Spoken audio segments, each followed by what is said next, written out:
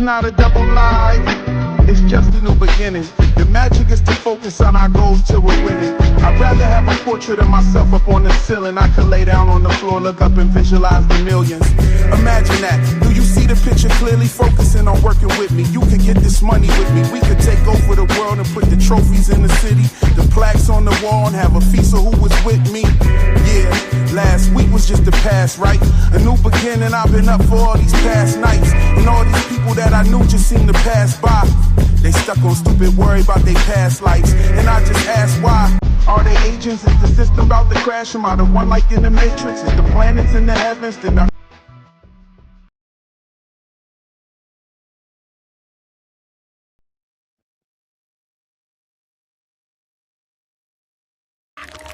Ain't Cooey, cuz. Nigga, you were supposed to be here.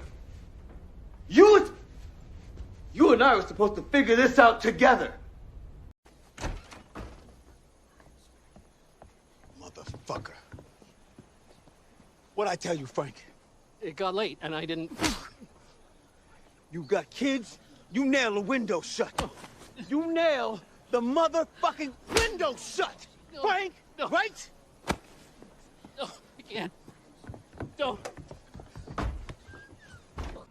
I don't know how you're doing this, but you're lying. No. I swear to you, I'm not. Megan, get the fuck away from that window.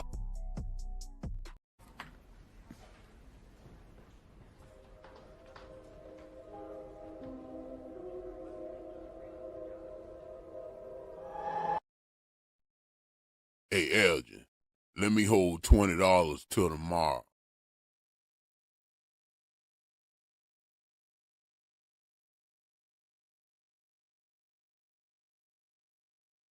Yo, we live. We're live. Yes, indeed. Ain't Cooey, cuz. What's going on? Can y'all hear me loud and clear out there? I see the little green dots on my thing here, but I always have to ask just to make sure. Just to make sure. Okay. I see somebody. Hold on, y'all. I'm trying to get myself ready here. We gonna go in real quick for the daytime. Nice early stream so that my people across the pond can hear me and can tune in. You know, we come live and direct through that diner radio right there. You know, we come live and direct through the diner radio. Let me turn the lights on the radio. Okay, yeah, that's better. That's better. Turn them lights on the radio so you know that it's real. You know what I'm saying? Shout out to the homie Taryn Matheru. He hit me up earlier today. He's in Poland. He's over there doing his thing in Poland right now. You know what I'm saying? Shout out to him. This is kind of like his season, y'all. Don't front. Don't front. The Bigfoot situation with Roger and Patty. Does anybody know about that? Roger and Patty. The Bigfoot situation. Also, of course, good old Jim was hanging upside down like our good tarot card. You know what I'm saying? And we already know that was the tarot theory man himself, Taryn Matheru. Taryn's tarot theory. Okay, we all know that. But did y'all catch what happened in Henry's vision? Hold on, let me pull up some pictures real quick, family. Hold on. We need to pull up some pictures, fam. I have to do a little. That's what I was saying. I'm trying to get my screen right over here. Let me get the screen together over here. Here he is. We have to pull this young man up right here. And this was in Terrence's theory. This was shining through live and direct. Terrence's theory. Did anybody catch it? Does anybody know what I'm talking about? Before I hit the shout out, before I shout everybody out and look down in there real good, who knows what I'm talking about? This young man right here. This young man right here. Y'all know what I'm talking about? If you saw my video, if y'all saw my video, then you know what I'm talking about.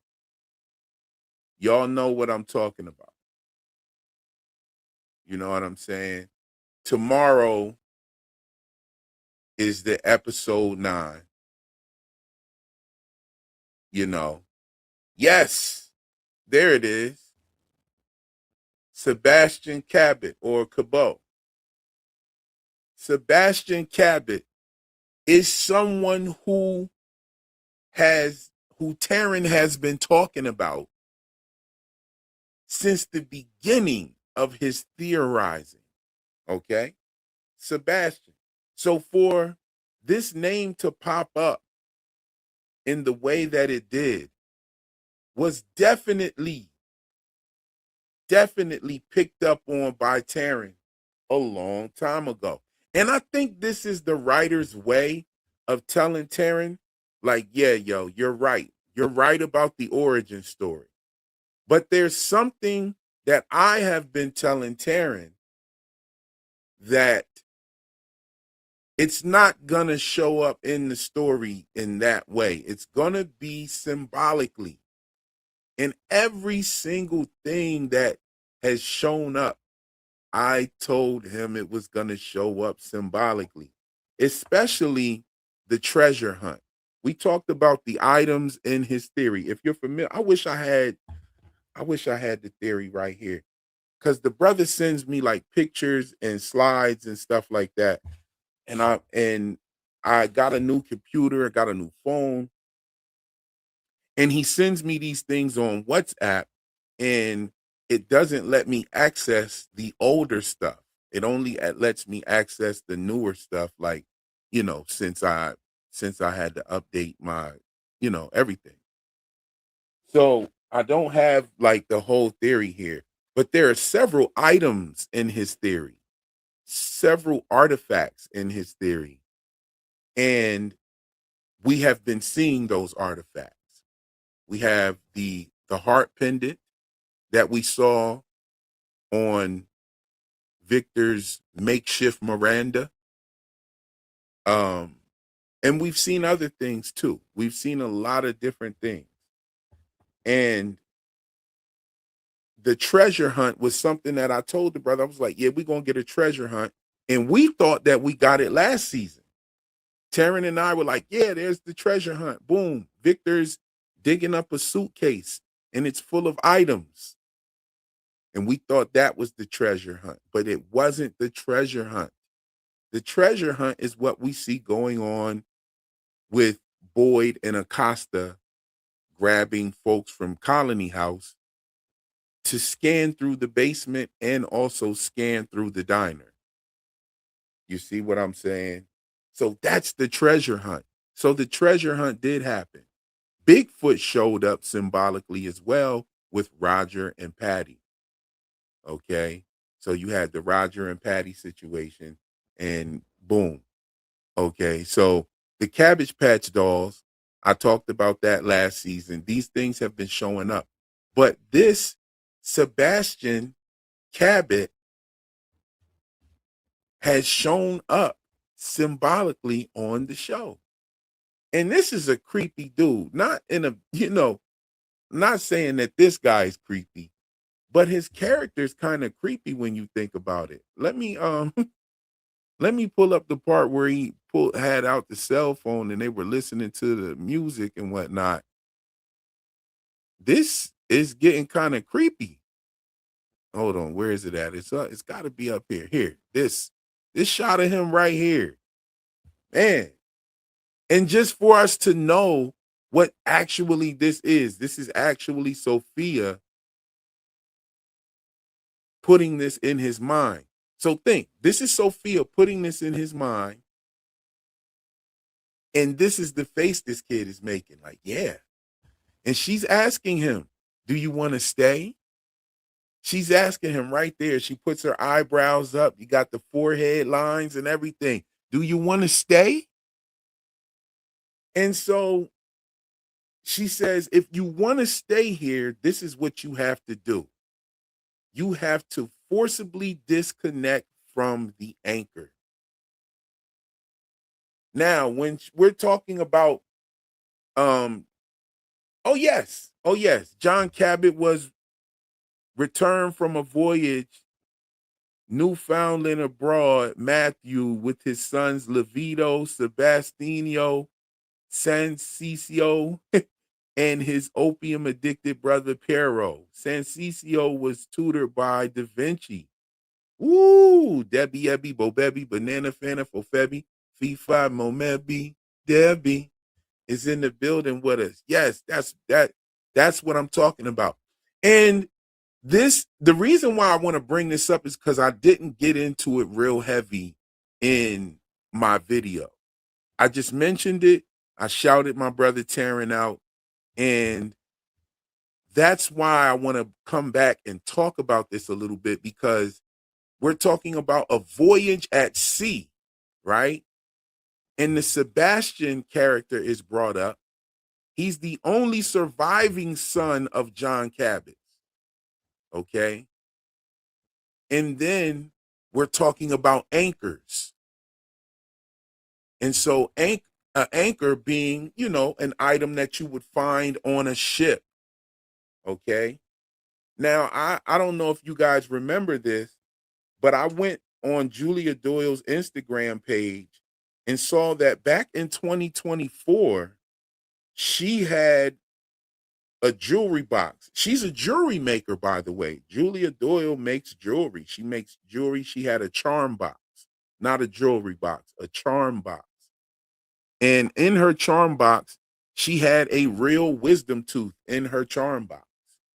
Okay. But she also had some other items in there. But another item she had was an anchor. Okay. Another item she had was an anchor. Now I find this very compelling, especially with last season where me and Taryn were almost stalking all of the characters on the show's Instagram pages. Like, we were straight up Instagram stalking, going through the pictures and trying to find clues, you know what I'm saying? And we found a bunch of clues. We brought them right here to these live streams for you guys. And but that one was the most compelling one that I've seen. And now we have this nurse character who looks like the ballerina. They are not the same actress. Okay, let's be clear about that. I think some people think that that's the same actress. No, it's not the same actress. I know that it's not the same actress. However, it is a very interesting casting choice. When we had, when we also had the same thing happen with Martin and the priest that Tabitha went to before she went to Victor's house or Henry's house, right? Very interesting casting choice. Just my opinion. Those actors were not the same actors either, right? What does this mean? Does this mean that the outside was fake? I don't think that the outside was fake. I think it was real. However, I don't think that the powers of the entities within From are limited to just being in From. You had the Boyd and Kelly, Brian and Kelly situation that happened to Boyd. You had the voices outside that told Father Kotri to get in the car. The voices that were messing with Kenny's father. Many different, and the boy in white was out there too. She saw the boy in white. And they specifically cast a younger actor to play the boy in white, so it could be closer to the boy in white that pushed her out the tower. But then they actually used the original boy in white later on in the season. So it was purposely done to show that the boy in white was out there I don't think that the powers of this place are limited to with inside of the place. You know what I'm saying? Well, I know I'm still ranting. I just wanted to talk about the anchor and Sebastian and shout out my man Taryn. He hit me up today and told me that he was in Poland. You know what I'm saying? I thought that was so dope getting a message from him. He said that Giancarlo Esposito sat right next to him in Poland. Like, I mean, this literally happened a few hours ago. You know what I'm saying? He just hit me up and told me that. He's like, yo, I just met Giancarlo Esposito. I'm like, what? Anyway, I think that's dope. He's definitely one of my favorite actors of all time. He was in the movie Fresh. He was in everything. He was in all kind of movies. Very well-rounded actor. He's played many different types of roles. You know what I'm saying? Definitely one of my favorite. Definitely. He also played Fring from Breaking Bad and Better Call Saul. So like, yeah, he's like the GOAT. He's definitely one of the dopest in the business. You know what I'm saying? You know. But let's get to these shout outs. Let me scroll up here. Yes, indeed. Yes, indeed. We're here. We're here. We got the live stream going early. Let's see who's in it. Matt Gonzalez is in the building. Good to have you in the building, fam. Leah is in the building. Good to have you as always. Tallulah Lives is here with us. We have Jerry in the building. Knick-Knack Studios is with us. Ghost MKC is in the building. No Context is here rocking out with us. Who else is here? Let me see. Sheldon is in the building. What's going on, fam? Yes. I'm just heading out. Please let there be a replay without trailers. Oh, no, we're not doing that. We're not doing that. We're definitely not doing that. Be smart, get fit. We're not doing that. I'm not going to do any spoilers here. Please don't do any spoilers in the chat. If you do, my mods will take your ankles out. You know what I'm saying? Let me see here. We got Hoof Smash in the building. What's going on? Yes, indeed. Happy Juneteenth. Yes, indeed. Who else we got in the building with us? Yes, Terrence theories are great. We got Scarlett in the building with us. Hey, Scarlett, how you doing? Archie's Curb Appeal is in the building. What's going on, Archie? The real Frozen likes it. Like the real Frozen. We're gonna stop right there. I don't even know. Like Elsa. The real Frozen like Elsa. Okay, got you. All right. That's what's good. Good to have you here. Word to my dad, this entire season has been one Naruto filler arc on Hood. If they don't answer some questions next episode, I'm gonna crash out. Yo, that's funny. Ange, what's going on? Yes. I had to step out on my premiere yesterday of the video because I actually got a delivery right when this stuff came. So right when the premiere started, I had got a delivery. So I had to go out there and make sure everything was right with the delivery stuff, Anyway. But we're here now. We're gonna talk about the video. We are definitely gonna talk about the video. I want to say this real quick to my people that know what I'm talking about. Ain't cooey, cuz. You know what I'm saying? Who else is here? Who else we got here? We got Zenanable. I think that's how you say that. I think that's how you say. Who else we got here? We got TCP in the building. Oh, we got PM Philosophy in the building. What's going on, PM? Good to see you here. Yes. Hold on. Let's see. This guy gave me Brother of Sam and Dean Winster, Adam Milligan. Yeah, this dude was like, the anchor. The anchor. So when we're talking about the anchor, I think the anchor would be Victor. And I think that's who these visions may persuade Henry to try to take out. I think they're going to have him to try to take out Victor, and somebody's going to take Henry out in the process. Um, that's what I think is going to happen, and I think we will be getting. I think next season we'll be getting some flashbacks. You know what I'm saying? If they don't, they might do it in the last season. I don't know. They might. I mean, or they might do it in the last few episodes. I don't know. But you know, I think we've been getting a lot of answers. I think that a lot of it is left for you to put together. You know what I'm saying? Anchor on Kui. Ooh, I love that. I love that. We got Mac Lopez in the building with us. What's going on, Mac? Good to have you, fam. We got Tribal in the building. Tribal E9 in the building. What's going on? Who else is here with us? All right, I'm just looking for those who I haven't shouted out yet. If I missed you, charge it to my head and not to my heart. Much love to you. We got May Kent in the building. I'm thinking the man in yellow is the one that hit the car in Henry's car. That definitely could be a possibility. You know, I think that there's an outside organization that knows about From and everything. You know what I'm saying? And I think that kind of happens to be what's going on there. PM said, do you remember when Fatima was pregnant and her wisdom tooth fell out? Oh, yes. Been talking about the wisdom teeth, wisdom meaning Sophia. I've been talking about that since last season. I've been talking about the Sophia and the Baphomet connection and how it can be decoded through the Atbash cipher.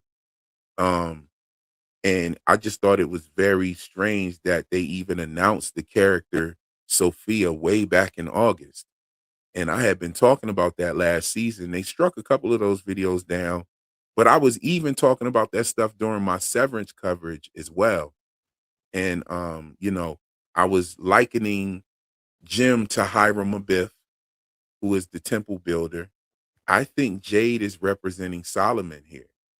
And so I think that we might see something about Solomon or something about Jade that we didn't expect to see. You know what I'm saying? Oh no, Breaking Bad didn't put Giancarlo on the map. Oh no. Brother been on the map. Trust and believe he been on the map. All different types, comedies, horror, everything. Like, bro has been on the map since the 70s. You know what I'm saying? Like, you know, Joe Still Knows is in the building with us.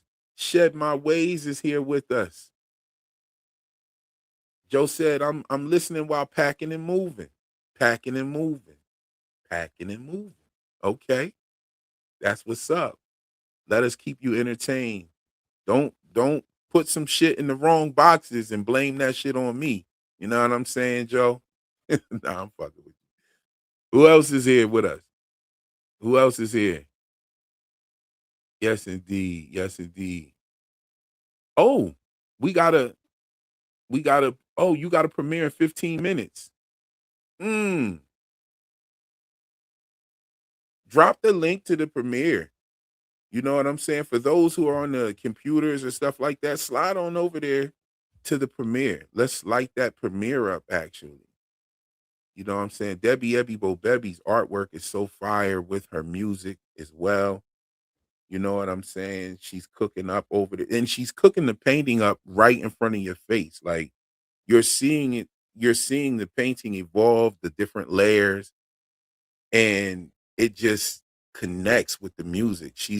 Everyone is better and better. I gotta go over there and binge a bunch of stuff. You know what I'm saying? I've been super busy lately. I have to go over there and binge and check it out. Like, I like to binge them. Like, I like to binge Debbie's artwork and listen to her beats. And I actually, like Joe knows, said she's listening to us while she's packing and moving. I listen to Debbie Ebby Bo Bebby stuff while I'm cleaning my office. While I'm cleaning my office, I turn hers on, put it on the big screen, watch it, vibe out to it.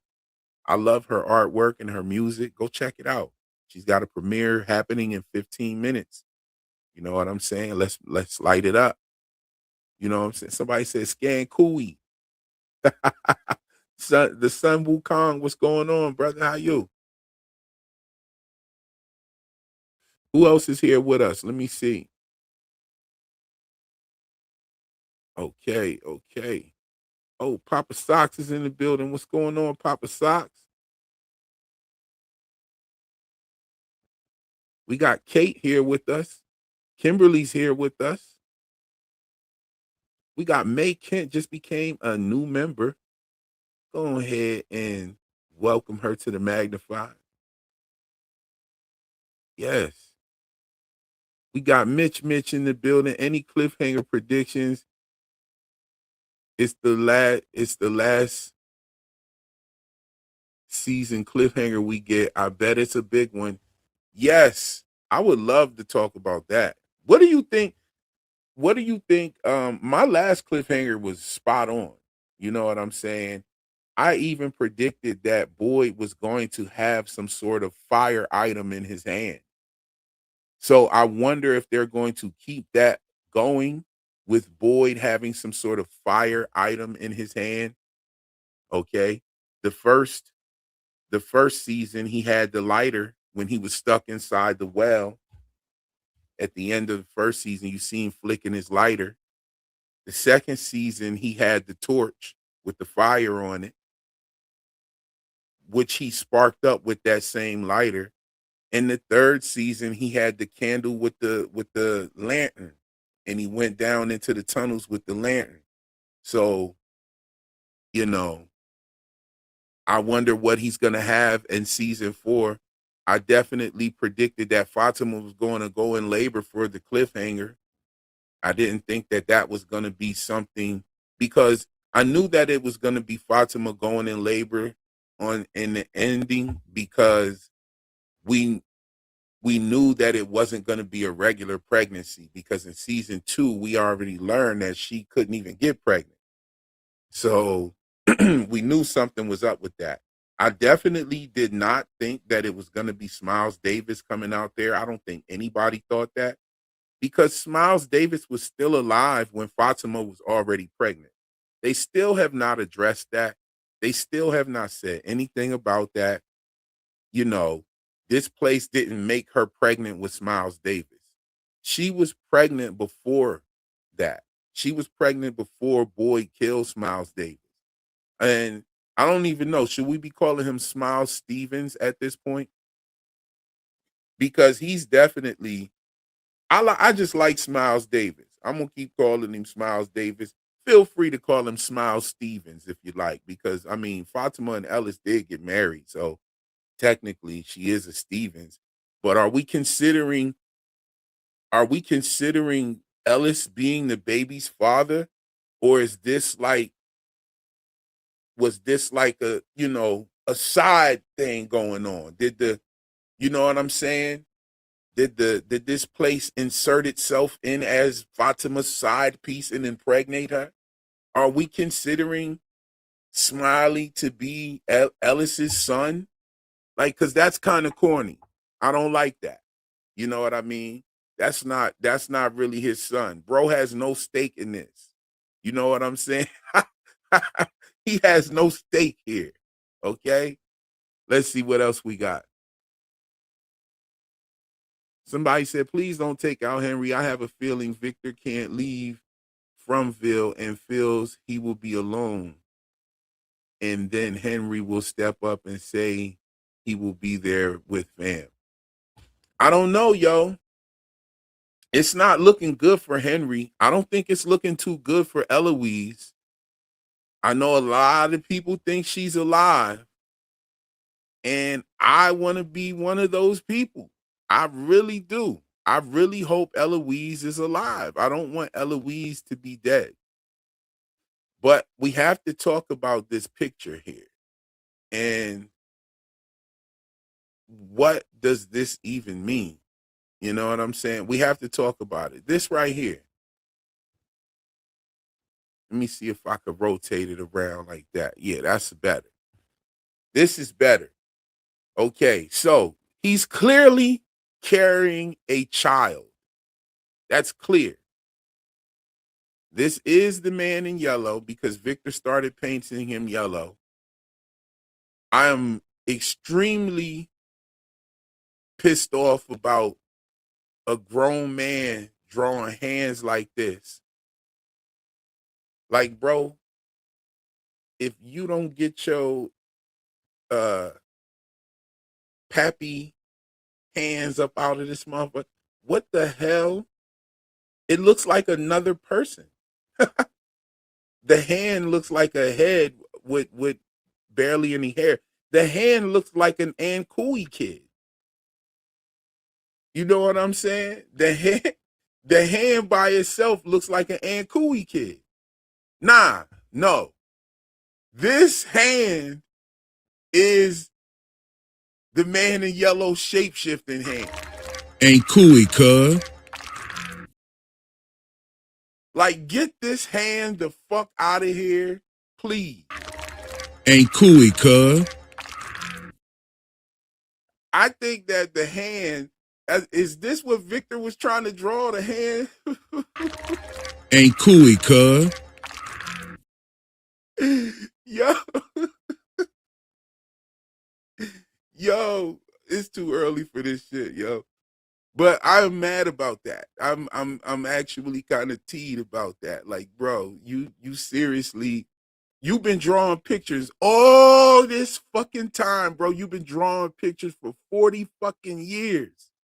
First of all, where are you getting crayons from? Okay. Second of all, bro, how come your art skills have not improved in the last 40 fucking years, man? Like, what are we doing? Like, seriously. But this, yo, my bad. I'll be over here bugging, yo. I'm sorry.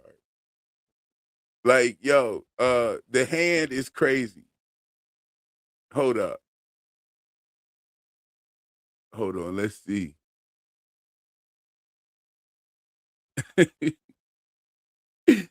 Yo, Taylor's in the building with us. It's Immaculate Conception inverted. Woo! I just want them to address it. Like Christy. Like, why isn't she saying, wait a minute, you asked me for the pregnancy test the same night Boyd killed that thing. How are you giving birth to it? You mean to tell me that hasn't like clicked yet in anybody's head? I just don't like it, fam. That's one of the things that I don't like, you know, but we rolling with it, I guess. We rolling with it. You know what I'm saying? Let me see. Demon Pac-Man. He had those teeth in there. It's crazy. Yo, and he was sitting there drawing with the teeth on the thing.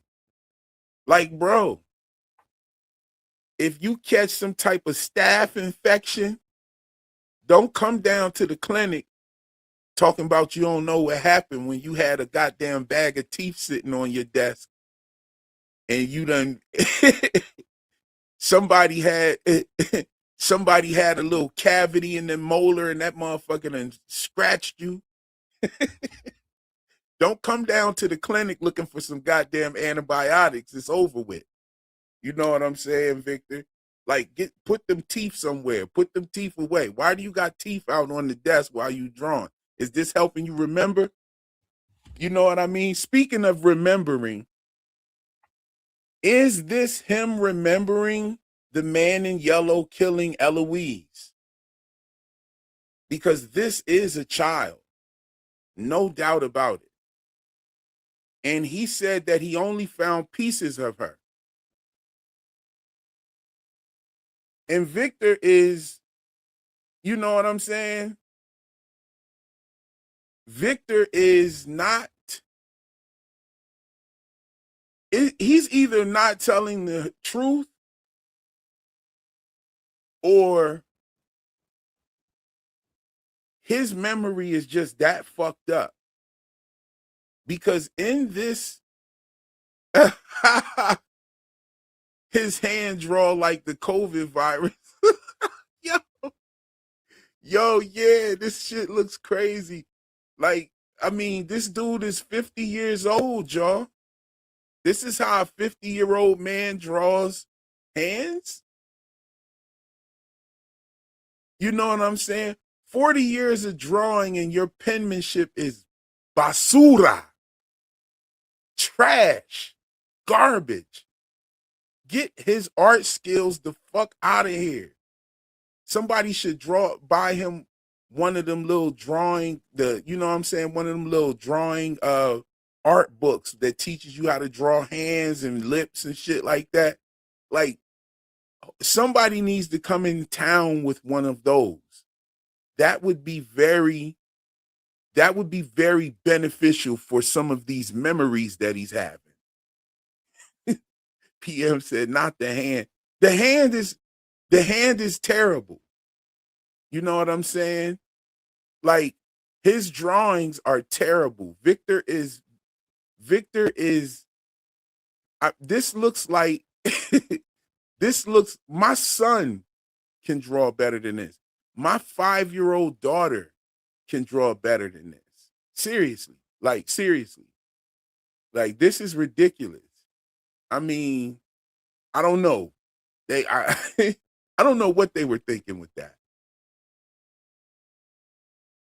Call me Con said, yo, I left a comment on your latest video about a theory you referenced. If you can give me that info, I'm hungry for more theories.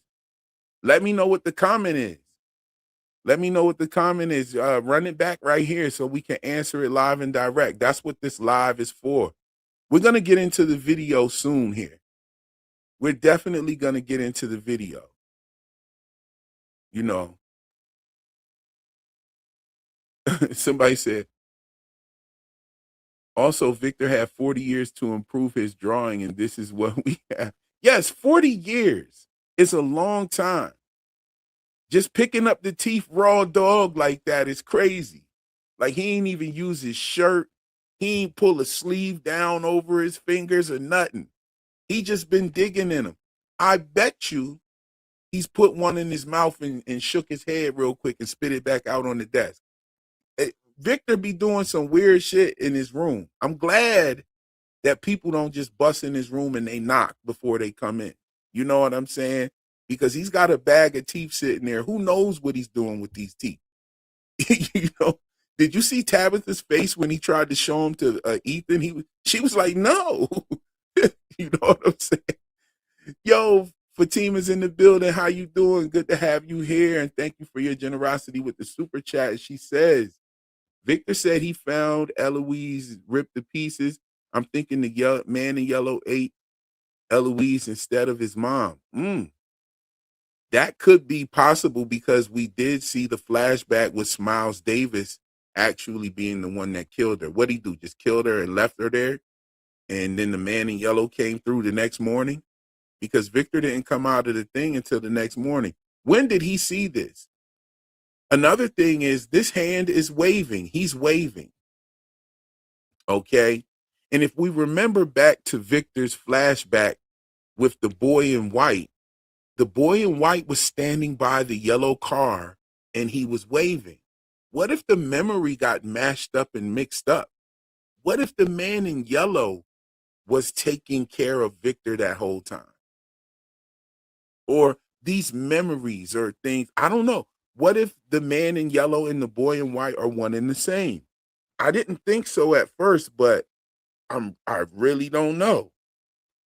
I think that the man in yellow was able to come out in the physical form. I think he was always there, but he was able to come out in the physical form because Jade played the violin. Because that's the first thing he said, that Jade sure can play. Now, I think that he was always there, but the physical form was released when Boyd opened the bottle, and then more bottles were opened, and the melody was played, and blah, blah. And that's how I think that the man in yellow actually came in the physical form. You see, if if that's the case, then what trapped him? If Victor saw him in that in during his time as a child there eating his mom, if Victor saw that, then what trapped him? What trapped the man in yellow? Or does like the cycle reset or something like that? You know, one thing about the voices that spoke to Sarah, they said that they were trapped and they want to get home too. They want to go home too. They want to get free. You know what I'm saying?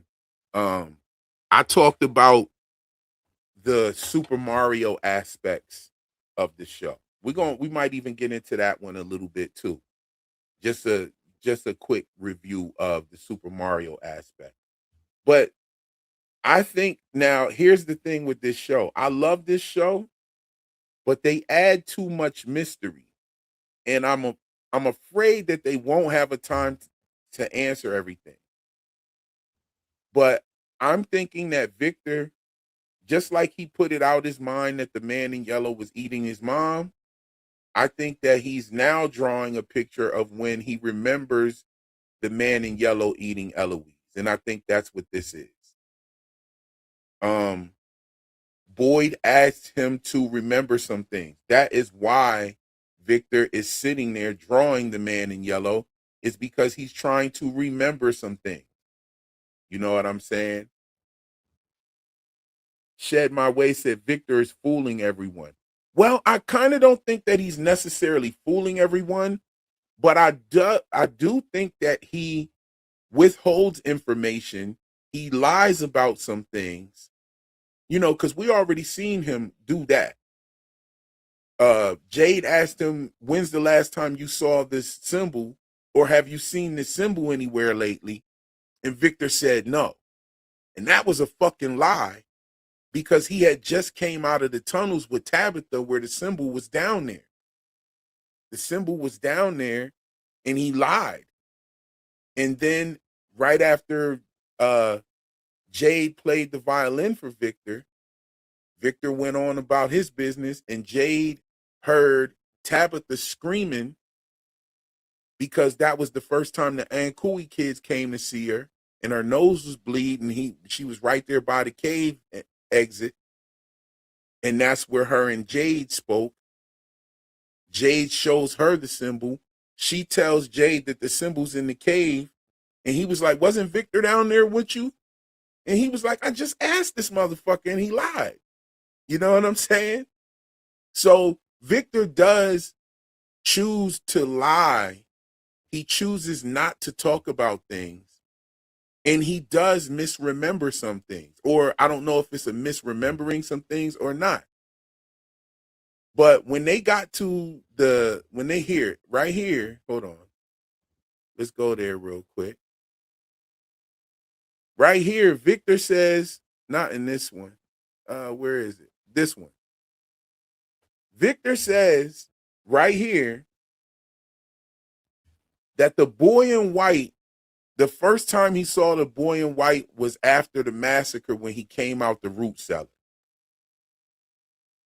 And that's what we thought originally. But Victor, I thought you told us last season that that you saw the boy in white in the church basement with Chris.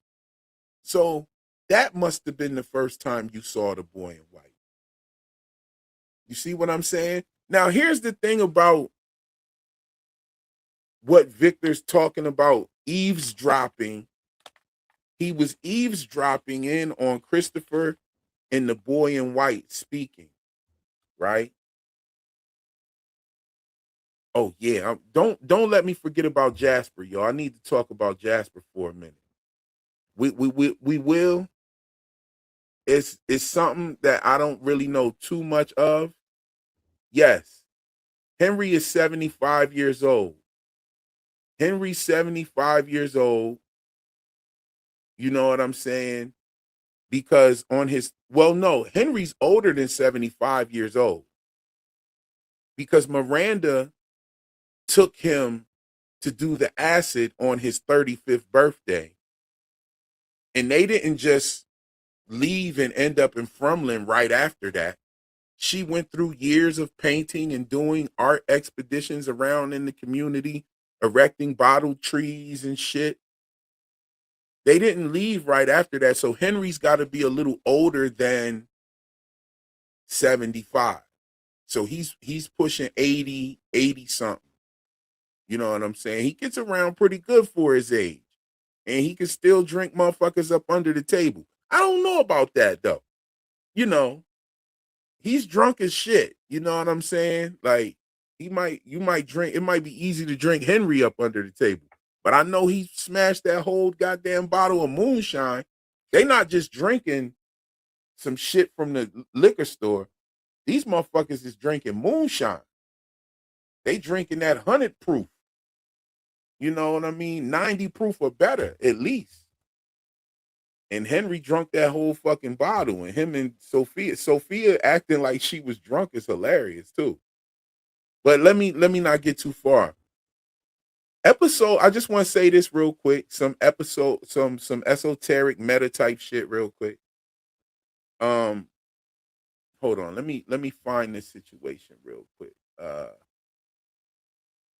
Let me pull it up here. Give me a second. This is actually crazy, y'all. You know, I think a lot of things are connected. Hold on. Let me find this here. Oh, you know what? I forgot to put something in my video. And I forgot to reveal the song that the man in yellow was singing. The song that he was humming as he was walking away from Tabitha was by Duke Ellington. It was a song by Duke Ellington called Satin Doll. Okay? And when he started humming it, I knew exactly what it is. I knew exactly what it was. The way he hummed it, it kind of sounded like he was singing Start Spreading the News by I believe that's Frank Sinatra. But what he was actually, there's a part in the end that he put in there, and I was like, oh, okay. I knew what it was right away. I just didn't know the name of the song. Funny enough, I had to look up.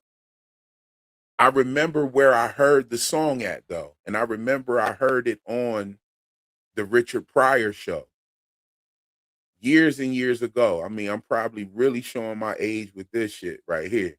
But the Richard Pryor show had an episode where Richard Pryor was a serviceman. And this wasn't a comedy episode either. It was a very good love story kind of deal. You know what I'm saying? And it was called Satin Doll. And that is the song that the man in yellow was humming on his way walking off. Okay. Now, I don't know. I know you guys know Doug, and I know you could probably reach out to him and verify that. You know what I mean? I don't know if he would tell you or confirm it or not. But if I'm not mistaken, Duke Ellington actually also shows up in Taryn's theory. I wish Taryn was on. I know he's in Poland right now. So he's not I don't know if he's able to get on, but man, he definitely, I wish I could ask him if Duke Ellington is in there. Okay.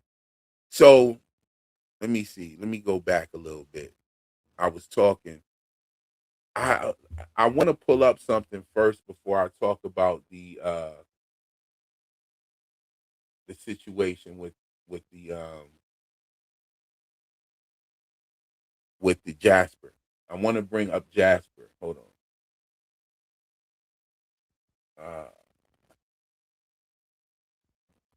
Hold on. Let's see here.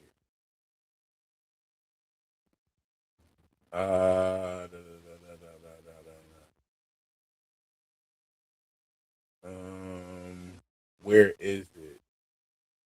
I knew I had it pulled up over here. I don't know. We might have to get to it another time.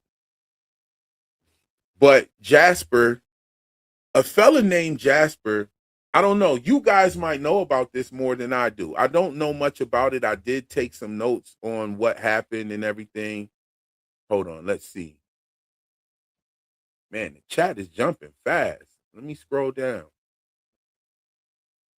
Let me scroll down. Let me see. All right. Do you guys know about the helicopter crash that happened in Argentina on Trump's birthday? Now, Trump's birthday is the same day that episode 408 played for Trump. Okay. If you know what I've been talking about on this channel, I've been talking about the connections to Trump, 9/11, and many different things from the number 47, the number 11, the number 20, and the number 12. Okay. And what they actually mean, or what the esoteric meaning or the hidden meaning on the show is. Okay. So is anybody familiar with the helicopter crash that happened?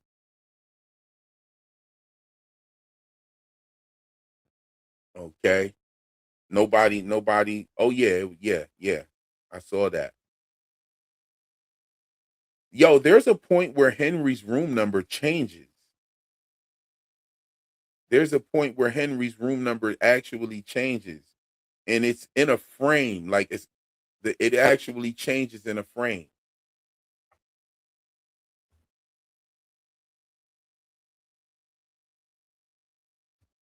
Ooh, did she say that?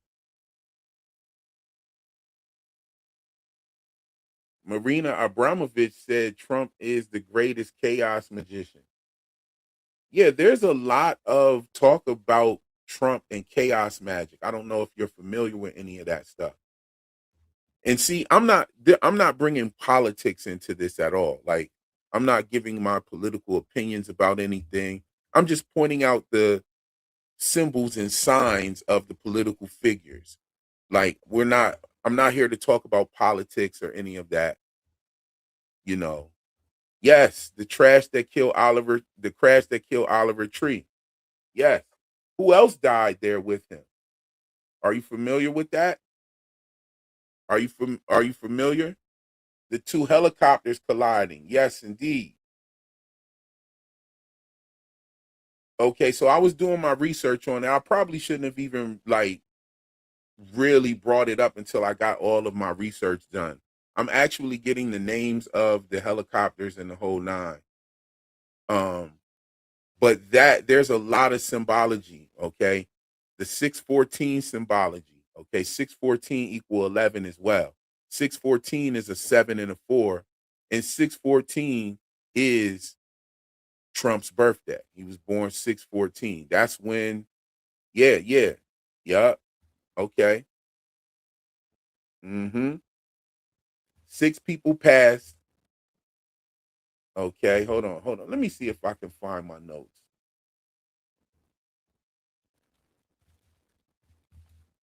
Let me see if I can get that together real quick. All right. Okay, so you have that 614 inversion. Okay. You got the John 14:6 and the John 6:14 as well. Okay. And the other guy's name was Jasper. And I thought that was very interesting that the guy Jasper also passed away. Okay. With just the connection to the show and whatnot. Hold on. I'm looking for you know what? I deleted them because I was writing them down. I deleted my little notepad. It's all good. It's all good. I had them wrote down, but I'm not in that office. I don't have the notepad in this office. It's all good. When I get it all together, I might do a whole video about it. You know what I'm saying? Yes. Okay. Oliver was exposing the music company. I have to really get into it. You know what I'm saying? I have to really get into it. Okay. No Context talking about real. I watched The Amazing Digital Circus. The last episode of that comes out today. Yes. Oh, yes, indeed. Oliver tree, the olive tree. Yes, the olive tree, the olive branch. Okay. Okay. Yeah, he was going to speak out about some things. He was going to talk about some things. Don't worry about it. Don't worry about it, Zananable. We gonna get to it. I might do a video on it, or I might just get all my notes together and do another live stream about it and all the connections. But it's definitely gonna blow your fucking mind. And it's actually connected to From as well. You know what I'm saying? There was even a music video where the dude lands on the car or something like that, and in the car windshield you could see 614, and then he dies on 614. Like what? So crazy. Like, so we'll talk about it. We'll talk about it when I get it up. I shouldn't even brought it up half cocked like that. Let's get back to Victor. Let's get back to Victor. So Victor said that the first time that he saw the boy in white was here after the massacre. When we know that's not true because you were eavesdropping on him and Christopher. Now, the thing about the eavesdropping is very suspicious because how do you eavesdrop on a ghost boy? Like, wouldn't the boy in white have known Victor was standing there or something? And like, I don't get it. And they showed it to us. They showed us where Victor was. Like, there's no way Christopher didn't see him. There's no way the boy in white wouldn't have known he's there. I mean, the boy in white is, he can disappear and reappear. Do you think the boy in white walked down the church steps and shit? No, he just appeared in the church. I don't know. Maybe, I hate what they did with Jasper the dog. And they showed it making noises and screaming and shit like that. And that was a total nothing burger. You know what I'm saying? Like, but Victor is not either telling the truth or he's leaving things out on purpose. And as I stated, I think this is him remembering what happened to Eloise. And I don't know. I want to believe Eloise is alive. How many of you think that this is Victor remembering? Well, I'm sure we can agree that this is Victor remembering the man in yellow waving at him while he's holding a child. I'm sure we can agree on that, right? We can agree that this is a child in the man in yellow's arms. The child is bleeding. The man in yellow has blood on his face and his clothes. I'm sure we can agree that he's holding a child. I'm sure we can agree that this picture implies that he has killed a child, right?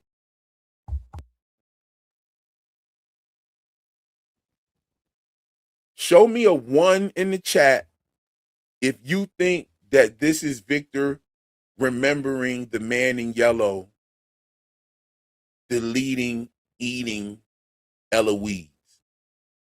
Show me a 2 if you don't believe that. Or let me say, show me a 2 if you think Eloise is definitely alive.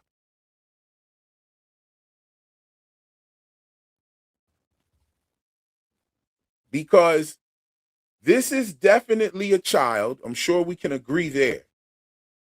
I want her to be alive. Somebody put a 2 in the chat for me. I want her to be alive. I do. A 1.5. Somebody put a 1.5 down there for me. Because I'm sure we can agree that this is a child. And I'm sure we can agree that that child is not alive anymore. Right? Like, there's blood all on the arm, blood coming out the face. Here's his other hand holding the child. Okay? Now, I want to talk about this as well. And since we're talking about him holding the child like that, okay, let's talk about this picture. And this picture shows up in this same episode too. This is Donna looking at Fatima's purple stretch mark. Fatima's either turning into one of the slow walkers or she's turning into the lumpy space princess.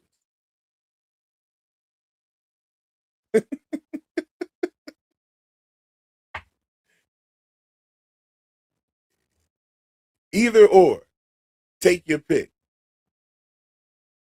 Hold on. Let me pull up another.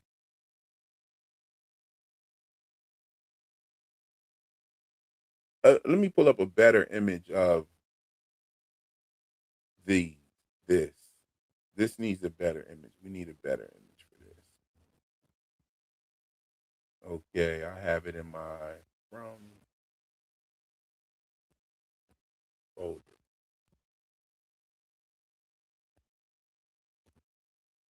Okay, yeah, here it is.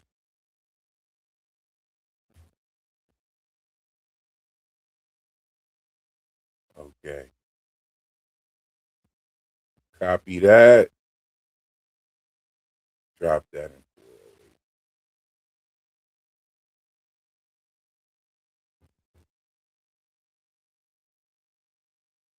Okay, hold on. Let's see. We're gonna get the real picture, the actual.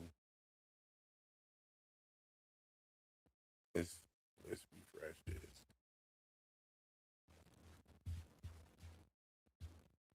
Okay, hold on. Okay, so this is the picture right here. This looks like two men carrying children, carrying the same way that they're carrying them in Victor's drawing.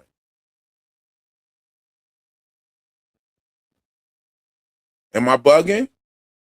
Am I bugging or am I cooking? Let me know. Am I bugging or is there some cooking here?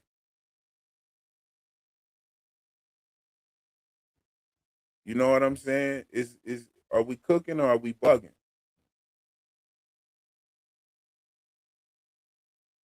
They got the ruffled collars. Yes, the roughneck guys. They have the ruffled collars. We cooking. We cooking. Okay.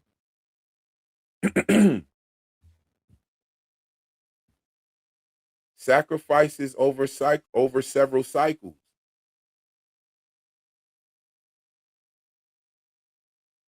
Okay. Vic is in here. She said I'm tripping. Zomtima. Yeah, she's definitely zombified. She's a zombie right now, y'all. I bet you if you take I bet you there's a low heart rate on the zombie.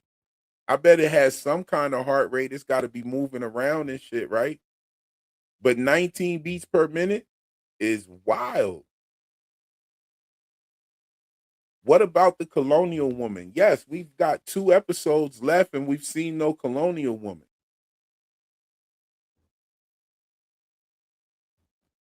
Code Knox says, is this live and direct? It is live and direct. Live and direct. Zolony House. Z Nation. Yeah, it's looking bad. It's looking bad.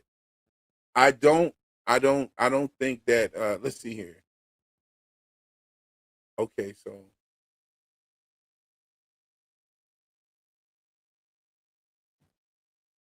so it doesn't stay it doesn't stay. All right, so here we are.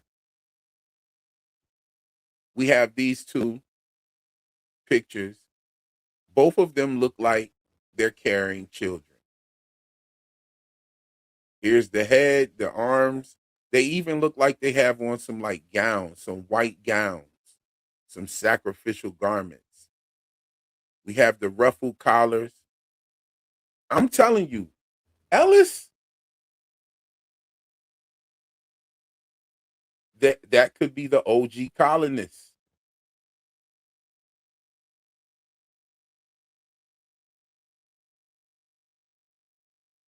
You know what I'm saying? Let's see here. How many more episodes we got? We got 2 more. Where is the colonial woman? Okay. So you think the colonial woman's still coming?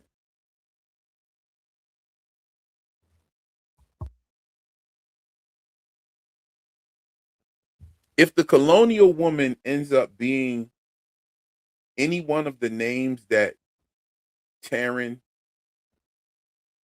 has in his theory, like Bridget, there's several names, you know.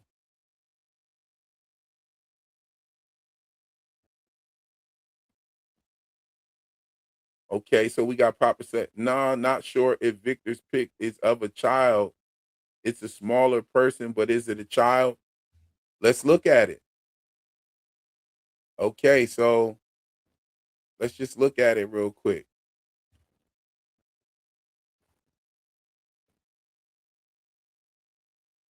Let's do a little mark on here. Okay, so here's the length of this child here. So yeah, that length here from that foot up would be to about here, maybe. These lines are about the same length here, okay? So this person comes up to the man in yellow's waist. Now, the man in yellow is taller.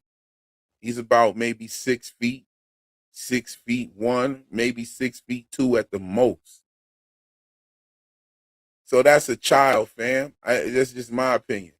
My opinion, that looks like a child. You know?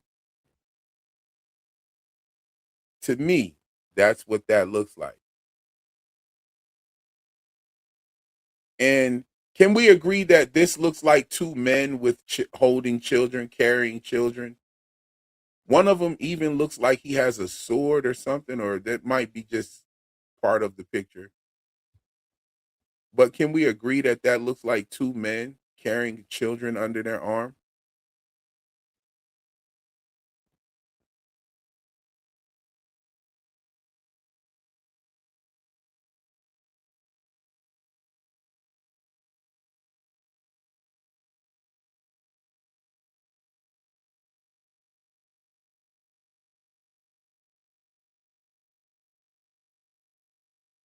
Okay. We might open up the panel a little bit. Anybody want to come up and say something?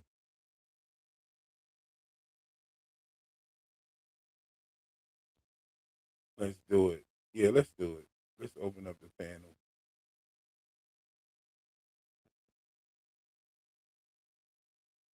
Because Ellis Ellis has drawn. Yo, this stream is also on Real Enigmas Live as well. So if you know, go tap in with Real Enigmas Live. I'm gonna start doing some live streams over there. Gonna be talking about music industry stuff, you know, Hollywood, you know, all kind of stuff like that. Not necessarily about any particular television shows, but we will be talking about the industry in many different ways. I'll be giving some tips about the industry and, you know, show a bit of my expertise in my field. So go check me out, Real Enigmas Live. Run up the subs over there. Let's get that subbed up over there. Some of the lives I do here will be over there as well. So yeah, we're gonna get into it. Real Enigmas Live. Go check it out.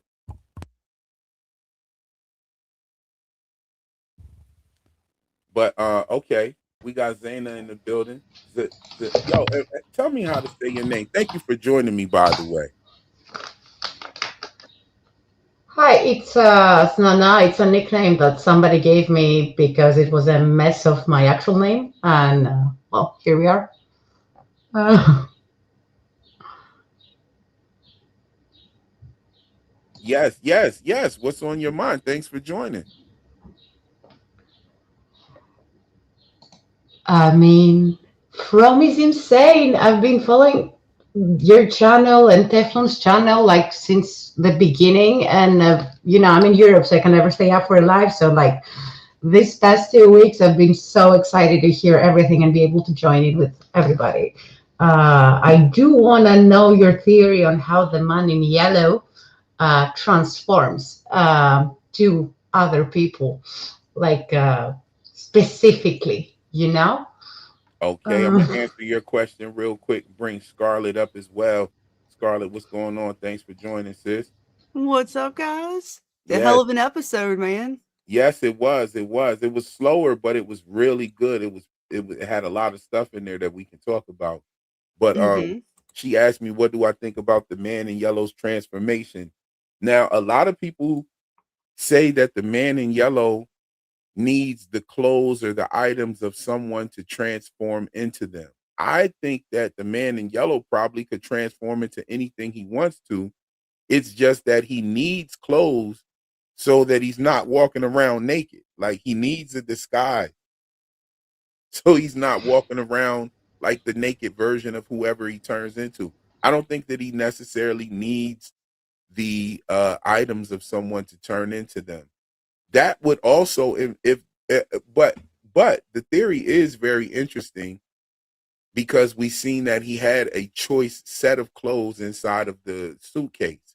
But that theory is interesting not because of that. It's interesting because it implies that Sophia and this man in the yellow suit were real people at one time, and they're not just something that he made up, that they're actually real people. That's what that implies.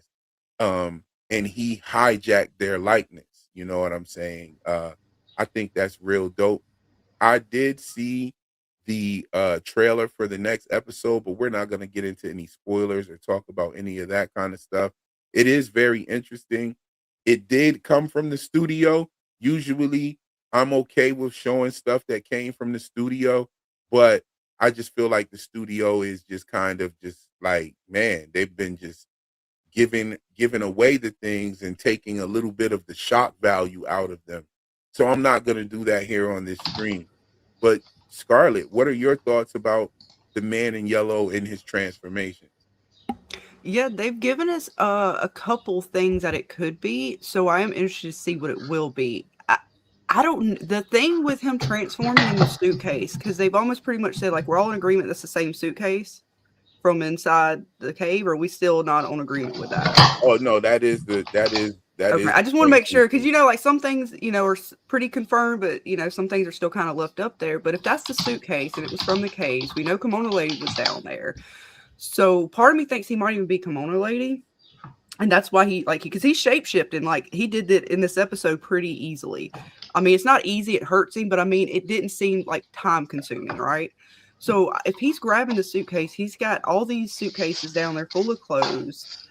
And he has the teeth. I'm not sure if the teeth are part of the transformation yet, or if he uses those for some other purpose. But yeah, he's definitely using these clothing as if he's picking out his next person. But I'm not sure if that is actually what he's doing. I'm waiting to see if they are going to reveal like the image or anything in this, like all the stuff they're looking through, right? Like they've been going through all this stuff. They brought it out in this episode. They had the little ballerina, all the games, all that kind of stuff, right? Like they're trying to find something. So I'm hoping they're either going to show us something from either a picture of the man in yellow or something like that to kind of confirm that. Okay. Otherwise, he could just be creating these things, which I kind of think he might just be creating them in his own imagination to a degree, because I still think Martin is the man in yellow. That whole dungeon scene, it could have been a game he was playing to see if they would release him. Right. And he wouldn't need much clothes if he was transforming into Martin, that's for sure. Right. So then how did he pick that persona? So, I mean, it still could be that he's picking it from any cycle that's come into town and he's just picking a person that whatever he likes, right? He seems to enjoy the characters to a degree. He has favorites and things like that. So it could just be he's picking someone. But I am curious to see if it's like he can pick a clothing, but he doesn't have to pick that persona. Like he can change it, to fit the person he's trying to manipulate. Like the way it appeared Martin was manipulating Boyd, or the way Sophia's coming in and kind of manipulating the town.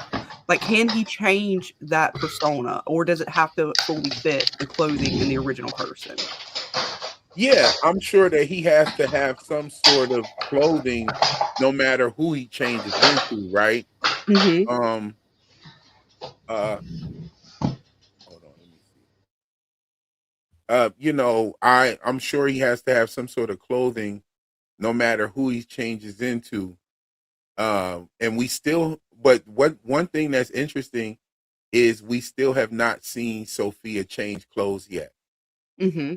So I'm wondering what that's gonna be like. You know what I'm She saying? kind of did, I guess, when she transformed from the man yellow to Sophia, but we didn't see her like. No, I'm talking about Sophia. Like since she's been in the town. Oh yeah. Like we haven't seen her go get no new clothes. She's still in the clothes she came in. Right. You see what I'm saying? So she hasn't changed yet. Gotcha. She hasn't changed or put any different clothes on. So there could be some truth to him needing her clothes in order to stay in that form or whatever. But he obviously this is why I wanted to see your take, actually, because why doesn't she keep changing clothes? Because she could articulate to Sarah why she didn't change clothes, but she went and got the yellow suit. I don't know. Yeah, I'm clearly like she has powers and can do whatever she pleases. So why something so simple, Anyway. Oh yeah, somebody said happy channel monetization day. Real, yes. A year ago is the day that my channel was monetized. Well, no, 3 years ago. Oh yeah, celebrate. 3 years ago. Yeah, that's right. It was Yeah, today. I need to go get a shot for it. It's early it ain't that early. It's afternoon. Well, yeah. Go ahead, take one for me because I stopped drinking. Yeah, you know what? I'm gonna go get me a nice shot just for you guys. Hang on, I'll be back. Yeah, it is monetization day. Yep, you remembered that. I monetized on June 19th, 2023. Yep, 3 years ago today.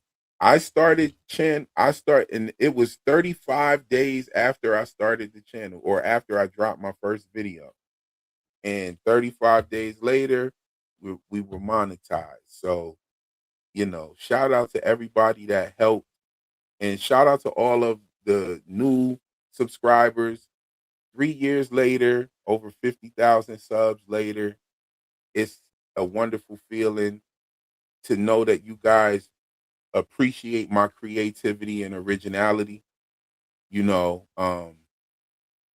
I strive to be different, in a world where people will copy your style, say shit you say and all of that. I try to strive to be different and to inspire. And so I don't look at the people that copy as copycats. I look at them as people that are inspired, because I have been inspired by others. Because inspiration works both ways. Like, you inspire people, however, you're also inspired by people. And, with this kind of stuff, I stand on the shoulders of people like Phil Valentine, you know what I'm saying, who I've had conversations with about esoteric things in movies. He really liked my stuff and what I was kicking. And we're talking years and years ago, like 20 years ago, us having conversations about things like that. And so I'm glad that I was able to bring that here to this community and to this TV show, was what inspired me to hop on out there and give my 2 cents. So shout out to that. You know what I'm saying? Hell yeah, real. And toast to you. And that was an awesome inspirational speech, man. Oh yeah, it's Cheers dope. to you guys in the family. It's dope when people enjoy, you know, the creativity. I like to add raps into my scripts because my scripts are Mhm. pretty much raps anyway. So you might catch me rhyming here and there in some of my videos. Sometimes I do it, sometimes I don't. Sometimes I might do a whole video without even telling a joke, you know.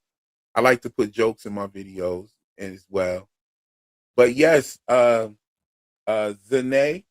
Zane, Zana. How do you say it again?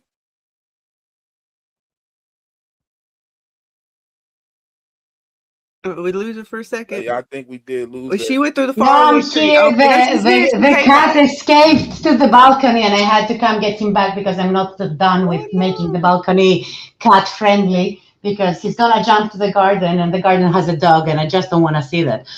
Sorry. I thought you went through the So fire yeah, entry. it's You made it. Good. Nana, and it's a nickname. My real name is not very easy to pronounce, so we just settled on that when YouTube was born. So yeah. You can Yo, say Z, I'll respond. Well, come back. Sorry, he really wants to go out. I'm sorry. okay. Well, thank you for your question. You know, if anybody else wants to come up and ask a question straight up, that's cool. You know, I'm gonna kick it up here with Scarlett for a sec. Scarlett, what are your thoughts on this episode? When is your next live stream? If anybody has Scarlett's channel, please drop it in there. She has some real dope videos. She has some real dope live streams. She does the late night joint. She stays up and we cook. I was over there a couple of times. Oh yeah, The dude, it was last fun one I was last over there, we Friday. went, yeah, last Friday. We you know what I'm saying? That was a That really was good fun, man. yeah, We that was was oh, real. dude, I love it when we can go back and forth on theories, and it's like you can actually. It's not like debating, but like because I like to do that with you guys because it helps me with mine, right? Like when you go through it with somebody else who doesn't have your perspective, it helps you see a different perspective, right? Oh So yeah. that like you're not boxed into your thought, and so I love doing that with you guys. Well, you know, steel sharpens steel. You know what I'm saying? Like Mhm. when you're going back and forth with somebody, it's just like when you rap. Like if you rap and you got other rappers that rap too, like just being around Mhm. people that rap, it just sharpens your skills. And it And there's no sharpens, hard feelings, like, we can just, like, oh yeah. get into it, and it's, like, so cool to do that with you guys. I really do enjoy that. Oh yeah, there's never no hard feelings. Like especially when we're being respectful, we're not disrespecting each other, but we also are challenging each other's theories, Right. though. And that's the Right. fun part about it. Like, you know, It is delicate, right, to have that sometimes, but I do enjoy it with you real and some of you guys, like, to be able to challenge each other and oh keep that yeah. respect Oh, if to y'all, each yeah, so other. we did. We did have like a nice we did have a like semi debate, but it's just Yeah. like the situation with the man in yellow. There's there could be evidence that he definitely needs the clothes in order to be a person, and there's also evidence that he might not need those clothes because I mean he is naked when he changes right into the person. Right. He And has they to get give us all these dressed. powers with him, right? Like they've displayed such a not I wouldn't even say unique, but a great amount of different craft that he's able to use. Right. So And like so you can't tell if he's just a human who has picked up these skills or if he's in like this entity that is like what we see is only the tip of the spear, so to speak, of his power. Like he ooh, could be just fucking with like all this could be just a complete fucking game for him. If he is this and like super being, right? Like God of all gods, and he doesn't like we're just, what is it, like ants on an anthill and he's playing with us. Can you right. even imagine that part of it? Like it's like, holy shit. I don't think it's gonna go that far, but they keep giving us more. He's the phone calls, he's the possibly all the voices, at least some of the voices. I wonder if he is who made the house fall down. I believe he is. Like, when he shot through the radio signal into the house and, like, that whole shockwave sorta deal that happened in the, colony house, I believe that's how he got into being able to collapse the house. Because all of those power lines seem to be even though they don't connect anywhere, they are connected. Okay, yeah. And it seemed like he's the radio. All the flickering of the light well, there's 2 sides to it. I think some of the flickering of the lights is him, and some of it might be the other like, the Ankui kids. Like, spirits seem to resonate here, regardless, even after death. So there is a possibility that some of the voices are not him. When Sarah talks about she kind of talks a little bit more about how that she differentiates between the voices. Mm-hmm. Oh God, there's so much real. Oh my God, I don't have enough notebooks for this. Right. I don't Like, know it's if so all the voices are mind-boggling. shared. I And then don't we know have the lost aspect, right? Like, shout out to all you folks, Dana, Debbie, all you guys out there that was on the lost trend. When they talked about popping the cork in this episode reel, I lost my shit. Mm. That is, I So mean, what? the way they describe the tree as far as the bottle tree now and popping the cork, very similar to Lost and them having to pop the cork in Lost. We get the Egyptian references, those were in Lost. Like, it's ridiculous what this show is doing to us as fans for theories. They brought the hospital up. How many people have been saying this is all like a simulation, or people are in a hospital and they're all like in a coma or something? They're fucking with us so hard, real. I'm Right. And excited. I think that okay, somebody asked, do I think there's a mole? And Maybe. what Puffy Summer said, do you think there's a mole? Now I think that they added Sophia in, and then Cold Knox says it. I think that they add Sophia in as the mole, right? Because people were theorizing that there was a mole. Now, I've said that Donna is sus. A lot of people think Clara is sus. However, what I don't think that they're necessarily moles, like they're reporting back information. Mhm.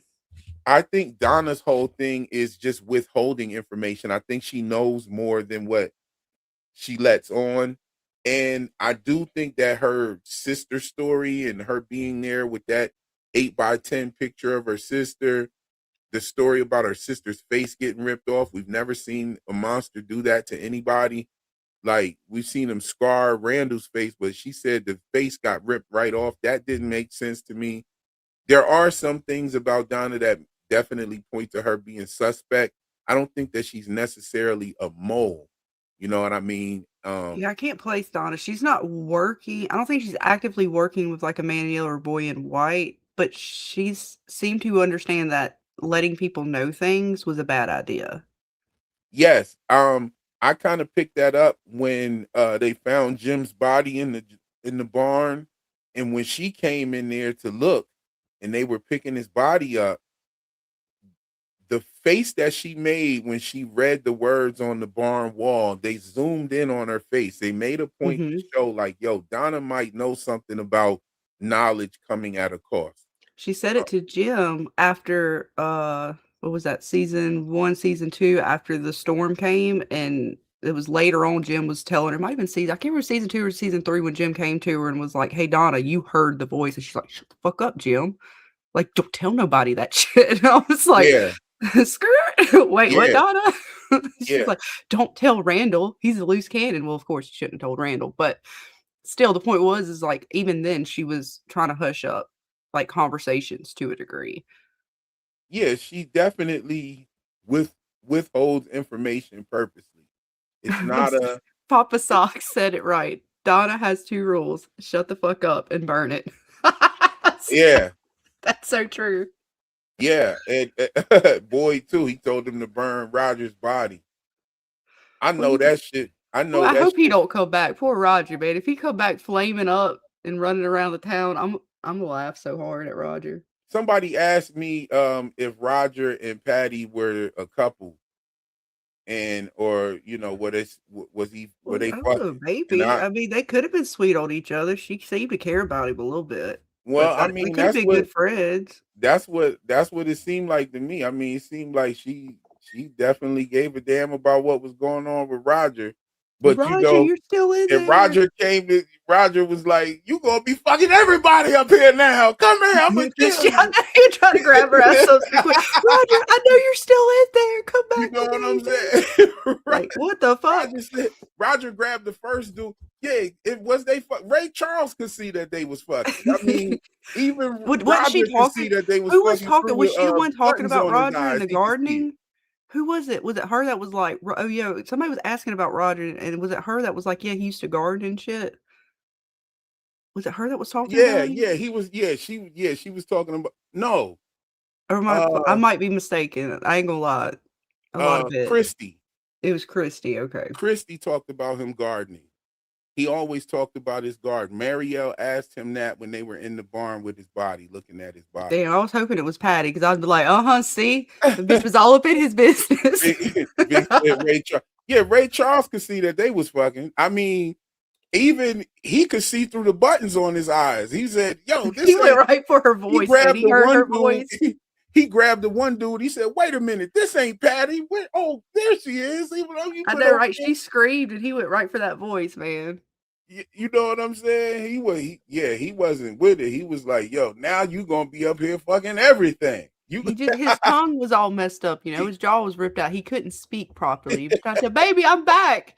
Say I love you. Come here, baby." And then he got stabbed. It was like a Romeo and Juliet type shit, man. It's fucked up. He was mad. Yeah, he was mad about her situation. He was like, "Damn." He was like, he busted up that door though. That shit was funny. I ain't even gonna lie. Yo, that was crazy fucking Roger. He had he had strength to just bust through the door like that and just come in there. And again, the monsters, they knew what's going down, and they just were there to let them know, but they didn't come in that fucking door because they couldn't.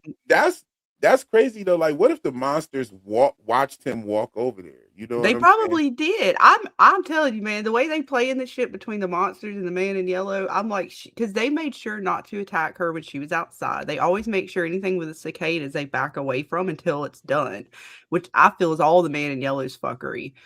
So, like, yeah, they definitely seem like there's a hive mind situation going on, and I don't know fully how they're talking, but yeah, that shit's fucked up because they basically made Elgin look like he was a hero when he really didn't do that much.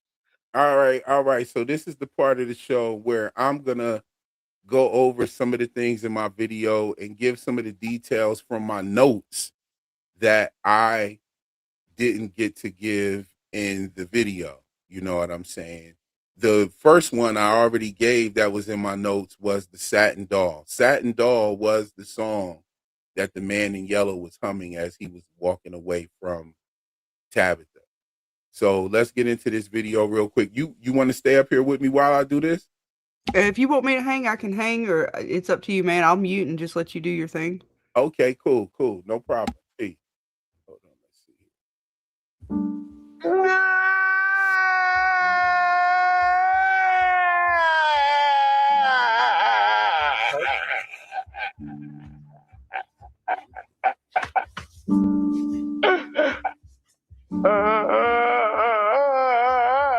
Heavy is the head that. Yo, that right there is funny as hell. You know what I'm saying? Let me let y'all hear these bars real quick though. The head that wears the crown. Heavy is the head that wears the crown. Cemeteries buried beneath the ground. A deadly thread in a web that snares the town. Steady is the dread that tears them down. Ancient like old bones measured and buried in vaults. Colder than low blood pressure and barely a pulse. Visions of past loved ones, is it really my folks? It's clearly a hoax. It's merely a joke. It's eerily cloaked, but fearfully close. My hands won't stop shaking, I'm barely composed. My past keeps replaying, I'm carrying ghosts. With the plans to escape and I'm terribly close. Digging deep for the truth. I might as well use these shackles and chains to pull the trees from the roots. If I don't, the man in yellow's pulling teeth from the roots. I'm counting bullets for the sheep and the troops. That's grief in the booth. Welcome to Real Enigmas and Theories. Tap that like on your way in. Let's get right into this review. 9 grams of meat-free protein, 0 cholesterol, 100% delicious. Morningstar Farms. Hey, have you been researching dental implants? Did you know you can now get permanent teeth in just 24 hours?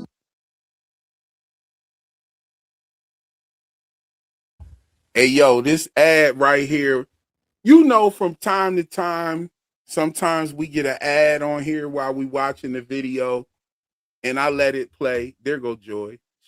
Joy's right on it. With most traditional that's dental creepy real. I'm sorry, I didn't even mean to interrupt. You may be waiting up to 10 plus months to get into your permanent set. At New.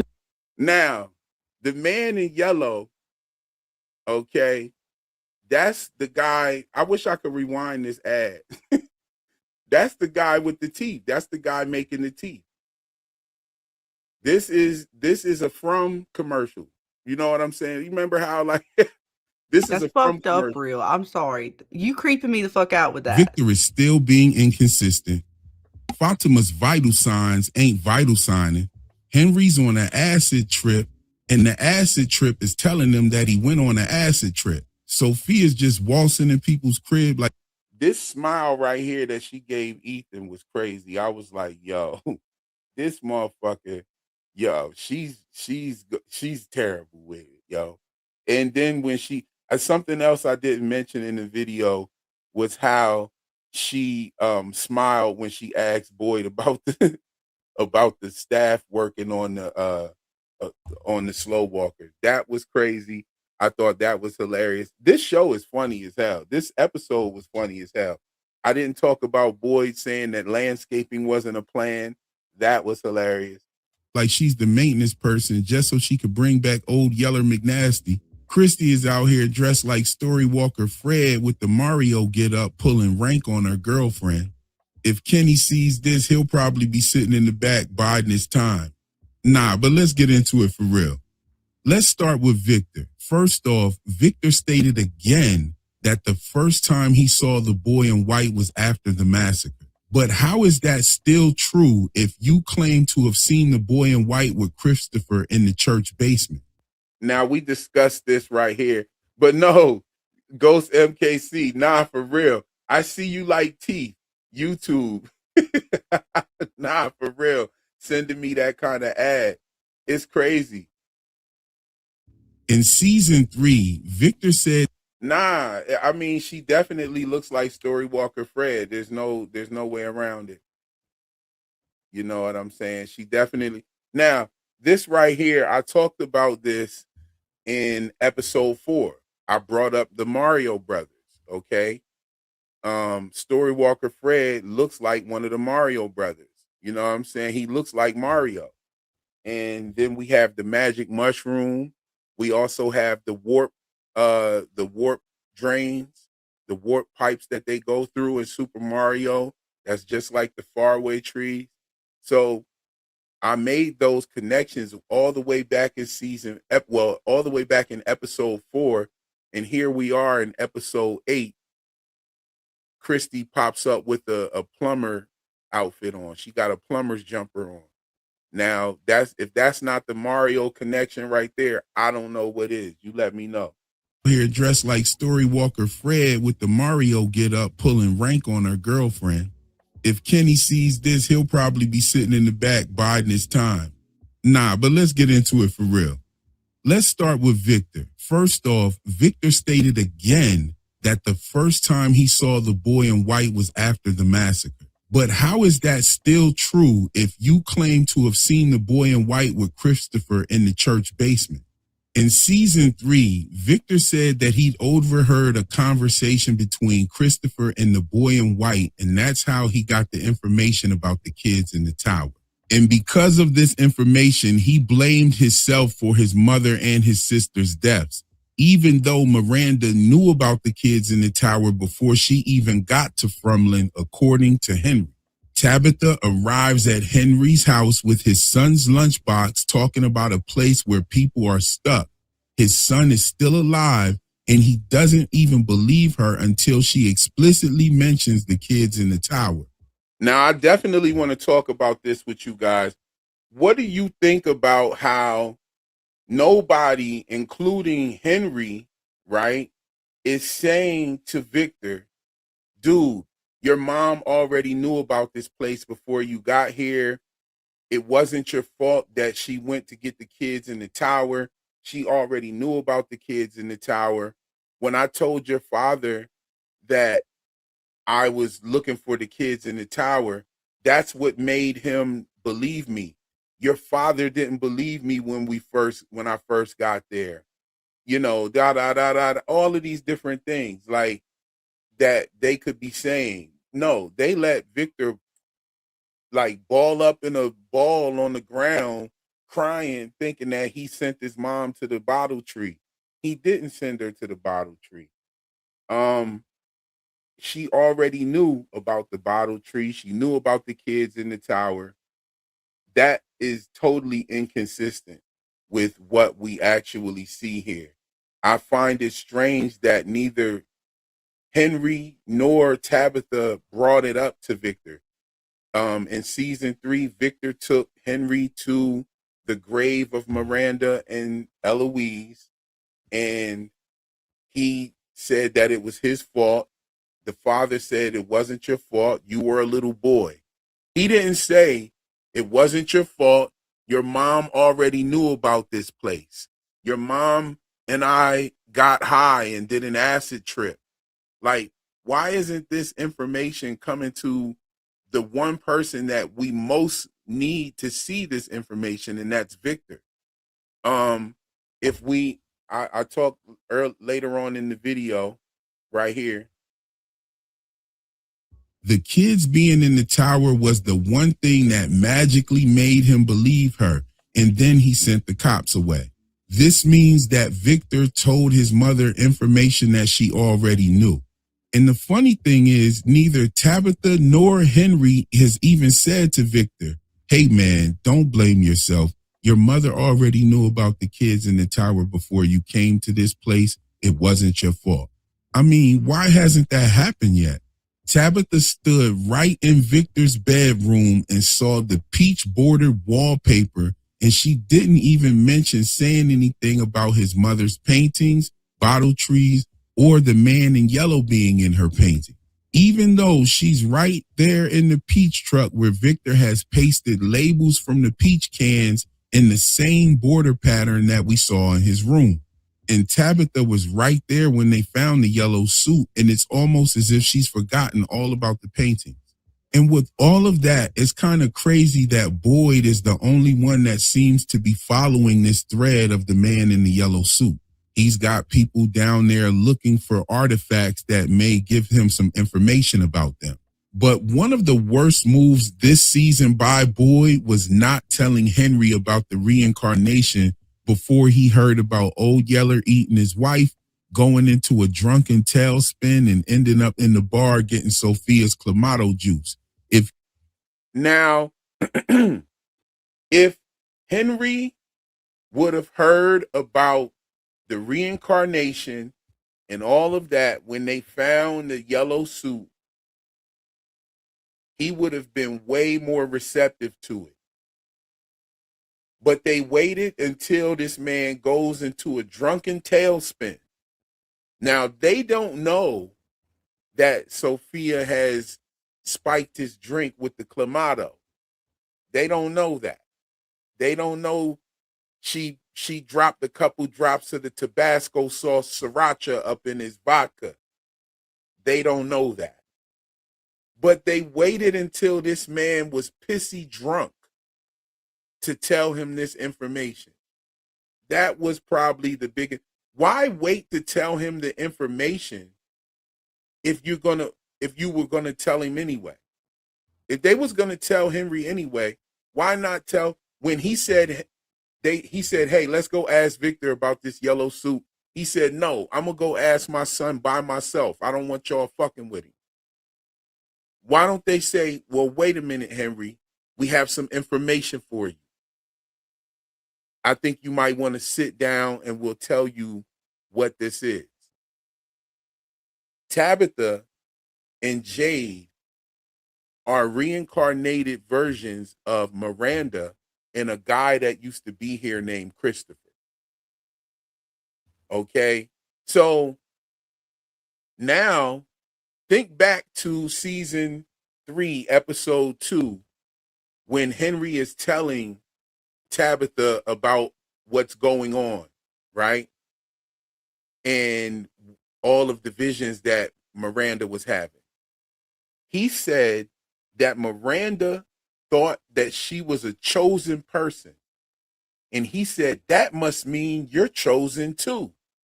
He was talking to Tabitha.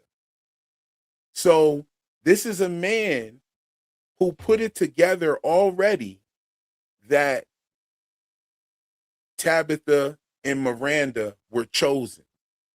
If you would have told that man about the reincarnation situation, he would have been totally receptive to it, and it would have answered all of the questions in his mind about the paintings and the bottle trees that his wife was making.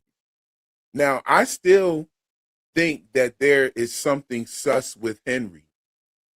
I think that he feels guilty about something. One theory that I hear a lot of people saying, and then I'm not mad at all, and I can agree with, is that Henry is feeling guilty because he didn't believe Miranda when she was ranting and doing the things that she was painting and talking about this place, talking about kids in a tower and all of that. Some people think that he feels guilty because he didn't believe her, you know. And that is a very good theory. That's like, you know, on the surface, you could look at that and that's what you can see. But I think that they knew about this place. Henry and Miranda knew about this place. I don't think that it was just her. Those paintings do not look like 40-year-old paintings to me, or 40-plus-year-old paintings to me. And I don't think that the city where the other bottle tree was would have just allowed this bottle tree to just stay there for 40 years. Like, they would have took that shit down. You know what I'm saying? His story about the detective being the only person that knew Miranda was having visions and said she was having visions, that doesn't make any sense whatsoever, because if he was an investigating detective, he would have been telling his co-workers, he would have been telling other people as well. You know what I'm saying? So that's just what my thoughts are on Henry in this situation. I think we will get some more information about that. You know what I mean?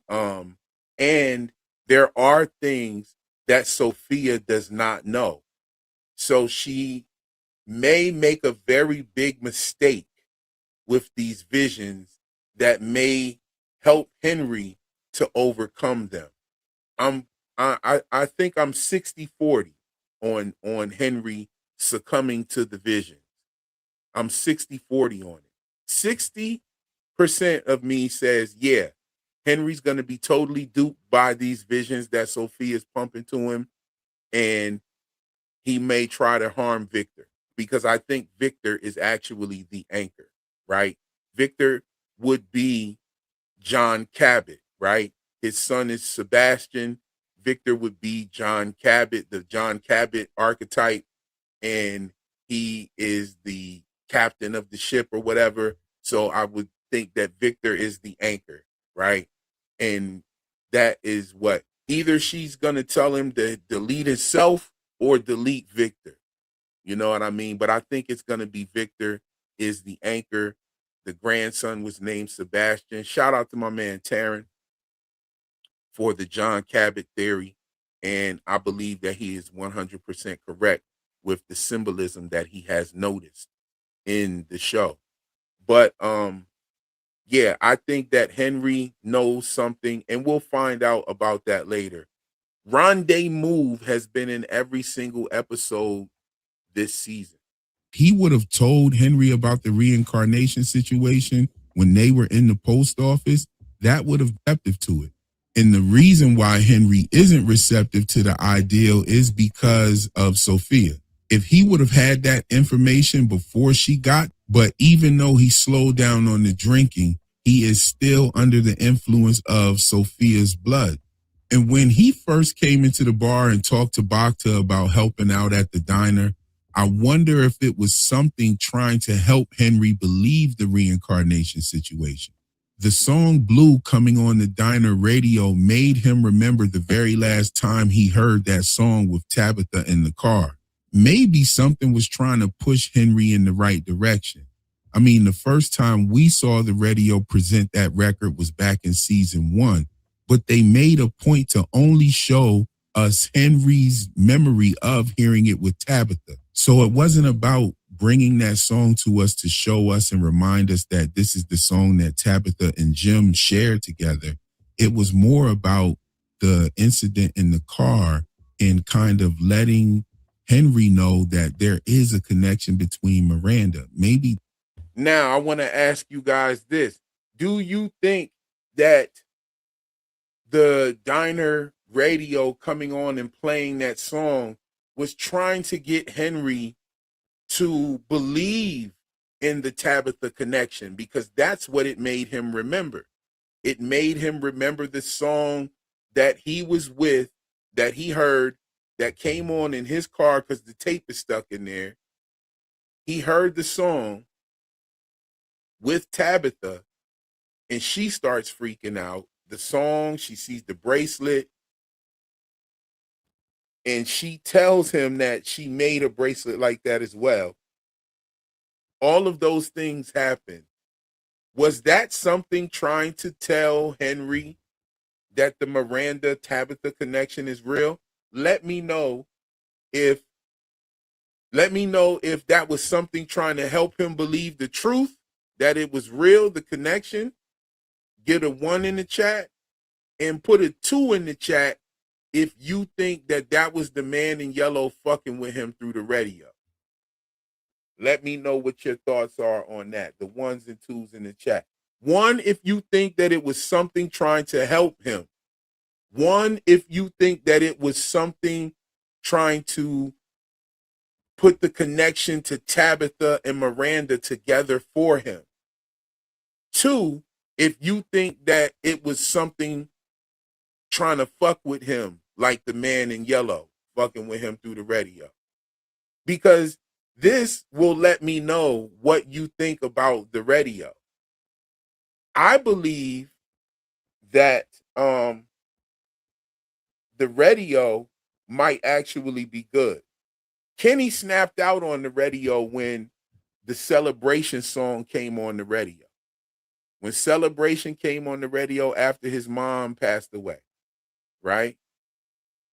But the problem that I found with that is, to me, it felt like it was his mother. And I'm going to tell you why, because he talked about just that night before. Well, just that one night there, he's sitting by the fire at the cabin, and he brought up the High Holy Days, which is the tomb sweeping celebration. Okay? When he's talking about the Chinese High Holy Day is a tomb sweeping celebration. I did a video about this last season.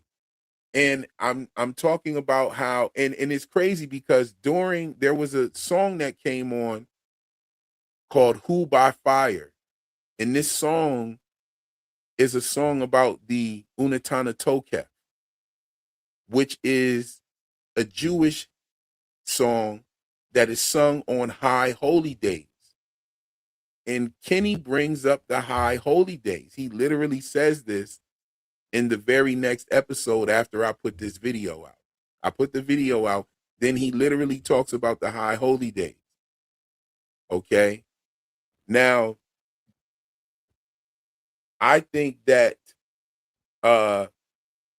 this whole situation with Henry is it's like you have, okay, so the radio coming on, I don't feel like it was bad, because you have how would that song be a bad thing for him to hear, right? What would that song do? That song would make him remember what we saw what it did. What am I talking about? We saw what it did right there on the screen. This is what it did. That song made him remember this situation with Tabitha, right? Maybe there's something trying to help him. I brought up the song Celebration because I felt like when that song came on, I felt like that was his mother. Now, I think it was Julie. Yes, it was Julie who said that it felt at the funeral. She said it felt like the Crows were celebrating. Okay? And I find that very compelling when you have her mentioning a celebration after a death. And after Miss Lou's death, the song Celebration came on the diner radio. My theory is that the Crows may be the people when they die, and they're stuck there. Okay, and I think they came to the funeral. That's the first time we ever saw them doing that. And to me, it looked like Sophia was legitimately shook. It looked like she was legitimately shook. And she even asked the question, did they do that? Did they ever do that before? So it looked like she was legitimately shook. But let's carry on. That's what it was trying to jog his memory on. Because when you think about the visions that Sophia is giving him about this care facility and a Victor with a son, everything is almost in total opposite. But it uses elements that were actually in Henry's house to make him think that his reality was some sort of hallucination or drug-induced coma. And I think that the visions he's having with this nurse that looks like the ballerina telling him to forcibly disconnect from the anchor could be one of two things. Either she's telling him to delete himself or Victor. And this would be the new version of the kill the boy message. Perhaps Sarah went after the wrong boy. Perhaps she was supposed to go after Victor. We know that Old Yeller was the voice on the radio, Thomas on the phone, which was confirmed this episode. And we've seen Sophia send voices right to Sarah in that house. So that same entity, man in yellow, Sophia, whatever you want to call it, was probably what gave her those marks on her arm in the diner and told her to kill the boy. And she might have assumed that it was Ethan. Maybe the boy was Victor all along, and Henry will try to take out Victor so he can get back to this false half-life that he has. I mean, Mary said that everyone dies in this place, stays there, and the nurse who looks like the ballerina is straight up asking him if he wants to stay. Not to mention that ballerina figure is in the diner with him as he falls into this trance. I mean, the part of the ballerina doctor or nurse telling him to forcibly disconnect, that does happen to him while he's at the grave of Miranda and Eloise, but we'll see. And I don't know, it's not looking too good for Eloise. We'll talk about that later. Another thing about Victor and the boy in white is that third instruction he gave. I wonder what that was. Way back in season 2, I did an Ethan the Shaman series where I pointed out the different ways that Victor was passing down or initiating Ethan. And in this series, I also said this about the Crows before. I talked about the Jim Crow connection. I talked about the connection. In this video right here, I made a statement, or I asked the question, is something waiting on Ethan to spiritually mature so that it can turn him to the dark side? And everything that he's been saying has been very dark. He has been talking about everyone dying and all of this, and you know, it's almost like he said, screw the Lake of Tears. I'm going to be here by myself. I need to prepare for that. Ethan to be the next shaman. The passing down of the staff in season 1, I also predicted that Victor might give him a jacket as well. And then that happened in season 2. And now we see Victor giving Ethan the stone that he used to open the peach cans. And my first thought was, I wonder if this stone is made from the same talisman material. It definitely has that color to it. And it could have served as a talisman the whole time with Victor not even knowing it. I mean, because how else was he hiding? If he was hiding inside of this peach truck. Well, you know, Vic said if they've been doing this for centuries, they would have 500 crows, but we don't see that. Well, we see a lot of crows, but we also see the crows getting eaten inside of the cave. And so that means that there's some type of contention. Why would one of the rats in the tunnels be eating the crow? So that could also be a game as well. We also know that there are other birds out there as well. We've seen at least one other species of bird out there, or one other kind of bird out there. But yeah, that why would they be eating a crow? So this means that the crows and whatever's in the tunnels are at odds. They're not together. The crows aren't with them. This is why we seen them eating them in the tunnel. We haven't gotten much from the crow. I also want to point out that I forget what episode it was. It might have been episode 5. No, it wasn't episode 5. Might have been episode 4, might have been episode 6. But when Marielle is talking about what happens to the people, you hear the crows outside as well. That was in my notes. I gotta pull it up. I think I even have a video clip of it. But when Marielle is talking about the crows, you hear the crows. When Marielle's talking about the people and them being stuck there, you hear the crows in the background. I'm sure of it. It's either in that episode or there's another episode where you hear the crows while someone is talking as well. And I got them in my notes down. I write my stuff on paper, so it's like shit everywhere, like really like notebooks over here of notes. I have a notebook for the notes and a notebook for the script, and I'm going like that. So I have to find it, but I will present it. You know what I'm saying? It ain't going nowhere. It's not like it's going to disappear. But yeah, the crows definitely have some sort of opposition when you see them being eaten by the rats in the tunnel. Hopefully that kind of, brings it out a little bit. The crow versus the rat. You know what I mean?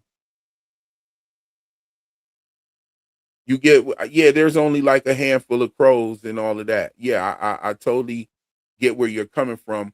But I could say the same thing about like people's nightmares coming to life in this place. If the people's who die nightmares come to life, like Nathan died and the cicadas came, he was afraid of those having nightmares.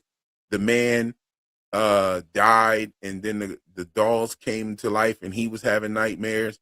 If that was the case, then we would have a whole bunch of threats out there. We would be seeing a whole bunch more different threats. I personally think that the reason why those people were afraid of those things is because they've experienced it before, and all this has happened more than once. But yeah, we'll get back into it. Then, what was keeping the monsters from just opening the Pete's truck up? Maybe the rock that he has served as some sort of talisman. I don't know. He did say that the boy in white is who brought him to that. Yes, and that is exactly what made me think about this, because the crow landed right there at Jim's grave, and it was crowing, and Sophia was legitimately shook. Another thing that a lot of people point out, and I noticed this too, is that Randall was looking down when the crows came, and I'm wondering why. I'm wondering why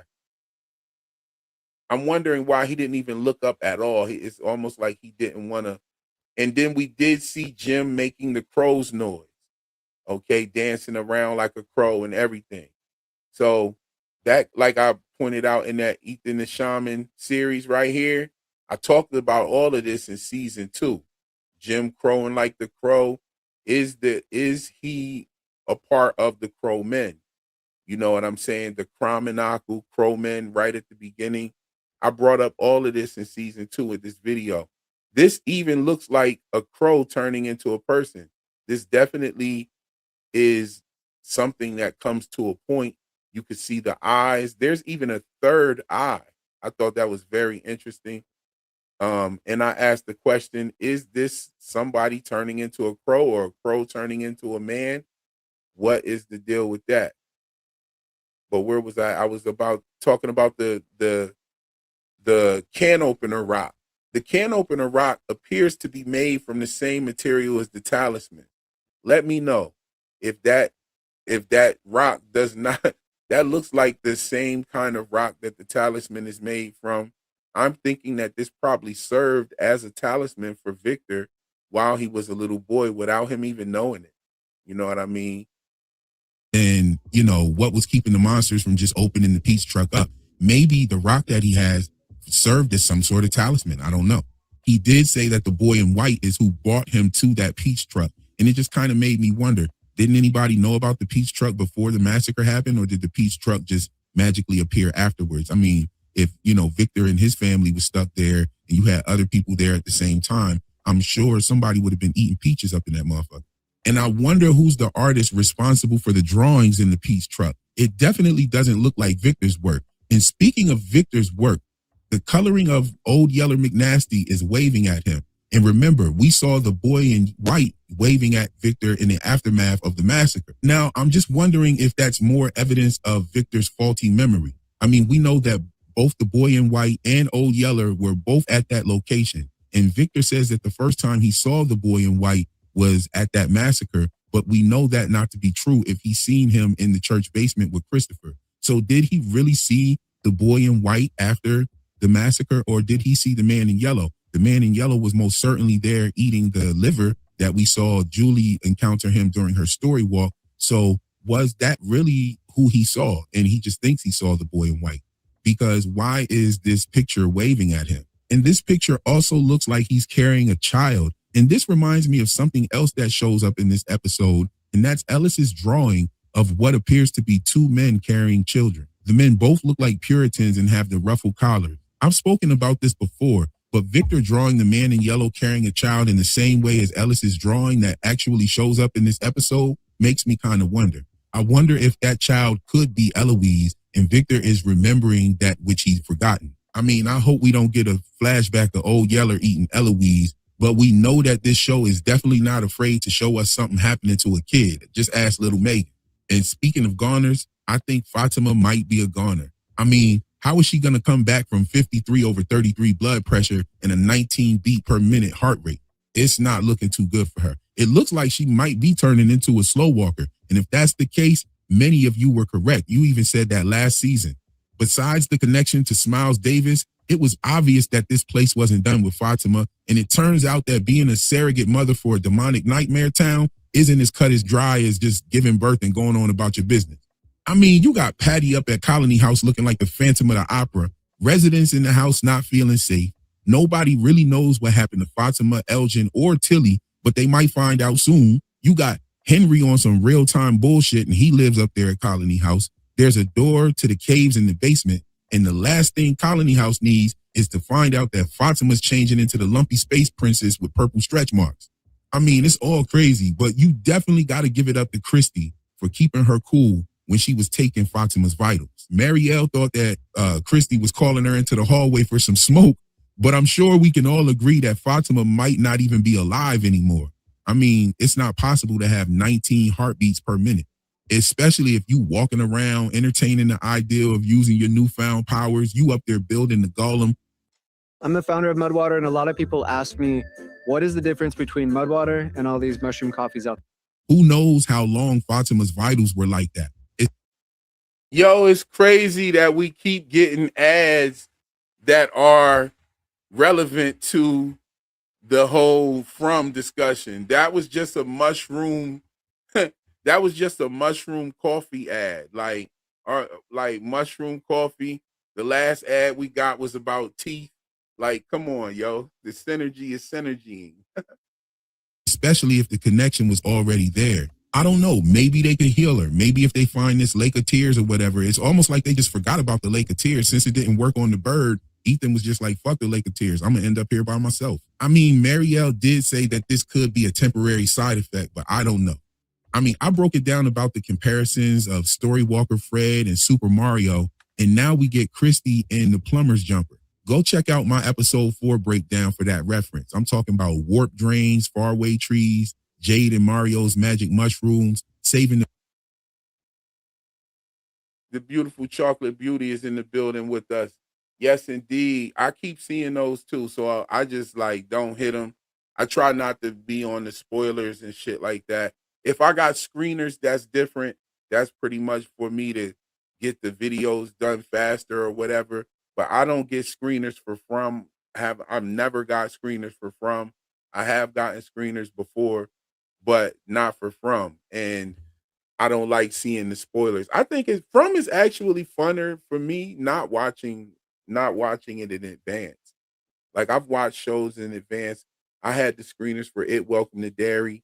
That was real fun watching in advance. I would watch one episode and then do my review. I only had the first 5 episodes in advance, and then they would give me each one a week in advance. So I was still able to get the videos done earlier and have them out and have them ready.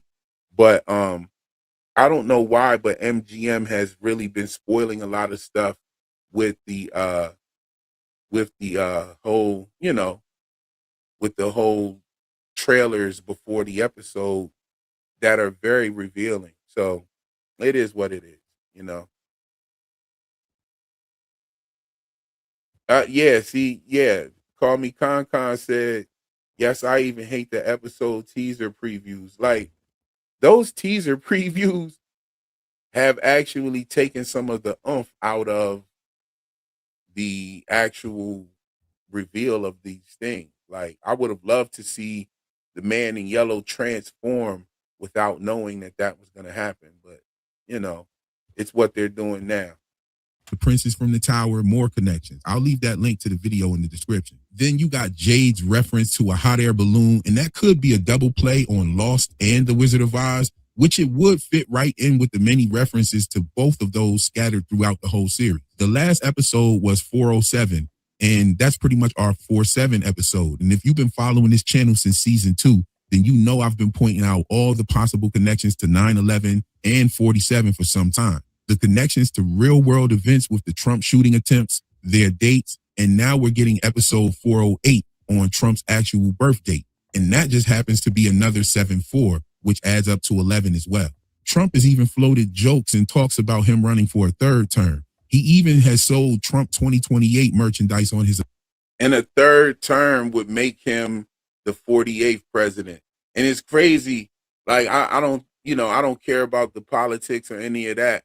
I'm just talking about the symbolism. And like I said, on his birthday was when this episode came out. And also you had that helicopter crash. Like I told you, I'm going to get all of my notes together. I'm going to redo all of that research, put it together in a nice tight video for y'all and talk about those meta connections. And rest in peace to everyone that was involved with that situation. Definitely not exploiting this situation for that. This is what I do. These are the things that I point out. You know what I'm saying? I thought that was real, strange and very eerie. It was really eerie, the helicopter crash on his birthday with the connections to 9/11, 6/14, all of it. Official merch site. And if you watch my videos and my live streams, you probably heard me say that we'll probably get at least one hidden reference to Trump. And if we did, you know that I'd be the one to point it out for you. Even though some of us would say that the hot air balloon reference was a reference to Trump, that wasn't it. It was the reference Boyd made right before that, the military term shooting gallery. Trump and Giuliani referred to Chicago as a shooting gallery back in 2016 during the RNC gathering in Cleveland. And the shooting gallery line stood out to me because Boyd. Yes, and the World Trade Center and post and pre 9/11, the World Trade Center and the World Trade Center complex being shown was crazy. I know that if y'all follow this channel, y'all was like, wow, Real been talking about 9/11 and 9/11 showing up the Twin Towers and the whole thing with that.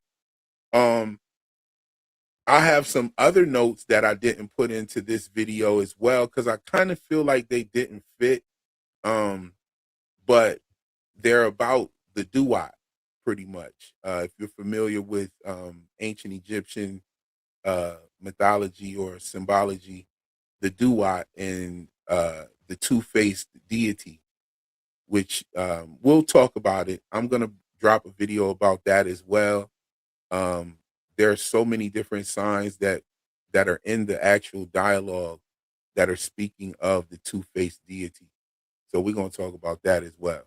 Explains it as a trap with one way in and one way out. But that's not usually how the term is used. In military or tactical lingo, a shooting gallery usually means exposed targets moving through a space where they can be lingo out. But that's not me because I want to point out this right here that Boyd is pointing to. This right here is a calendar, okay, that represents the 7 days. All right. I don't know what that is, a syringe or something poking up out of there. How they even did that. I don't know how the hell he did that, but what the hell was that about? But notice that the symbol is different. So I think that the symbol is different because if each kid is looking up at the symbols were different in the book as well. They would be from different perspectives. I also think that they said that the roots opened up and the roots opened up and you could see the sky. Even Jade said that this episode. So I think that those roots actually move. I also think that, like I said this back in season 2 as well, I also think that it could possibly be a spider. I don't know if that is a spider's legs, but it could be one. And they just made it not look like it so much to not give it away or whatever. I don't know. It could be one. But that's what I said. I thought that my original theory was I thought the children were being turned into slow walkers because they have the same red and blue veins. They have the same fingernails. Their hair is coming out. And that was my original theory. But then they flipped the whole table over when they said that that's not the case. So, but I thought that a spider comes down and like bites them and shit like that, because I also found bite marks on them. I found bite marks. I thought, or it could be a bunch of spiders come down and bite them or something. I don't know, but we'll see. Boyd explains it as a trap with one way in and one way out, but that's not usually how the term is used. In military or tactical lingo, a shooting gallery usually means exposed targets moving through a space where they can be easily hit, not a space with only one entrance and exit. Call me Con. I'm not completely convinced of the Trump connection you're on to, but shooting gallery. Okay, yeah, I can definitely admit this Trump connection was light, but like, look at the way that I put this together, and I strive to get things wrong. However, you're right. You're 100% right. I wouldn't even use kill hole. I would have used choke point. You know what I'm saying?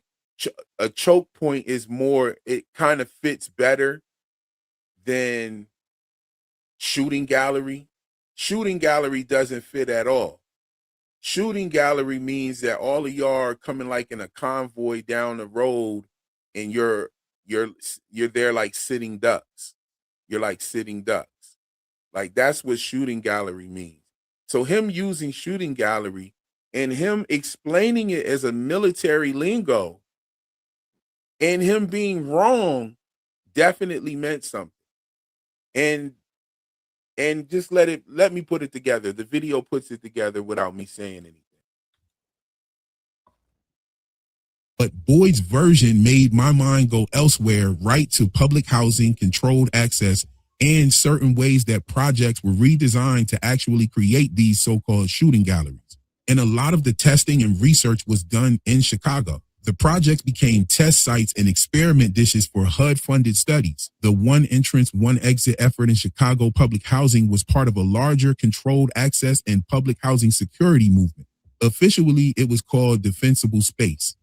But projects like Cabrini Green, Robert Taylor Homes, and others were remodeled into this one entrance exit design through the 70s into the mid-90s. Even Murphy Homes in Baltimore, Cochran Homes in St. Louis, and others around the country also adapted this single exit design that actually increased crime and turf wars over the decades.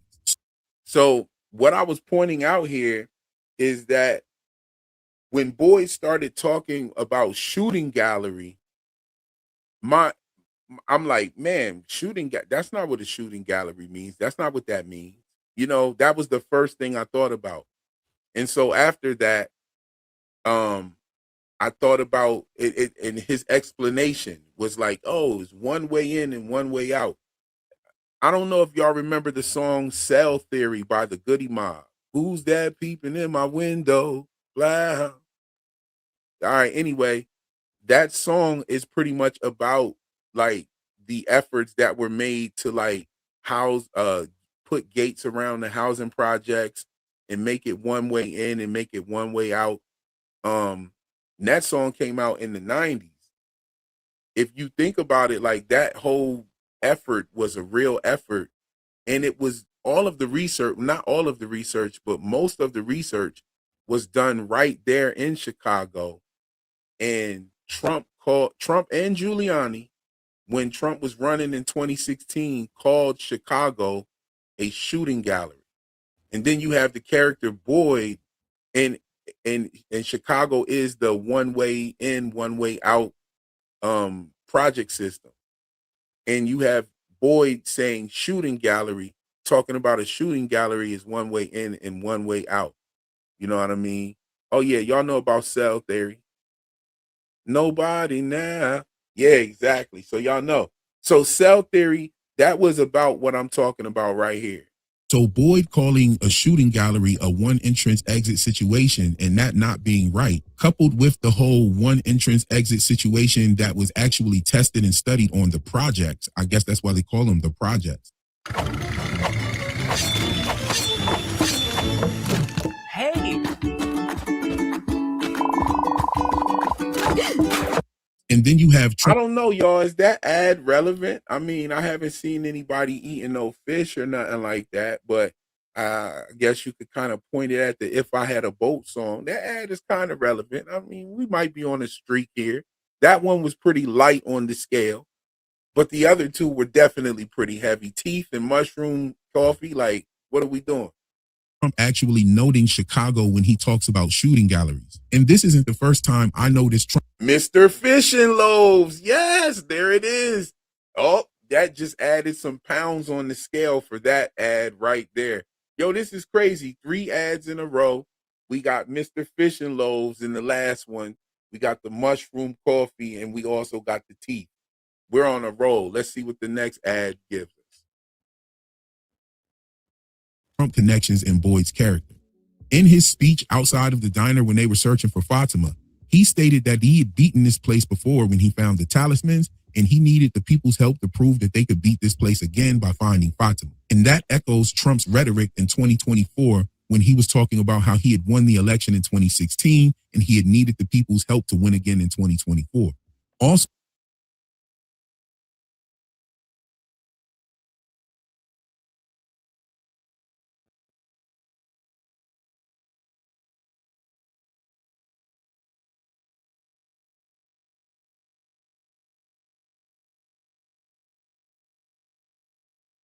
Really, you might be muted.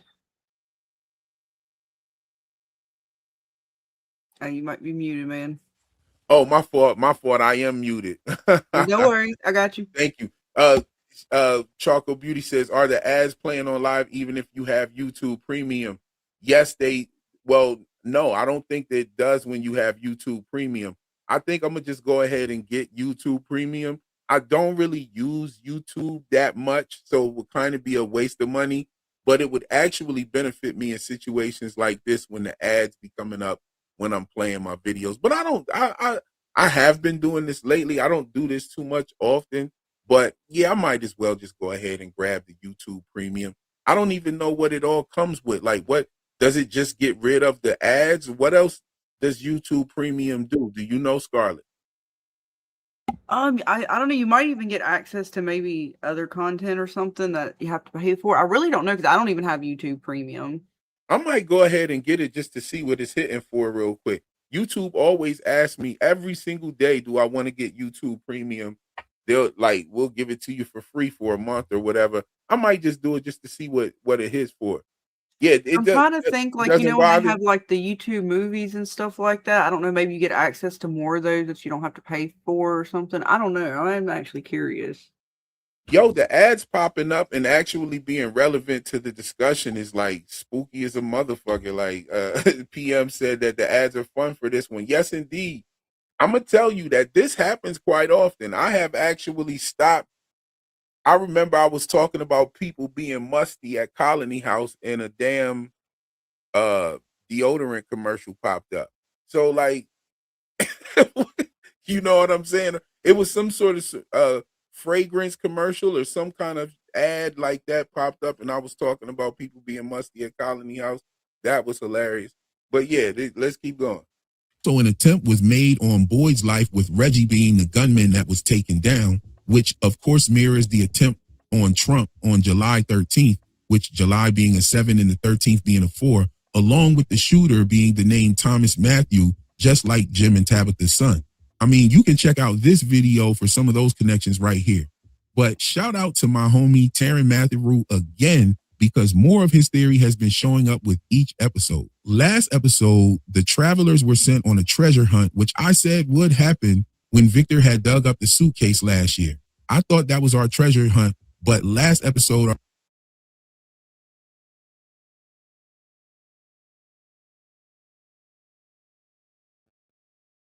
You're muted again, man. Yeah, I keep doing that. No, Okay, you so good. Chocolate Beauty says, I'm seeing the ad because we are watching one of your videos. That's why. Yes, you're seeing the ad. Okay, yeah.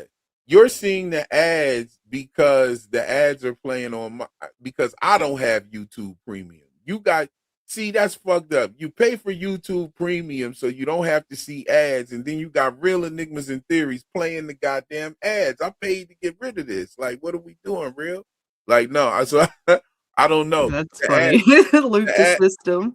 yeah, I know, right? She just can't escape it. Like, yo, Chocolate Beauty, you're paying for YouTube Premium, but you're gonna get these ads. Do you hear me? Like, Real at large, man. what's going on here? Like, That's nah, funny. for real. Nah, let's go. our travelers were sent on a hunt in the basement and in the diner, which we see them looking through the artifacts now. But this episode really shines through with something Taryn had been talking about since season 2 with his introduction John Cabot theory, which has expanded very much. However, the son of John Cabot is also in Taryn's theory, and it is something he's been talking about for a while now. And we have Henry dreaming about a grandson named Sebastian, which is the name of John Cabot's son. The brother Taryn thought that we would actually see these characters appear on the show, but I have been telling them that it will continue to show up through the symbolism. And the symbolism is actually how these things are often going to be revealed. But I thought this was a big one since Taryn has been talking about John Cabot and his son since I've known him. And we have more Vesica Pisces symbolism showing up in Victor's room. And I noticed this lamp before, but it's showing up right after Ragdoll Roger with the eggs is definitely worth mentioning. Also, Rendezvous has shown up in every single episode this season. And I hope that that means that we get something pertaining to them, or at least some sort of background noise. I mean, Rendezvous was in every episode that they told us to watch before season 4 started. So I wonder if we'll get any information about Rendezvous this season. I mean, we've only got 2 episodes left. And with only 2 episodes left of season 4, it has definitely been a wild ride. Yo, so I'm not muted this time. Good shit. No, so, so you said, what you mean $12.99? YouTube's trying to charge me $57 a month. And I think that might be because I viewed it through my phone. So I think that you got to get on your computer to purchase it, because if you got an iPhone, Apple charges YouTube for every sale that they make on an iPhone, and YouTube passes the charge, the cost to you. So Apple charges YouTube to make sales on their devices, and they pass the charge on to you. So I need to get on the computer and go ahead and get that premium real quick and just try it out and see what it's hitting for. It might me purchasing YouTube Premium, I'm going to probably be on YouTube a lot more. You know what I'm saying? To get my money's worth. I ain't going to pay for that shit just so I won't have ads in my videos. That shit. But hey, it is what it is. Ads is how we get paid. Some people tell me that they never skip the ads on my videos, and I appreciate the people that do that, because the longer you view the ad, of course, it brings in more revenue for the channel. But yeah, I appreciate that indeed. But I'm gonna go ahead and just get the joint.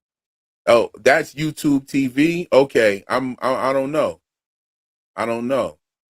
Nobody is charging 50. Nobody is charging $57 a month for YouTube Premium. Yeah, I don't know. Oh, okay. So Nick Nack Studio said that might be YouTube TV. Okay, what is the difference?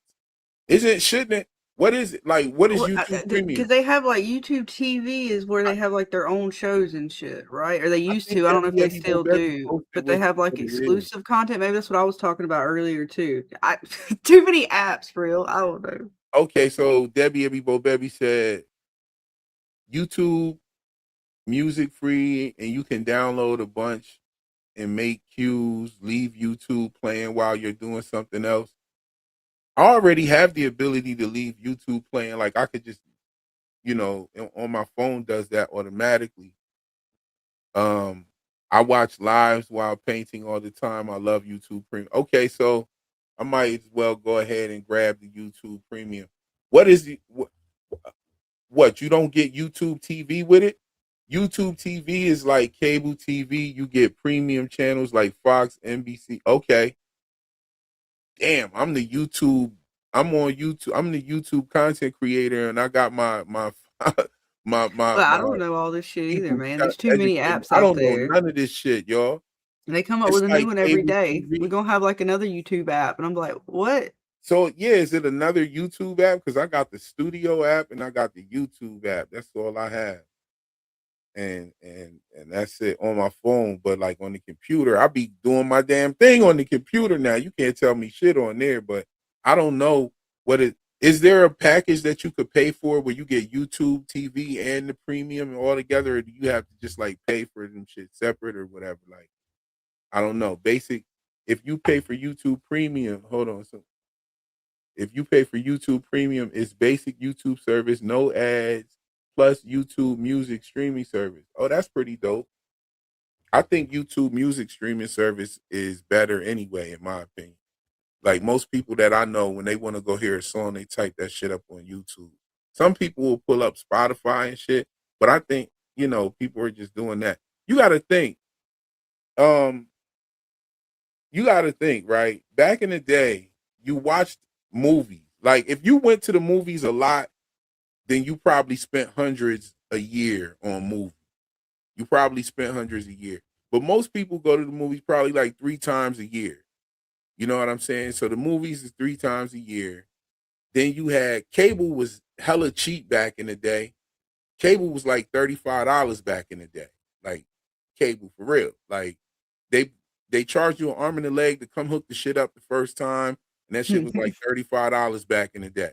That's how it was like in the 80s, in the 90s. The 90s is when it started getting up there in price. When they started adding more shit, digital TV came into play and, all of the other shit. But now they figured out a way, like, all the different TV shows are on different streaming platforms. So if you want to watch Widow's Bay, you got to buy 2 of them. You got to buy 2 of them just to watch those 2 shows. You know what I'm saying? You buy those 2 and you're able to watch those different shows. But then there's shows on Netflix you want to watch. So you got to get a Netflix joint too. So now you're paying upwards of like $50 a month, 60, sometimes $70 a month, depending on how many you got. Like, if you like anime, you get the Crunchyroll. You know what I'm saying? You like this, too much. All of these different subscriptions. You get then House of the Dragons coming on. You hop on HBO real quick. You get all these different subscriptions, and you're paying like over $1,000. Well, you're paying almost $1,000 a year. You know what I'm saying? When before, now music is totally different. Like everything that's on Tidal is on Spotify. Everything that's on Spotify is on Apple Music. Like if you want to listen to Jay-Z's music, you can get on any one of the streaming networks and listen to his music. They need to have a streaming platform that has everything on it. That I mean, I don't know. Maybe the companies should come together and come up with like a plan for that, like where you could watch certain shows or something like that. Well, that's why the networks are having trouble right now, right? Some of these services are starting to combine. They're buying out companies and stuff like that. I believe, was it Paramount? Something was getting bought out. Was it Hulu? Yeah, you got the Paramount deal happen. You got the Hulu and Disney deal happen, Yeah. where they acquired a lot of Fox's stuff and everything. Like, So they might be kind of starting to see that because people are complaining about that. yeah, and it drives people to piracy. You know what I'm Mhm. saying? It drives people to piracy. And they're seeing that a lot. Yeah, piracy's coming back for that Yeah, very and it's reason. right. And I think that this is going, but I think that all of this was done on purpose. You understand what I'm saying? Mm. Piracy and all of that was done on purpose. Why? Because what did that do? That put the taste in our mouths to um be able to go online and get this content, right? Mhm. That's what really put the taste in our mouths. And then they just made it easier with starting all these subscription services. Like everything's on a subscription service. You buy a car, you have to buy a subscription service to use certain features on your fucking car. You like everything is Yeah. you don't own anything. You just you buy a movie, and one day, like, you can be on Fandango, you could purchase a movie. One day you go in their library and your movie ain't there. And they say, "Oh, well, we don't put this movie out in this country no more. They removed it." So Mhm. how the fuck can you just go in my library and take a movie out that I purchased? That shit is ridiculous. You know what I'm saying? And I got real frustrated when I noticed, like, we were paying for Xfinity for cable, and I noticed a lot of my shows were no longer they were getting put on the streaming services, and I'm like, "What? Why am I paying for cable? Then I'm already paying for channels, right? Like, you pay for HBO, you pay for all these premium channels, you pay whatever tier that is, and then all this stuff is getting moved over to these apps and stuff for you to actually view it like everybody else, right? Especially with, like, a From show, like, you want to get it when it drops. You don't be waiting around. Like, I feel bad for people who have to wait till Monday. I can't even imagine. Like, what happened to a Yeah. show drops, a show drops. Yeah, and it's I don't understand, like, the way that they do when they drop the episodes. Like, they say that the episode, it's like they're still setting it up for terrestrial television networks. Like, they're saying, okay, From comes out at 9 o'clock on Sunday, but really it's already out at 12:01. Like, so why Mhm. even say that? Why not just tell us, yo, it's 12:01 here? Why not be clear on all of that? Widow's Bay drops on Wednesday, but it really comes on Tuesday night at 7 p.m. Like, what is that? Right. I don't understand that. I don't either. I don't know what they're doing with this stuff. And then we only get 10 episodes now, like the standard. Like, the I'm lost when it comes to all Yeah, that. that situation too. We got 3 Spring 21. Yo, I don't know how to say your name, but thank you so much for your generosity with the super chat. And they said ad-free video and music background play offline. Okay, okay. That's fire. That's pretty much what you get for the YouTube premium. Okay. So it's YouTube, but it's premium. So you got a couple extra features that just make it more convenient. Um, I can understand that. I love listening to mixes on YouTube. Like, I might listen to somebody might do a mix, an old school mix or something like that, old school 90s R&B or something. And I'm listening to that, and then there's an ad come in, and I might be cooking or something, and you got to rinse your hands off and all that shit, dry them off and everything, so you can hit the skip button just to get back to your music. YouTube Premium will come in handy right there. There'll be no ads interrupting the mix. The mix is still playing. I'm still in the kitchen chopping up onions and shit, and that's a good thing. So that's worth it. That's worth it. I could say it's worth it. I'll definitely hop on that, y'all. Thank y'all for enlightening me on that.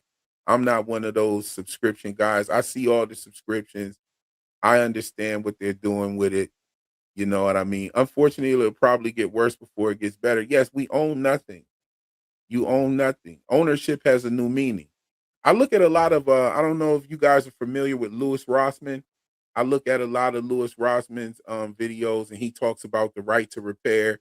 He talks about ownership and piracy and stuff like that as well.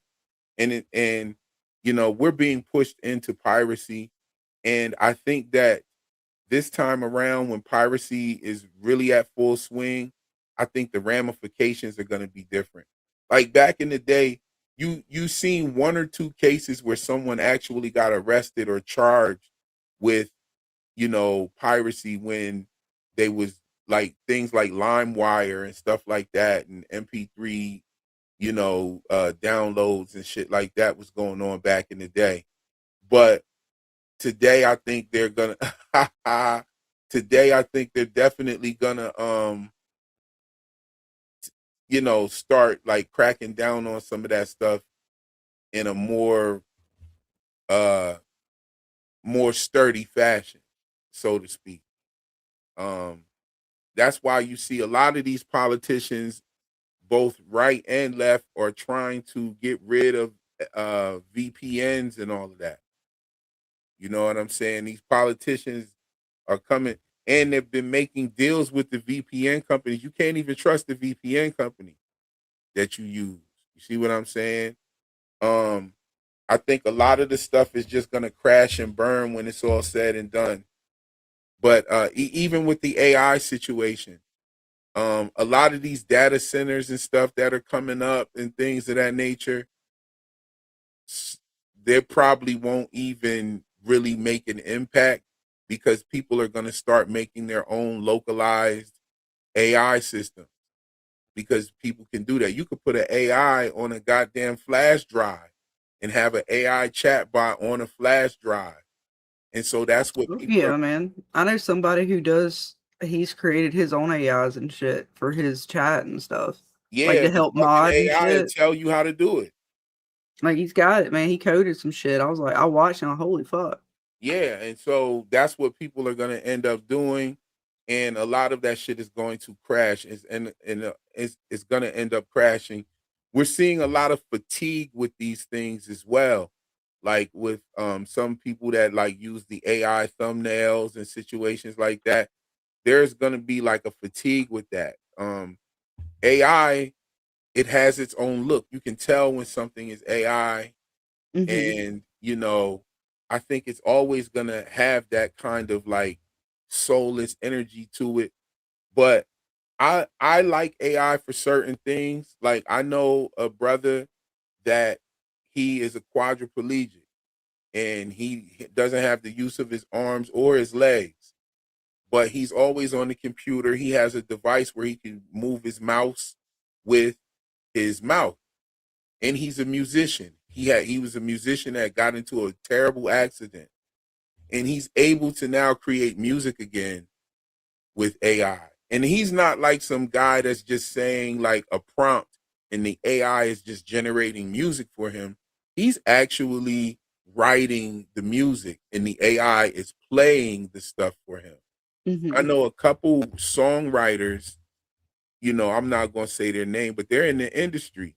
And when they write a song, they get the AI to sing the song for them, and then they send it to the person who they want to sell the song to. There are some things about it that are dope. You know what I'm saying? It could be a helpful tool. I have like, mixed emotions about it. Right. Because I like some of the AI tools we get in like CapCut and stuff because it's a faster process when it comes to like editing out something, right? The AI can kind of remove the background easier than it used to. Remember, you have to really sometimes you have to really focus on it and go in there and do it yourself. Those features I do like with AI that speed up things. You already can do it, but it kind of speeds up the time process. Mm-hmm. That I do like with AI. Now, I can say this, right? Because I'm a graphic designer by trade as well. I do video editing. I'm an engineer.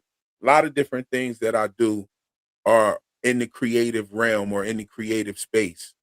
And one thing that I've noticed, like I look at my income, right? I look at my income every year and I look at the different ways that my income comes in. I have several different streams of income.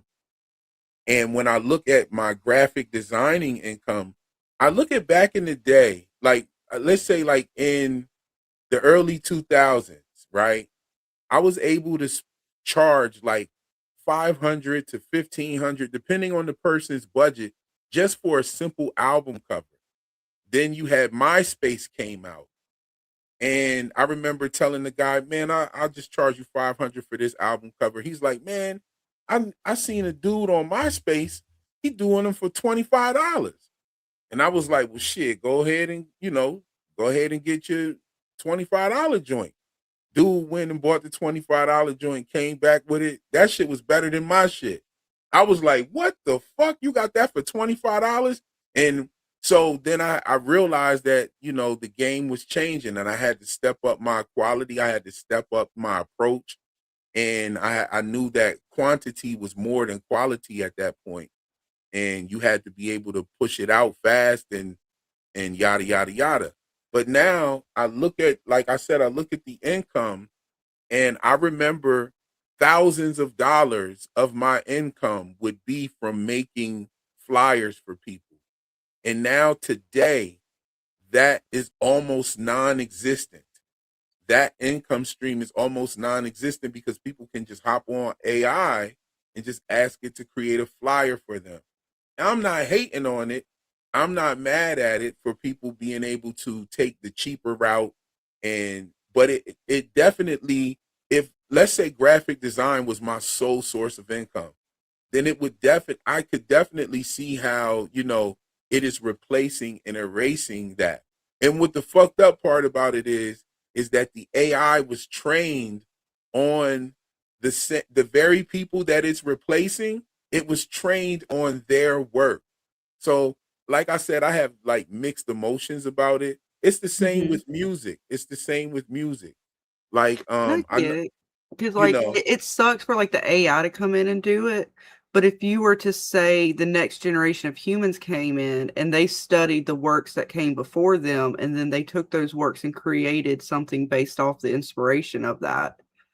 well, yeah, that's a And that's part of where the people start to argument. come in and say, is AI actually going to be the next form of a life form to a degree? Well, I mean, And here's that's the way thing. down the sci-fi line from where we are right now, but that is a fear. Is it going to be considered human, not human, but like an actual life form as opposed to an object? Well, here's the thing. The AI learns very similar to how humans learn.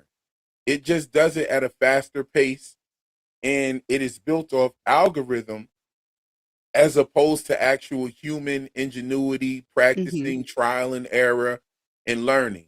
Like no no one knows the person who created drawing stick figures. You see what I'm saying? But Mhm. everybody still to this day, people draw stick figures. You know what I'm saying? Like, so of course we all learn and we all, you know, but it learns similar to how we learn, but it does it at a faster rate. But it learns from people who didn't consent to their artwork being used to train it. Well, I mean, if I go in as an like, okay, I'm not saying I'm an artist, but I want to draw. I just want to draw, and I take an inspiration. I'm looking at an older art piece, and I use that as my inspiration. I'm not necessarily an artist, but they didn't give me consent to use their works in order to take inspiration off of it, but I still create my art. I don't put it out there necessarily for commercial use, but I still put it out there. Am I wrong Yeah. for that? No, no. I mean, no, not at all. Here's the thing. Here's the thing. Oh, sorry. Right? If they're going to make a tool, people are going to use it. When this thing first started, there was a very large bubble of people who are making AI generated music, and they have literally made millions of dollars off of Spotify and all of these. And Spotify has pretty much admitted to like promoting these AI artists over real artists. The problem we're getting now is that you have actual artists that release music and their songs are being stopped because the AI that was trained on their music has released music and their music is getting flagged when they're the real person and the AI version of their music is the fake person. And so it definitely muddies the waters. Now, one thing that I think is great about it is if you don't use AI, now you can flex and you can say, hey, this is all human. This is all human. My animation is not a AI generated thing, right? also real humans are now increasing their prices. And there's several things that AI are not able to do yet, and that's perform live. You can't get a live performance from an AI.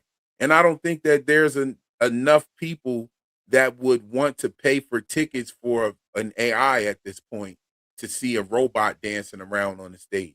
I don't think that there's a lot of people that want to see that. Humans enjoy the human connection, especially in a time where we've had so many years of people's lives being, all your celebrities are on the internet. You've got pictures of their kids and all kinds of shit. That's something that the AI won't have, like an actual human connection. You see what I'm saying?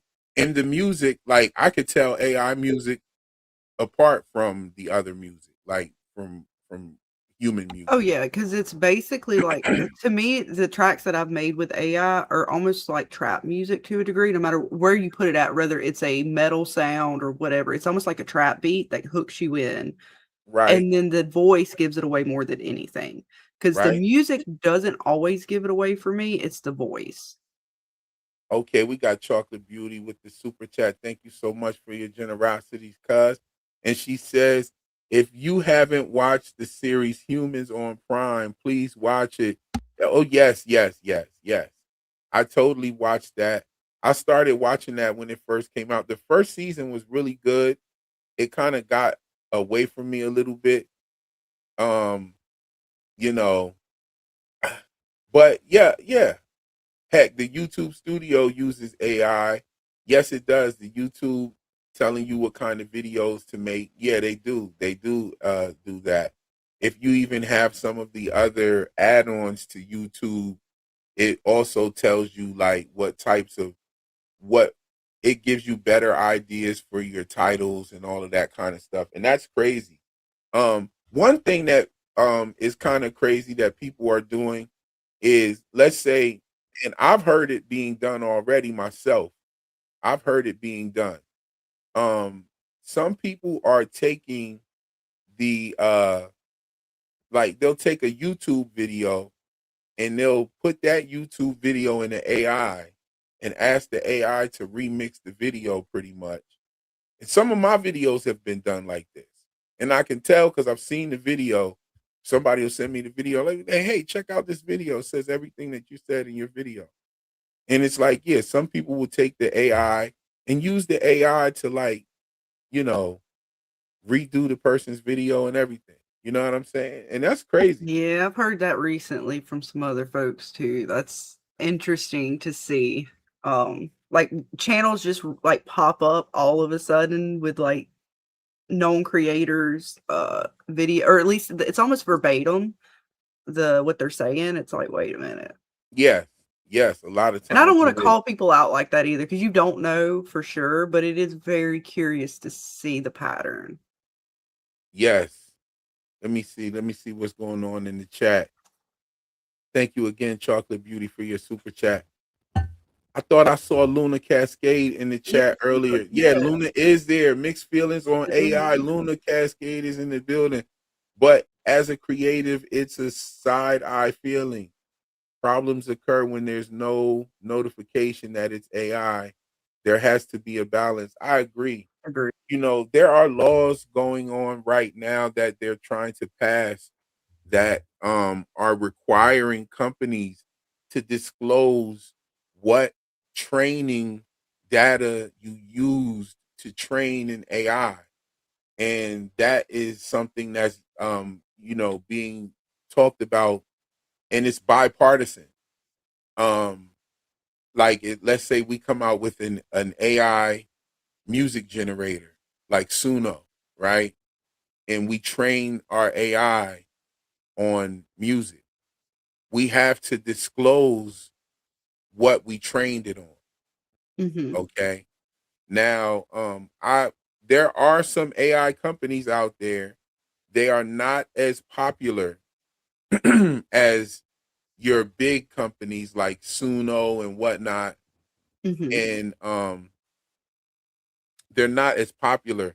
However, I respect the hell out of them because they actually hire real musicians to come in and play for hours, and they get so much data and recording to create these AI. And I think that's really dope because they're paying the person, first of all. The person is agreeing to coming in and training the AI. And it doesn't eliminate the creator. It doesn't eliminate the creative element, you know. Right, and I was So I always think hoping that's they dope. would be able to come to some sort of like industry agreement like that, where like if I'm paying for a Suno, whatever they're going to charge me is what they're going to charge me to use it, because they give you two options, right? You get commercial use and then you get like personal. So if I'm going to pay a Suno program for commercial use to help me create a song, I would hope that and it is AI, I would hope that they would have at least, like you said, somewhere along the line, there has to be a common ground between the industry and that, like how it trained it. Did you bring in like that? I didn't even know that I want to know who those programs are. I would support that because that is to me the way I would want AI to work. Right. You know, and I do understand like the usage of AI. I'm a songwriter and I write songs for males and female. And here's my songwriting process.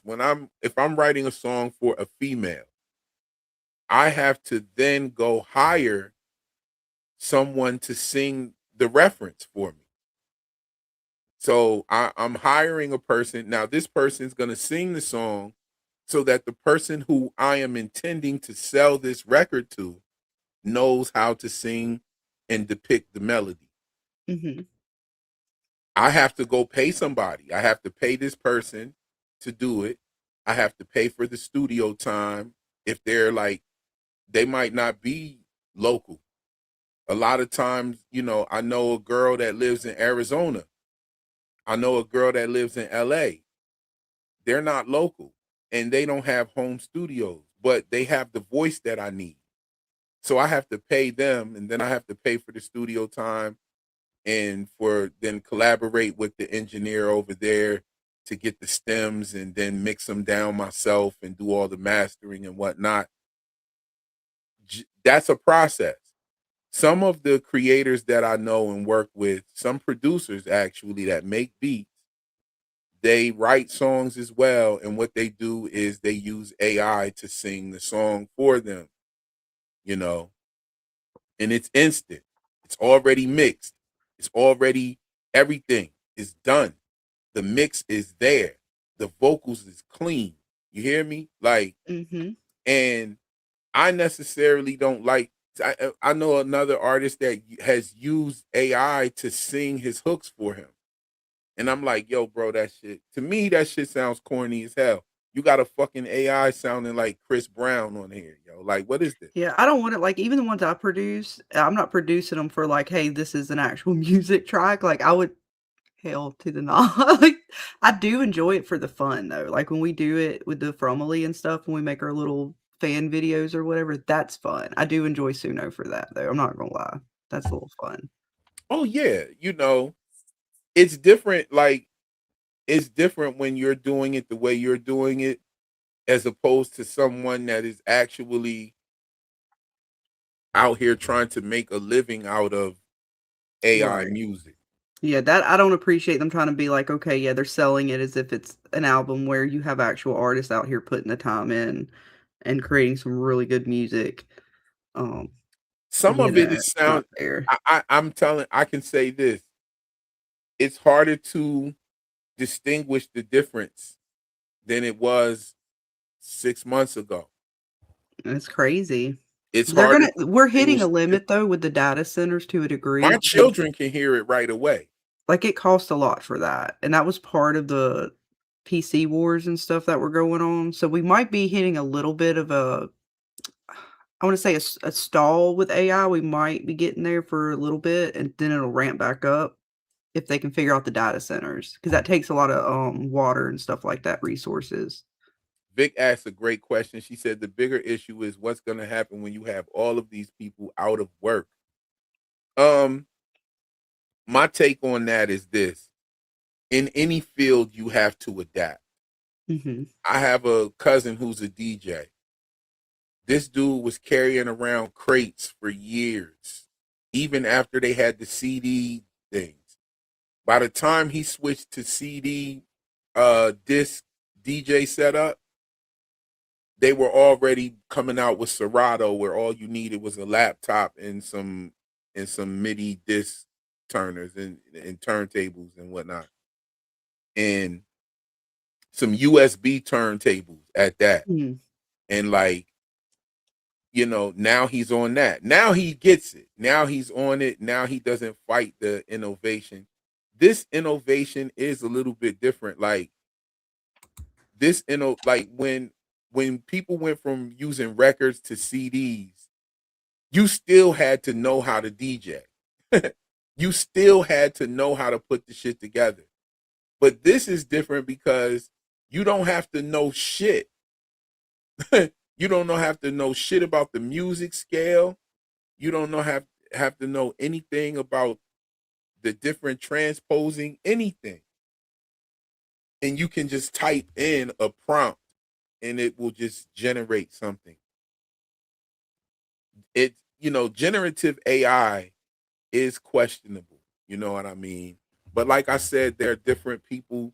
There, like I said, the paraplegic brother. You know what I'm saying? You know, I mean, I've known him for a long time. I've known him for years. Actually, we met 2018, and now he's able to actually get his thoughts out with his music. I think that's awesome. I think that's dope. You know what I mean? 47 has already said the unemployed would work out in the fields. Holy shit. Did he say that? I've been seeing ads promoting custom love songs. Yo, that's crazy. That's something that's crazy. See, there are different aspects to this. You know what I mean? But I think that people overall is going to get to a point to where people are going to be sick of seeing AI. That's what I think is going to end up happening. You know what I mean? Hey man, I got to dip and get ready for tonight and do some things, but I appreciate you letting me come through. I appreciate you for joining me. Indeed. Anytime. Yeah, we're gonna hang out tonight, and we'll continue the discussions. All the fun. All You right. guys in the chat, hell, all you guys have a great day, man, and keep up the theory crafting, dude. Y'all cooking for real. Peace. Luna Cascade, thank you so much for the super chat and your generosity. And she says, technology going to move forward whether technology is going to move forward whether we like it or not. Full-length movies have been made. Lots don't know the difference and lots don't care. Yes, most follow trends. Dangerous, slippery slope. I agree with you. The technology is going to move forward whether you like it or not. It's going to go forward whether we like it or not. It's not going to happen the way that the big tech companies thought it was going to happen either, though. Because what they've in essence done is that they've put the Pandora's box in the hands of the people. Because now there's certain AIs that don't have limitations. Like you have these Claude and Grok and Chat GPT. They're limited on what answers they can give you. But you have other AI out there that are not limited and pretty much can tell you whatever you ask it. It can tell you how to do it. And even Chat GPT will tell you how to create your own local system, your own local GPT. You know what I'm saying?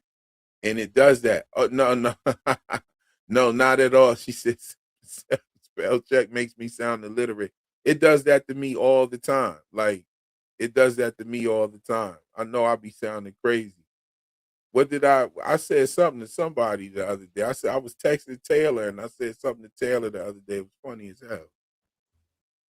hell. What else are we talking about here? What we got here? What's going on? I love these early streams like this, y'all. Like, I love the fact that you guys come in and we build on an early tip. Oh, snap. I'm looking in the private chat. Uh-oh. Okay. Somebody was trying to come in the chat, come in and join the panel earlier. My bad, I didn't see you. My bad, my fault. I now I see the chat there.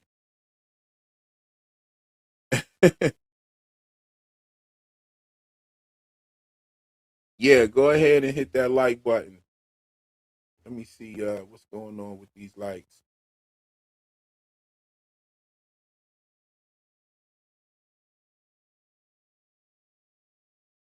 Oh yeah, we got 111 likes, 114 people here.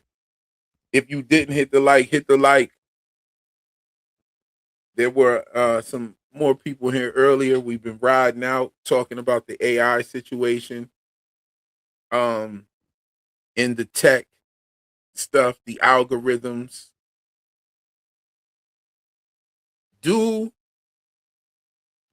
Now, since we're talking about that, let's bring that full circle real quick.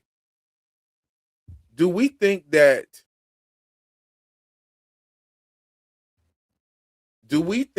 Jade's algorithm and tech company has a role in what's going on in any way? Or is it just simply a part of his backstory?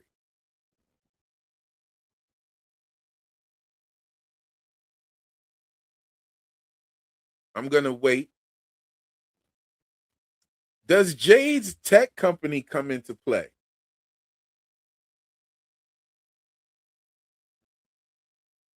And how does his tech company come into play? I'm rocking with the hot tea right here.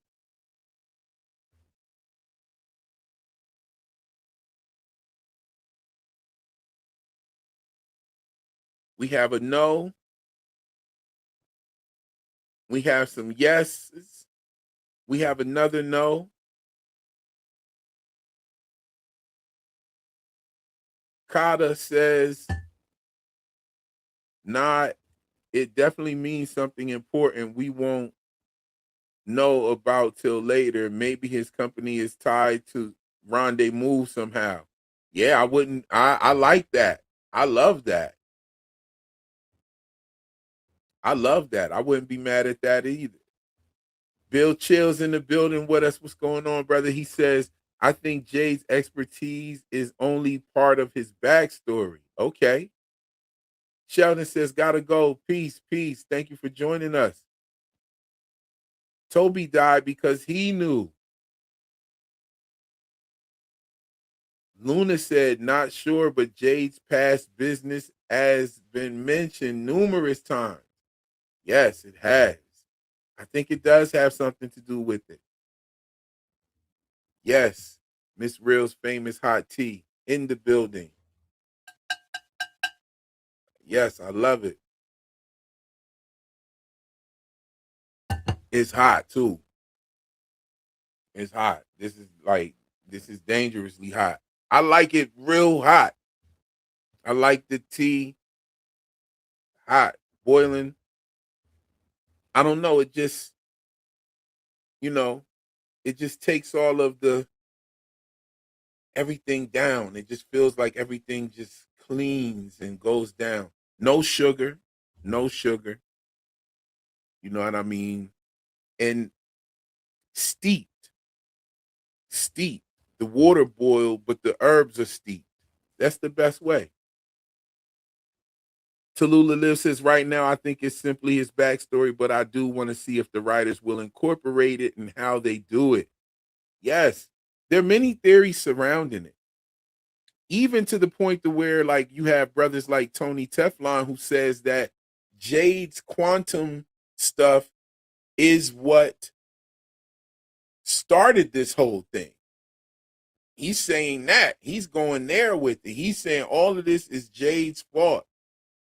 Very interesting theory. Very interested on knowing what you guys think. Is it just some background noise or a backstory? Pardon me. It was revealed in the pilot.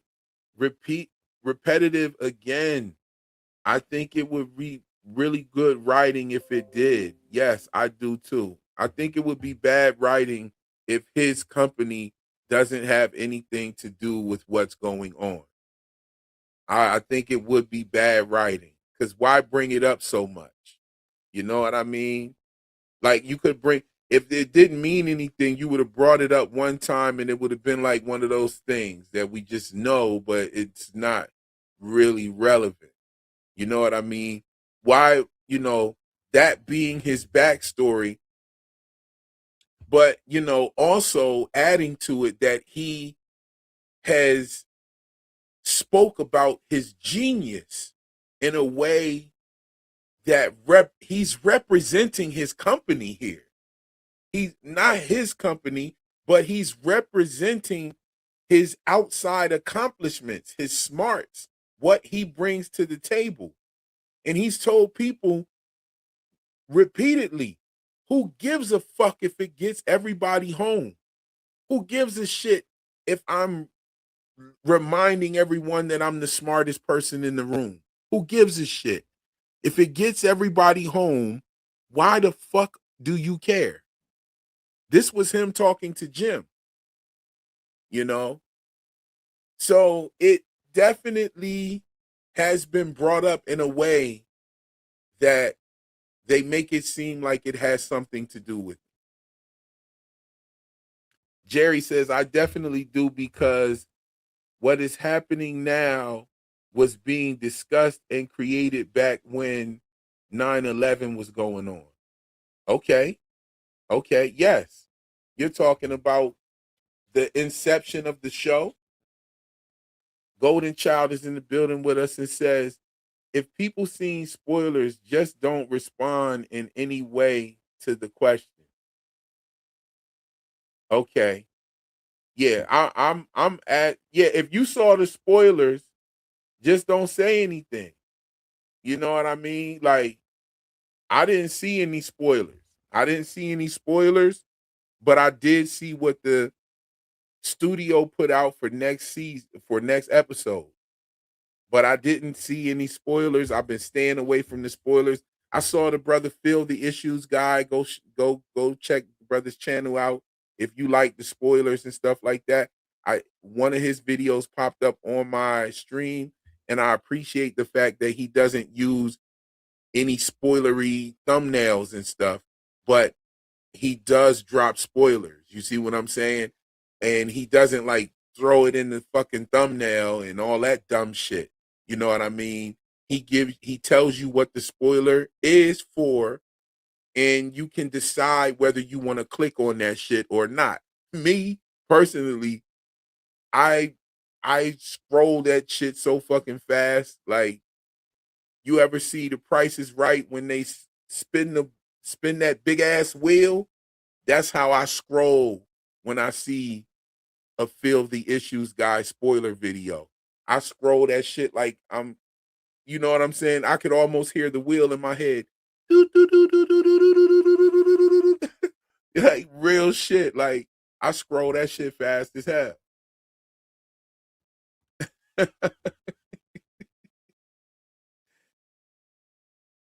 Oh, yes. I cannot disagree with Tony, as I cannot disagree with you. You know what I'm saying?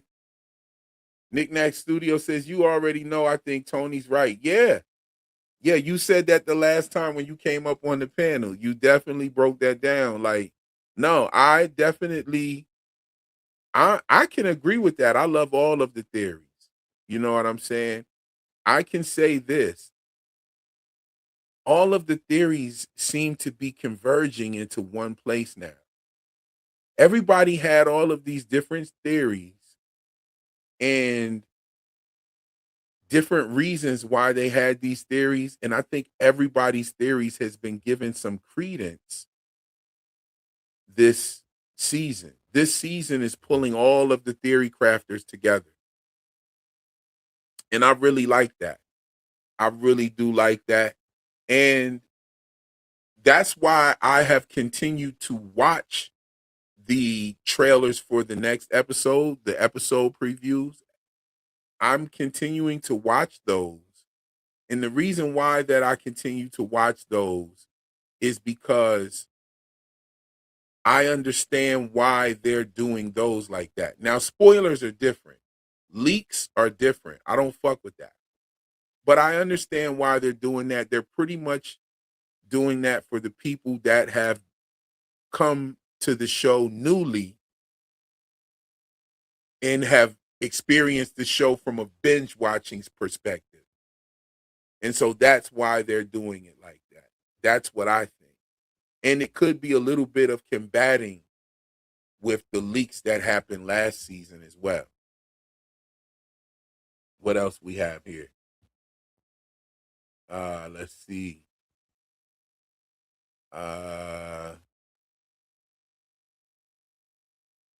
Pocket dimensions. Yes. Dale was talking about the pocket dimensions. Spoilers from MGM? No. Not spoilers from MGM. He had some other spoilers on his channel.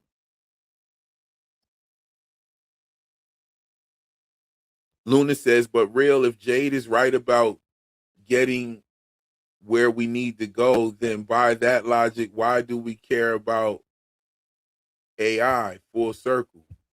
I don't know. Yo, seriously. That's a good question. Real, how the wheel sound?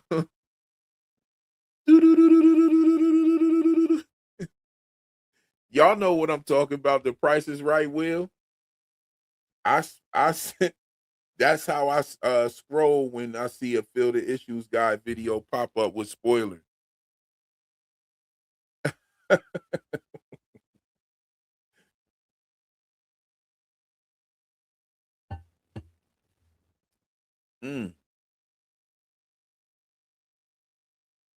Somebody said, man, it better not be aliens. I want to see that. I want to see that man sweat like crazy when he eat that. Oh, you talking about the chip. I was about to say pause. I stopped playing the pause game. You know, yeah. I agree. The format changed to adapt the binge audience. Yes. Because the binge audience is bigger than the original fandom. The original fandom is like people like you and I that have been watching this show since season 1, waiting for each week to pass by as the episodes came. We get to that bittersweet part where the season is over and you got to wait till the next season. Like, we did that shit with every season. Like, most people that watch this show at the end of season 1, they just went right to season 2. Like, okay, what happens next? You know, the experience is totally different. The experience is totally different. There was no mulling it over, thinking about it. Some people are very fast on their feet though. And some of the new people that have come to the fandom have brought in some new ideas to the show, especially with all of us experiencing season 4 at the same time. So I like what's going on. I'm not going to hold you. I think it's a good thing of what's going on. Let's see what else we got here.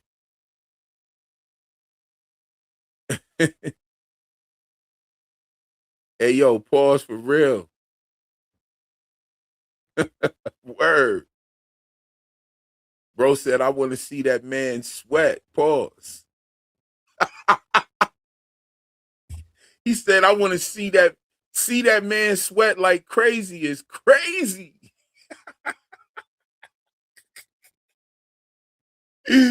Yo. Hey, yo. TCP. Pause. Yo, that shit is hilarious.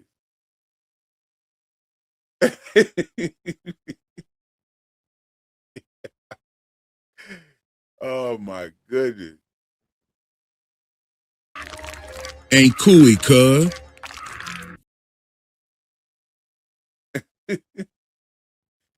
Yo, that's hilarious. But yo, we've been rocking for 3 hours, 20 minutes. Don't want to make this John too long. Oh, you making some chickpea bread. Okay. Okay. You know what? I don't know if y'all are familiar. We have some people that may be familiar with mofongo. I'll give you a little hint. I'll give you a tip. Put some chickpeas in your mofongo. A whole different I'm talking, yo, it's beautiful. Yes, indeed. What else we got in here? Yes, Matt Gonzalez. That shit was crazy. Max said, I have said from early season 1, the whole thing is about sin and debt and forgiveness as Jubilee. Yes, indeed. Yes, indeed. And this show definitely echoes some things from the book of Jubilee. Very, very well said, Max said.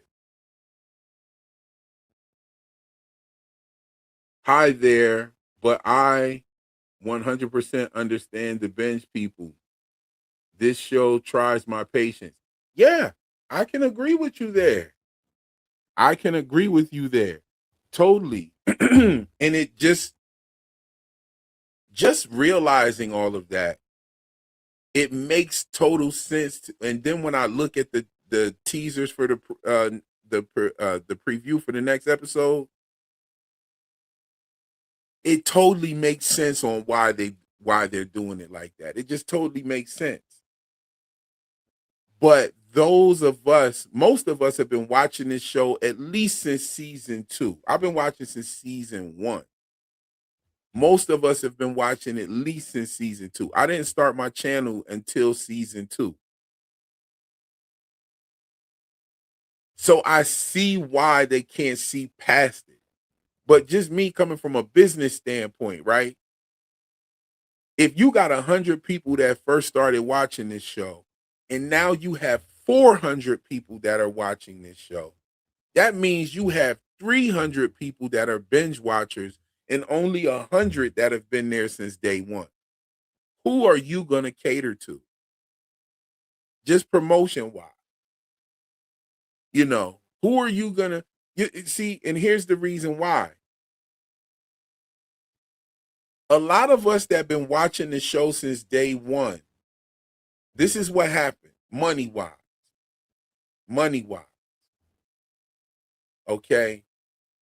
The show came out. We fell in love with the show. There wasn't much on MGM that was good, and so the subscriptions fell off. Boom. Season 2 comes. We buy the subscriptions peak again. The show goes off. They still don't really have that much good shit on MGM. That was the second year. First year was Epix. Second year, MGM. Still not much good. Subscriptions drop off again. Third season comes around. Subscriptions jump up again. And then we get new people coming. Season 3. So what happens is the subscriptions stayed because the binge watchers have to keep the subscription so that they can binge watch each episode. Like even the new binge watchers, like the people that got here just before season 4, they had to watch all 3 seasons. So after the second season, if a show is good, the subscriptions don't drop off after the season is over. People keep the subscription so that they can watch the show. And From is one of those shows that you definitely want to watch over and over again. I'm sure that it's 100 people in here. I guarantee you 70, if not 90 of you in here have watched this show 2 to 3 times over. So that's where the money is. That's where the money is. From is a show that has been able to maintain the subscription rate after the season falls off. Let me get back in the comments real quick. Will there be a pregame this weekend? Yes, indeed. Yes, indeed. You all make this more fun than binging. Yo, let me ask you guys a question. Since we're here, we got 100 people here. How many of you are new to the show? Put what season you started watching this show. Was it 1, 2, 3, or 4? What season did you start watching this show? Put the answer in the chat. 1, 2, 3, or 4. The season that you started watching this show. Luna Cascade says, did you see my esoteric comment about the ritual tools been shown on the show? The comment was long. And I think so. I think I might. I don't know. Did you in the chat of this live stream? I don't remember. I don't know. I don't think so. I didn't see that one. Brandy Wine, yes, indeed. I remember you. I've been on your channel since season 2. Yes.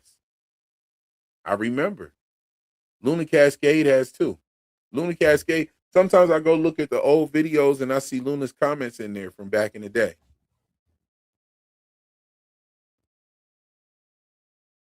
Binge watching this show only serves to make you have to rewatch it for detail. I binge watched it and had to rewatch it to catch all of the details that I missed initially. Yes. Yes. Yes, indeed.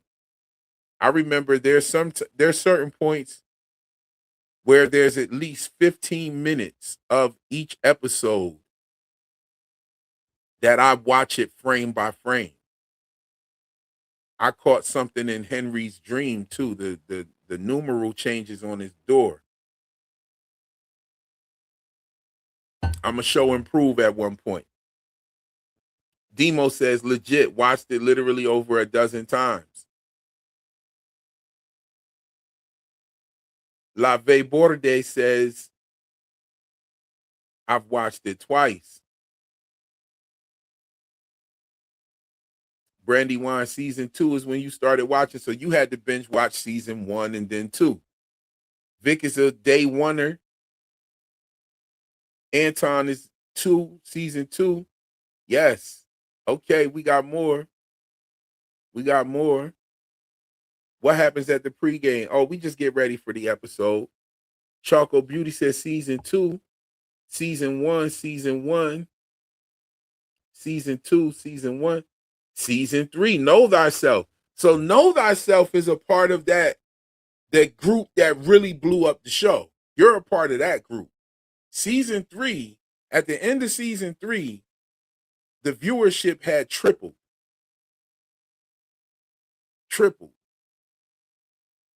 So you're a part of that crowd. You're a part of the real big blow up. And you know,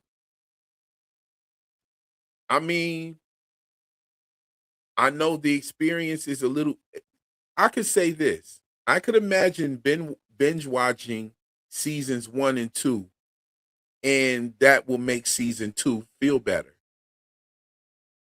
Like season 2 is, if you got to binge, if you saw season 2, you probably left season 2 like, damn, we didn't get any real deaths. Nobody really died. And damn, like Shorty wakes up in a hospital. Like, what the hell? You know what I'm saying? But if you were able to watch season 1, 2, and then go right to 3, I could see how that would be a more satisfying experience than the way we saw it. So I wonder if the showrunners do these types of surveys, like which season, you know, do they get 100 people and do this type of survey with them? Oh, Luna's a day one. E. Durkee binge 1 and 2 before season 3 started. Okay, so boom, that's what I'm talking about. So if you binged 1 and 2 before season 3 started, then that means you bought the subscription right before season 3. Then you probably got sucked into the rabbit hole on all the different YouTube channels and stuff like that. So you probably held on to the subscription, kept watching the show, watching it again. You know what I'm saying? What's up, Demo? I see you down there. I think it was awesome season 1 just before season 2 came. Okay, so you watched season 2. So you came in at season 2. Season 1 was already done. Yeah, I'm day one. I think if my memory serves me correctly, see, episode 1 and 2 came out on the same day. If my memory serves me correct. So if that's not because I know I sat down and watched episode 1 and 2, and I had to wait for episode 3. So either episode 1 and 2 came out on the same day, or I started watching when episode 2 came out. Either way, I was there from day one. Like, that's day one in my book. You know what I'm saying?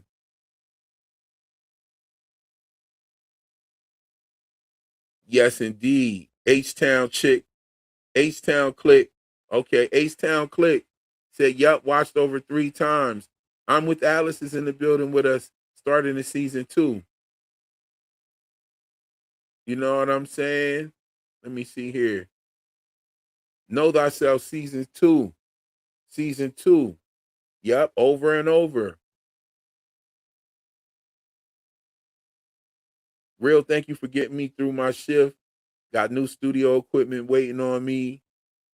The day would have dragged without you. Oh, no doubt, no doubt. I'm glad I could be of service. Yeah, you just tune in while you working. You know what I'm saying? That's what's up. You must got that YouTube Premium. You know what I mean?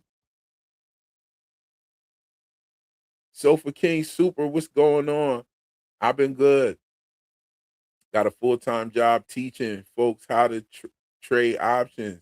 How have you been? Yo, you talking to somebody else? Well, I've been fine. I've been good.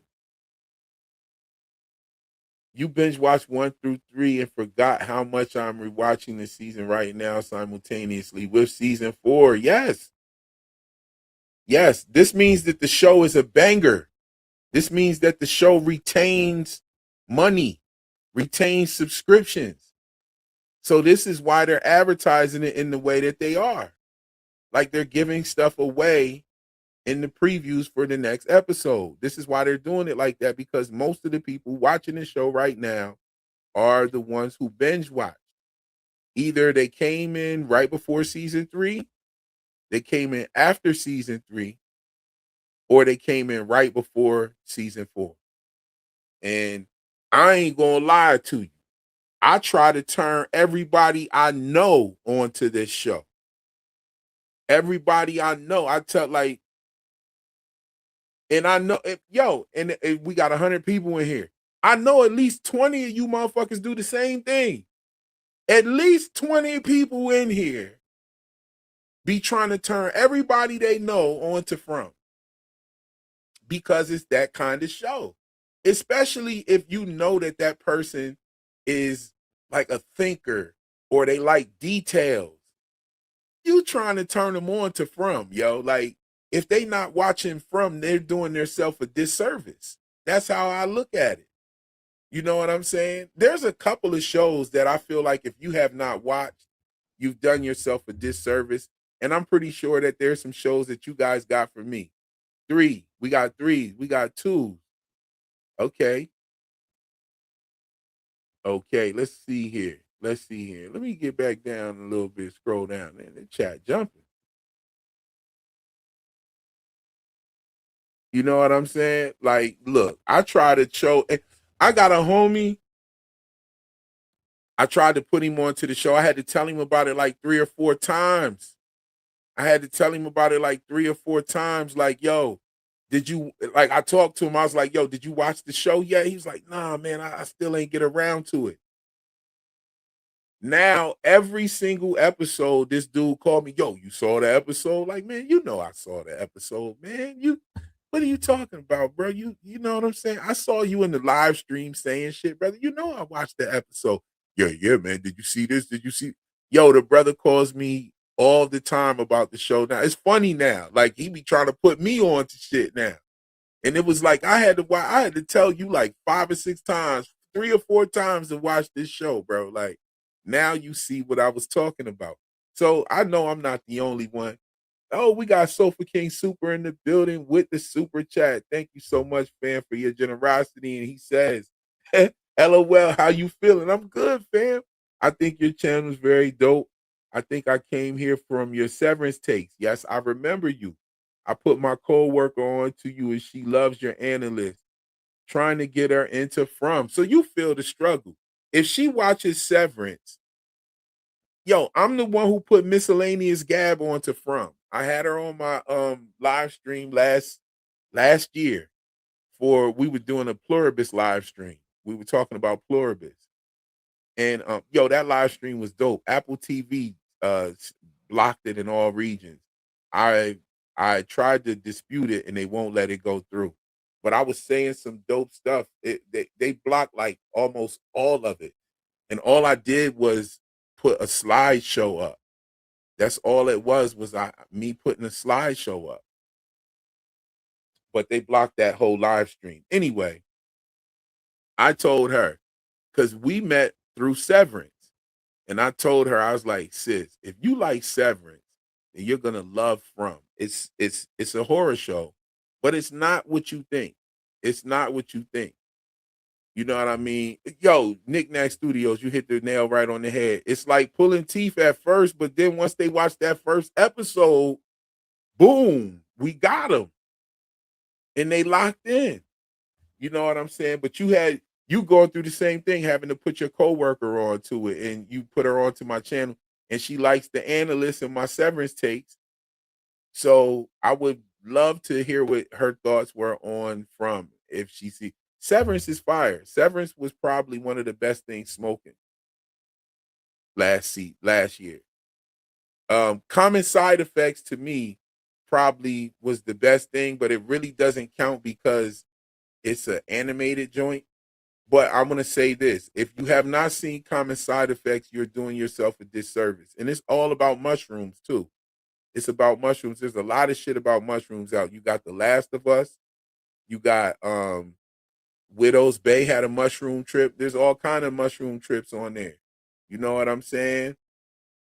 Yes, indeed. Severance is that deal. Gab is great. Yes, indeed. Choco Beauty says, I put my husband on to the show. How did he like it? What was his thoughts? Like, what was his thoughts when he first watched it? Like, what, you know what I'm saying? Was it hard to get him to watch it? Was he like dragging his feet and then he watched it and locked in, or what? Like, what happened? Oh, we got Zananabu in the building. Sis, I can't pronounce that name. I need to hear you say it again. Thank you so much for your super chat and your generosity. And she says, just thank you, man, for cooking with gas in the early live stream so that I can join. Oh, you're welcome so much. Thank you so much for your generosity. I'm glad that I was able to drop this live early. Like I told you, I'm going to start doing this. I'm going to start doing this more often, doing the live streams when I have the time to do them during the day. I don't want to do them express all the time. I want to be able to schedule them in like we do with Saturday nights. I don't even really put the notification out there really early for Saturday nights. Y'all know that I'm going to be here. Y'all know what's going down. You know what I mean? Y'all know what we doing when we cook over here. So that's what that is. But thank you so much for the super chat. And I'm glad to be here early like this. This is fun. I love it. Yeah, season 1, episode 1 hooked me immediately. Perfect setup. Yes. But we got to talk. Demo, if you don't mind, I want to talk to you. Sofa King Super said Common Side Effects is dope. Yeah, Common Side Effects was the dopest thing in TV last year. And I'm talking about, you had It Welcome to Derry, you had Severance, you had Yellow Jackets, you had a lot of shit was on TV last year that was real high tier dopeness. But Common Side Effects, if Common Side Effects was a live action and it wasn't an animation, it would have probably been the best show out. No, hands fucking down. Like, Common Side Effects is so dope. it makes you want to imagine it as a live action. Like you start thinking about who could play this part, who could play that part, who would, who, yeah. And it's the people from King of the Hill, I believe, might have made it. I don't know who the actual artists were, but I could tell a lot of the people from King of the Hill doing the voices and shit. But yeah, it's definitely fire. Common Side Effects was the dopest thing. And we definitely gonna talk. Scavenger's Reign, Common Side Effects and Scavenger's Reign. Love the ending for Scavenger's Reign. Yo, you know what? Scavenger's Reign is not coming back. I followed the creator on Instagram before that show even came out. And I was like, man, this motherfucker needs a show. Like this shit needs to be like some kind of show. But it changed a lot from what the original was looking like. But Scavenger's Reign sadly got canceled. Scavenger's Reign, I think, was at the end of 2024, or it might have been early 2025. But Scavenger's Reign was fire as fuck. Like one of the dopest shows ever. The first 3 episodes, it's really just showing you about the environment, and then it starts slowly getting into a narrative that's so fucking dope. It's crazy. Gotta watch Scavenger's Reign. Gotta watch Common Side Effects. Both of them are real fire. Let me see.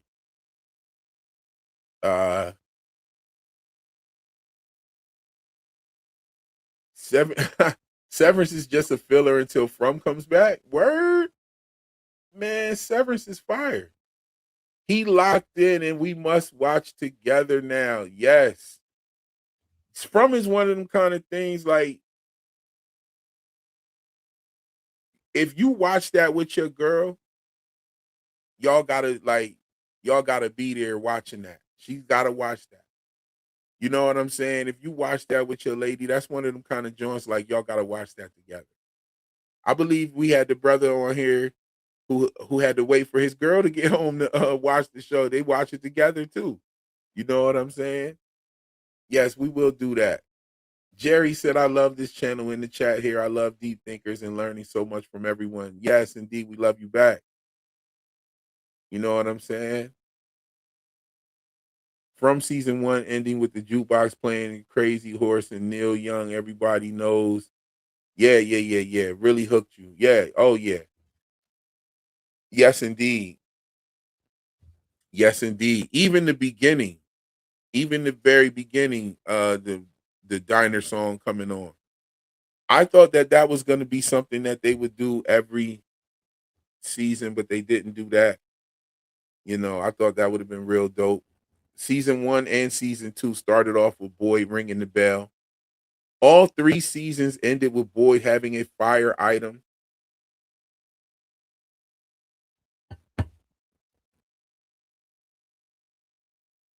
Yes, indeed. Let me see.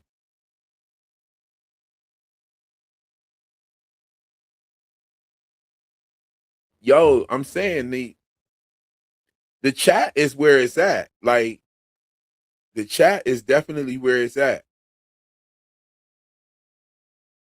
Yes, the Teacup came out. When would Teacup come out? Teacup came out 2024, I believe. It had the kid going in the woods to chase the goat, just like Ethan went and chased the goat. There were so many different things. So many songs from Teacup were in From. What is the one joint that you gotta watch? I can't even remember the name of it. But it's dude, he created the box and went in it, and it was different realities, multiple realities. That was a real good show. I think that's coming back. You know what I'm saying?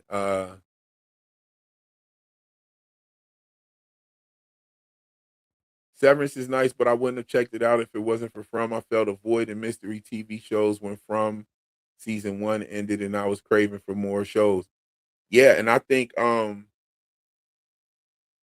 From, like, Severance did like a 3-year hiatus.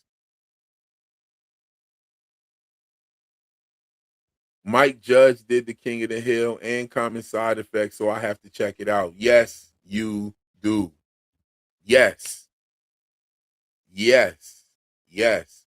Yeah, Teacup is very underrated. Teacup is underrated as well. It didn't get a lot of pub. Demo, here go that I gotta get you up here for this. Here go that link. Definitely gotta get you up here for this. I'm not gonna tell you what I'm gonna say till you get here. We're gonna have a real conversation right in front of the people here. We've been rocking out for 3 hours and 46 minutes. We're not gonna rock too much longer. But if you can come up, it's cool. If you can't come up, it's cool too. Dark Matter, that's it. Dark Matter. I can't wait till Dark Matter comes back. Dark Matter was fire. I definitely need to prepare for Dark Matter. Dark Matter was fucking fire as shit. Oh, Ray is in the building. The Soul Taker 06 is here with us. He's in there. You know what I'm saying? Again, for the people that weren't here when I announced it before, y'all see this right here, Real Enigma's live channel. Go check out Real Enigma's live channel. I'll be over there doing some live streams, not talking about TV shows or any of that. We'll be talking about music business and all kind of shit. You know what I'm saying?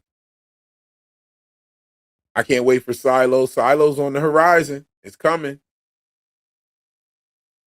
Yes, it would have been bigger. It's on Netflix now. Silo is good too. Yes. Silo is fire. Real, take your flowers.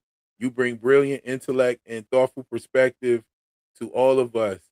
It makes the show more enjoyable. Thank you so much, Luna Cascade. And, you know, I love doing this. And I am very receptive to the appreciation of what I do. I strive to be different. I strive to be creative and original. And I hope that it reflects in my work. You know what I'm saying? And I love doing this, Luna.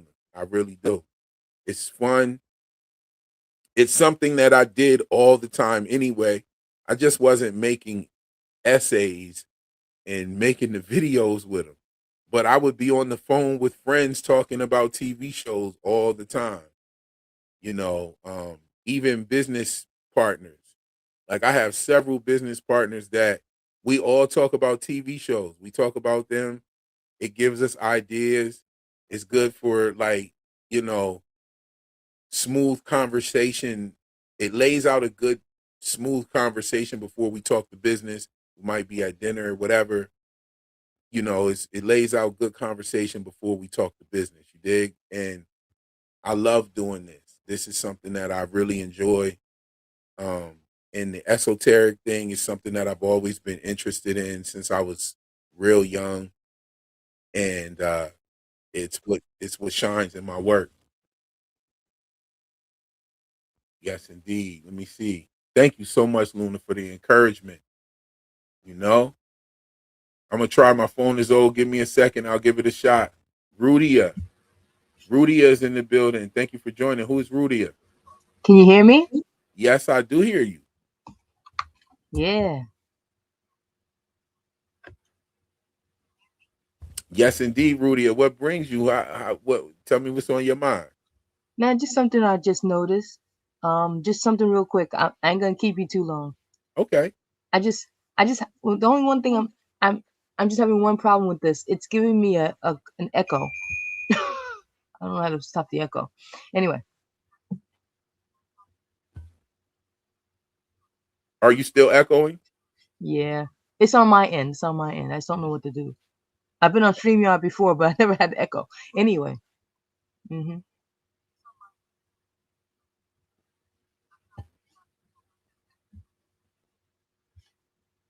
All right, so let me just say this. My thing is that I noticed something interesting in the show, and I always wondered why it was this way. We always see that Jade, because I can't listen to myself. Jade has always seen his past selves all the way to the back to that guy with the skull, that had the blood in it.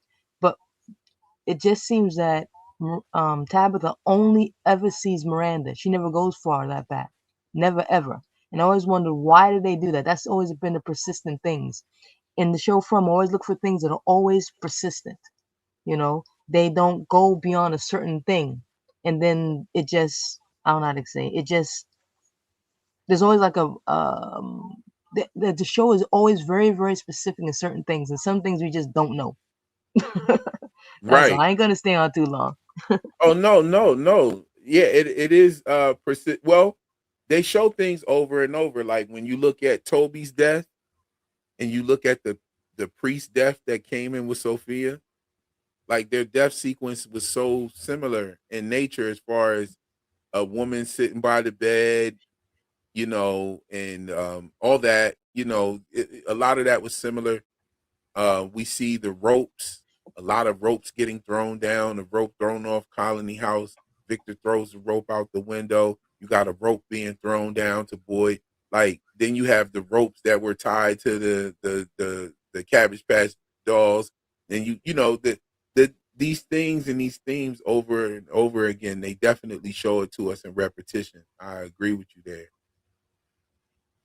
And by the way, like Luna Cascade says, we don't hear the echo.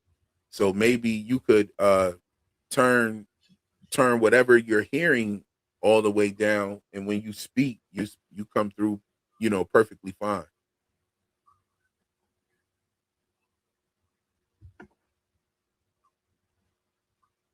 All right. Well, thank you for the question. Thank you for joining. There's my man Demo. He came through. He's in the building. Thank you for joining, Demo. What's going on with you? We definitely got to talk. And it's going to make some people going to be mad with me with what I got to say, but I don't know. We're going to definitely talk about it and have the conversation. You ready? Yo, you talking to me? Yes, indeed. Thank you for joining, fam.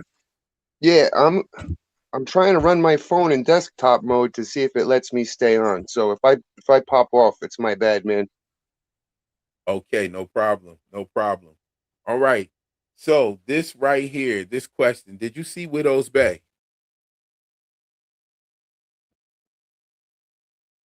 Oh, he popped off. Damn.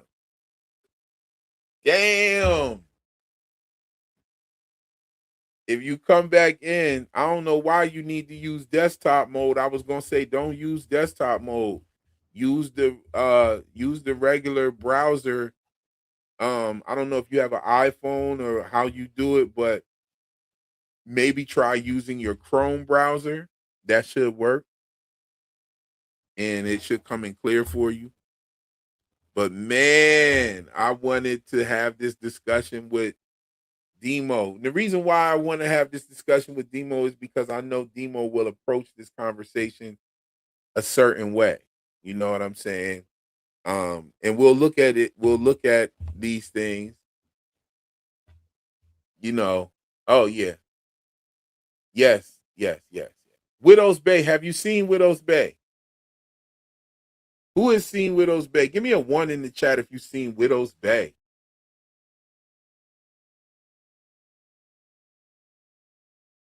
Yeah, Teacup was canceled.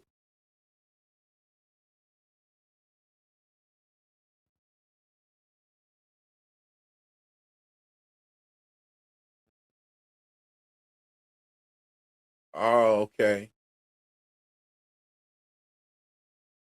Man, that sucks. Oh yeah, we got a lot of ones. Widow's Bay got a season 2 already.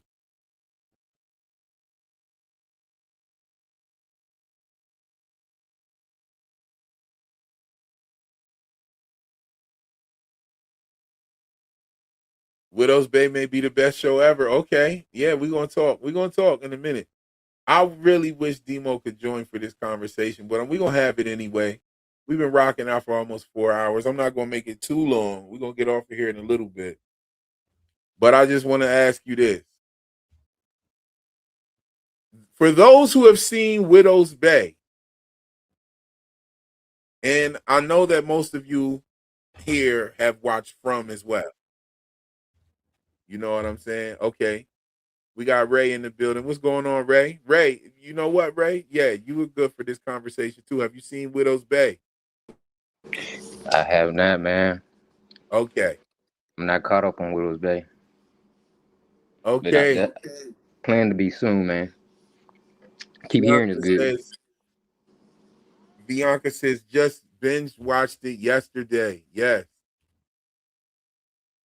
Okay.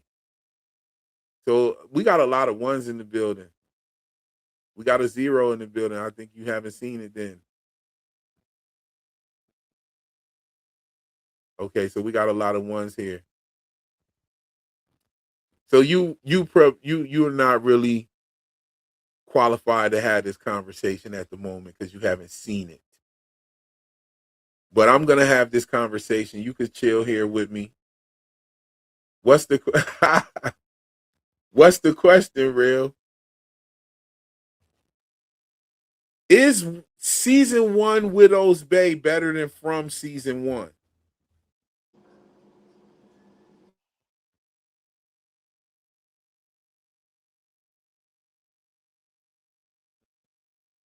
I'm gonna wait until I see some answers first.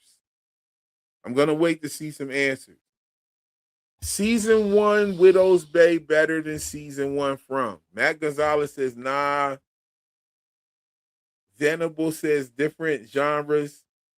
Luna says yes. Vic says yes. Demo said hell no.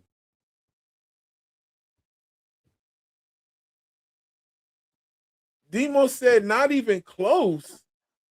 Really? See, Demo talking it down now. Okay, that's why I wanted Demo up here. I wasn't gonna say nothing. Sneaky question. Real Waves fist. Yeah, this is a sneaky question, all right. I'm gonna keep it a beanbag with you. I'm not going to sugarcoat this shit at all. I'm not going to sugarcoat this shit at all. People are saying yes. I see a lot of yeses in there of people that I respect. And I see a lot of no's in there of people that I respect as well. Chocolate Beauty, she says no. Demo says no. Eyes Wide Open says no. You know what I'm saying? Like, no context. No. Okay. But Demo not even close. You got it. You bugging, fam. Now you bugging. Now you are bugging when you say not even close. It's good, but for me, it's just to kill time between From episodes. And you know why? Because you're locked in on From. I wish that I could have really locked in on Widow's Bay without having to watch From, just to be honest with you. Because Widow's Bay's first season is better than From. Now, is their first episode better than From's first episode? Hell no. Not even close. From's first episode is top tier.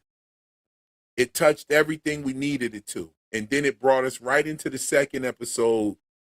I mean, we ended the first episode in the RV like that. Like, that was a classic fucking moment. Little Megan getting killed in the first 10 minutes. Classic shit. Oh yeah. Okay? When they killed the kid, I was like, oh, they killing kids? I was like, okay. Yeah, that's what I said. Oh, they killing kids in this motherfucker? Oh, shit, they about to go crazy. And so I was like, all right, yeah, this is going to be a crazy show. I watched the first and second episode of Widow's Bay, and I was like, this is cool. This is all right. Then episode 3. Oh, this is quite a tasty morsel here. Then the Game Changer came on, episode 4. Episode 4 is the best episode of television this year so far of Widow's Bay. Episode 4 is the best episode of 2026 so far. There's not an episode that touches it. From has not had an explosive episode like episode 4 yet. Now, when I look at the entirety of the season, okay? The entirety of the season. Widow's Bay, the entire season. It's hands down better than From's first season. From's first season was all mystery, no answers at all. Not one answer. of anything at all. Widow's Bay gave us so many answers, but so many more questions now going into the next season. They had the best finale. I'm wondering if season 4 of From's finale is going to be better than Widow's Bay's season finale. And might I add, someone gets shot in the ear like Trump. The 74s, the 45s, the 20s, and the 12s are all over the show. The mushroom trips, the teeth, the lighthouse, all over the show. The if I had a boat situation, all over the show. Okay? And I think it was very dope. You know what I'm saying? Episode 4 hooked you on Widow's Bay. But From and Severance had you from episode 1. So what? Does that make the whole season better? I haven't seen a better season out of From. Doesn't have a better season than Widow's Bay's first season. From Widow's Bay's first season is better than From season 1, which is From's best season so far. It's better. It's definitely better than season 2, and it's way better than season 3. Widow's Bay has so much potential. Oh, I know, man. 10 people fell off. They like, man, what the fuck is this nigga talking about? And they dipped.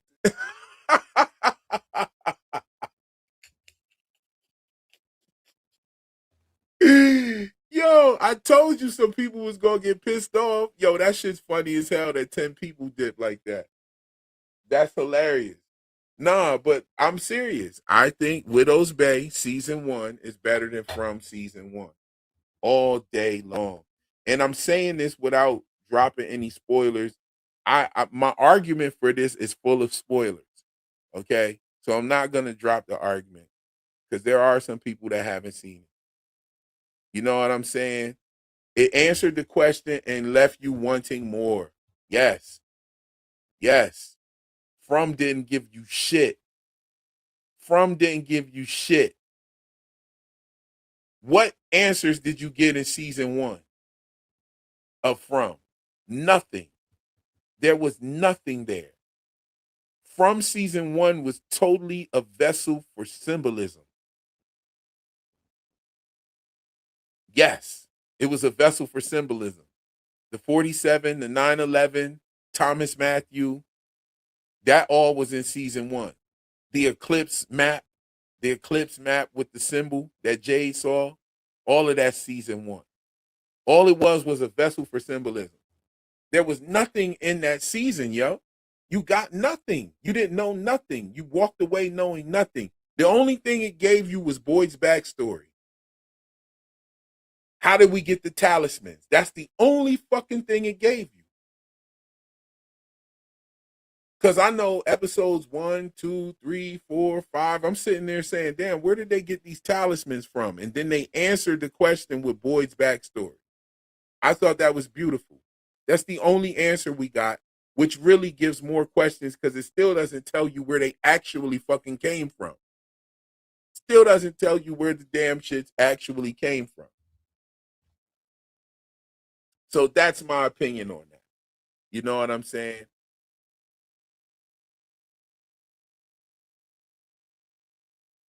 Ah, okay. Eye wise open. That's why From is better because the speculation. Widow's Bay is not serious enough.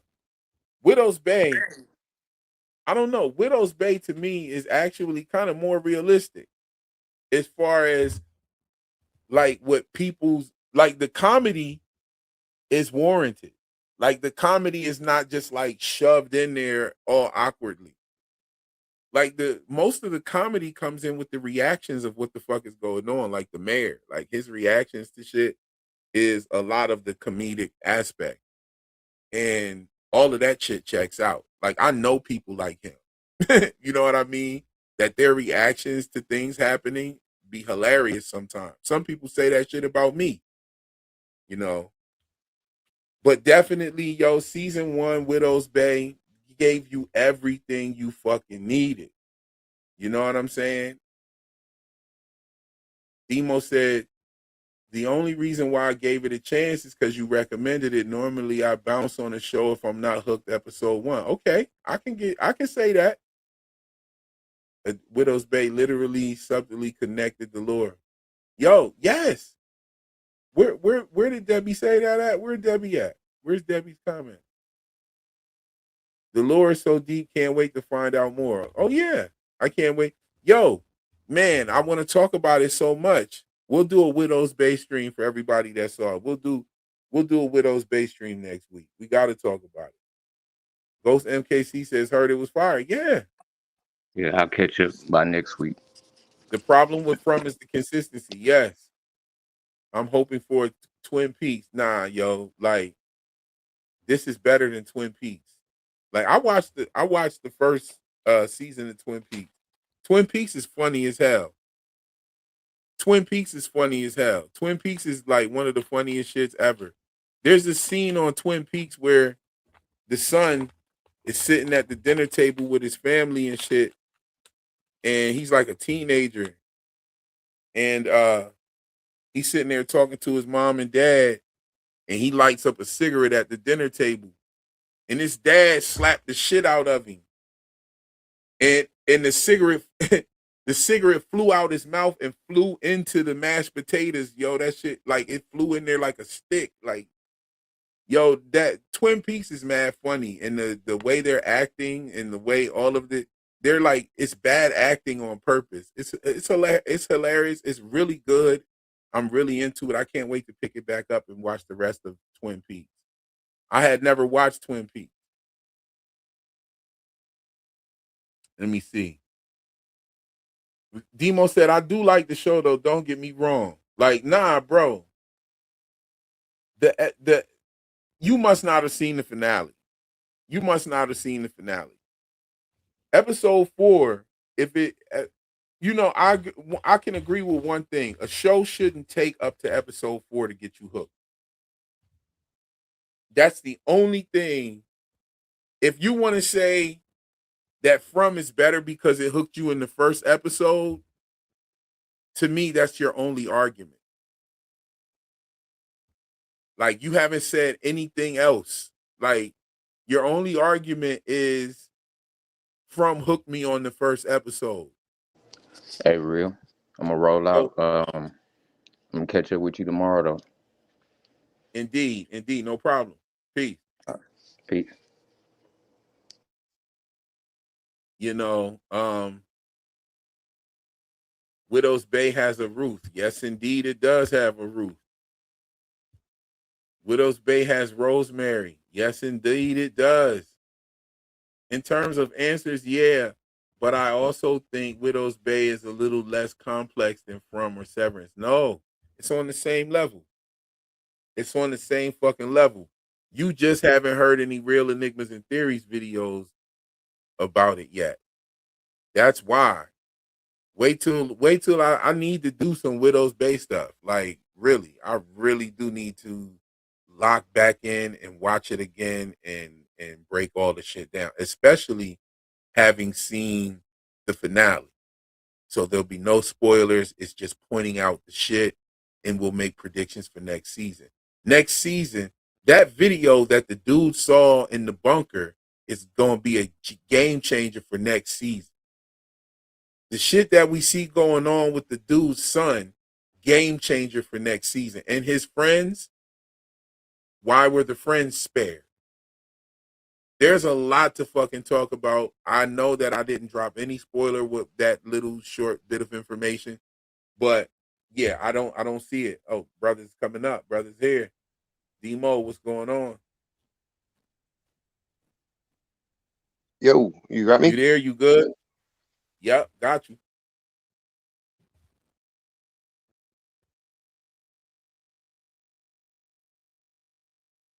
Yes. Yes. What's going on, Demo? You there?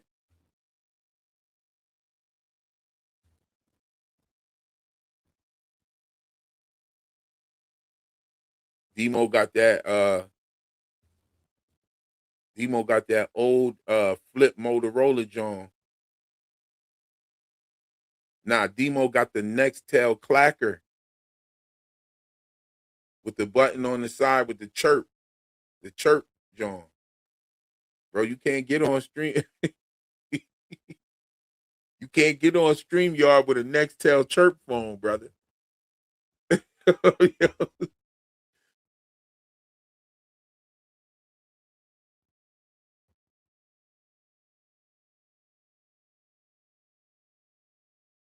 Yeah, we got to give Widows Bay that real treatment. You know what I'm saying? I definitely got to go in there.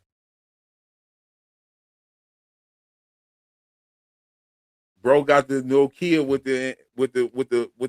the antenna, the antenna that you could bend and all that shit. How many people knew that one person that had the Nokia with the antenna that was chewed up? Yo, after I used to work with this dude, man, his Nokia antenna was chewed up. I just stopped talking to the dude. Like when I looked at, he pulled his phone out and this shit had the chewed up antenna on it. I just stopped talking to him. I was like, man, I just stopped talking to the guy. I was like, man, what the fuck? I said, is this nigga chewing his phone antenna? I said, yeah, I'm good on dude.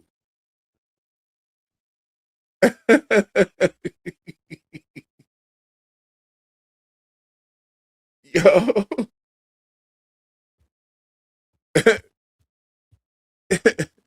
Demo, this not my phone, it's my wife's phone.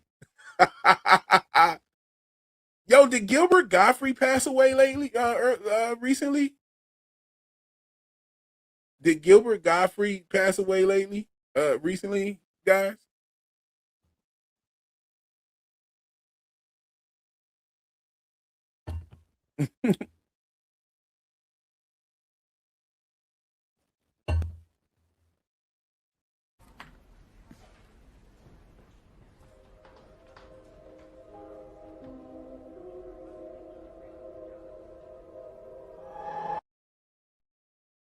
Hey, Elgin, let me hold $20 till tomorrow.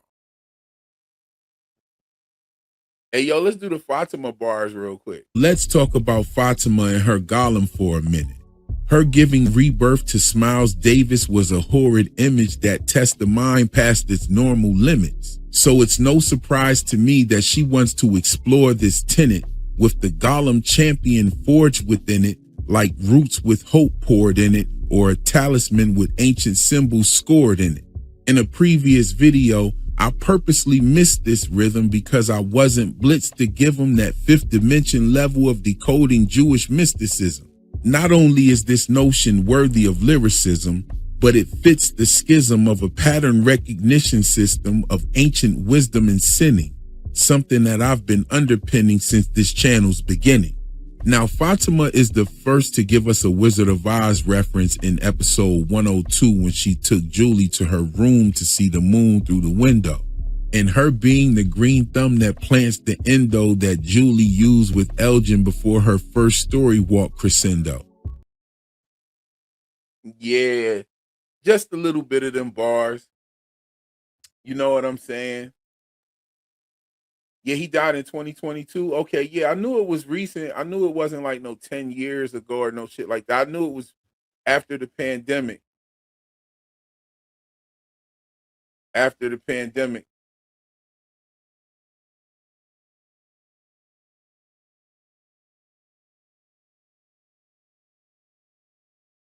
What is the C?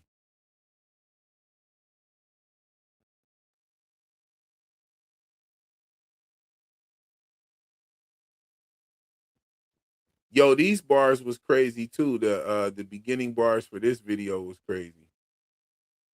Let's see what the ad is. I know they about to drop an ad on us.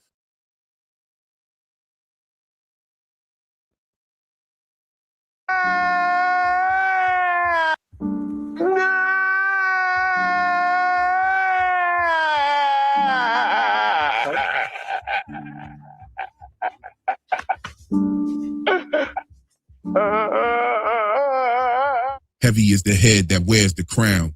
Cemeteries buried beneath the ground. A deadly thread in a web that snares the town. Steady is the dread that tears them down. Ancient like old bones measured and buried in votes. Colder than low blood pressure and barely a pulse. Visions of past loved ones, is it really my folks? It's clearly a hoax. It's merely a joke. It's eerily cloaked, but fearfully close. My hands won't stop shaking, I'm barely composed. My past keeps replaying, I'm carrying ghosts. With the plans to escaping, I'm terribly close. Digging deep for the truth. I might as well use these shackles and chains to pull the trees from the roots. If I don't, the man in yellow's pulling teeth from the roots. I'm counting bullets for the sheep and the troops. That's grief in the booth. That's grief in the booth. Bro said, I'm counting bullets for the sheep and the troops. That's grief in the booth. That's that shit. Said I might as well. I'm digging deep for the truth. I might as well use these shackles and chains to pull the trees from the roots. What? If I don't, the man in yellow's pulling teeth from the roots. Man, come on,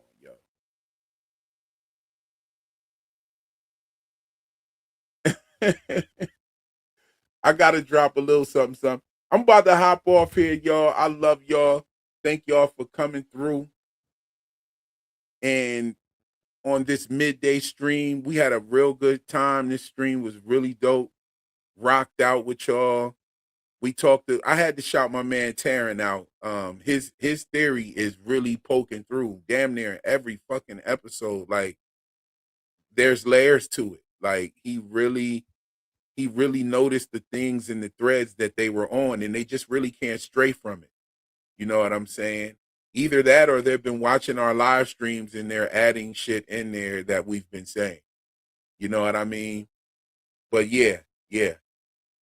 I thank you all for coming through. This has been a real dope live stream, as all of them are. Like, I love these live streams with you. I'll leave this one open for those who don't have the membership. I will leave it open. And I'll catch you tomorrow. We might do a daytime one. Don't quote me on it. If I have the time, I will do a daytime joint for tomorrow. But we definitely will be doing the Saturday Night Live. I can't wait to see y'all there. Saturday Night Live will also be on Real Enigmas Live channel. So if you want to catch it over there, you can catch it over there as well. I can see chats from both channels. I appreciate everybody that came through this day with us, and I'll catch you tomorrow.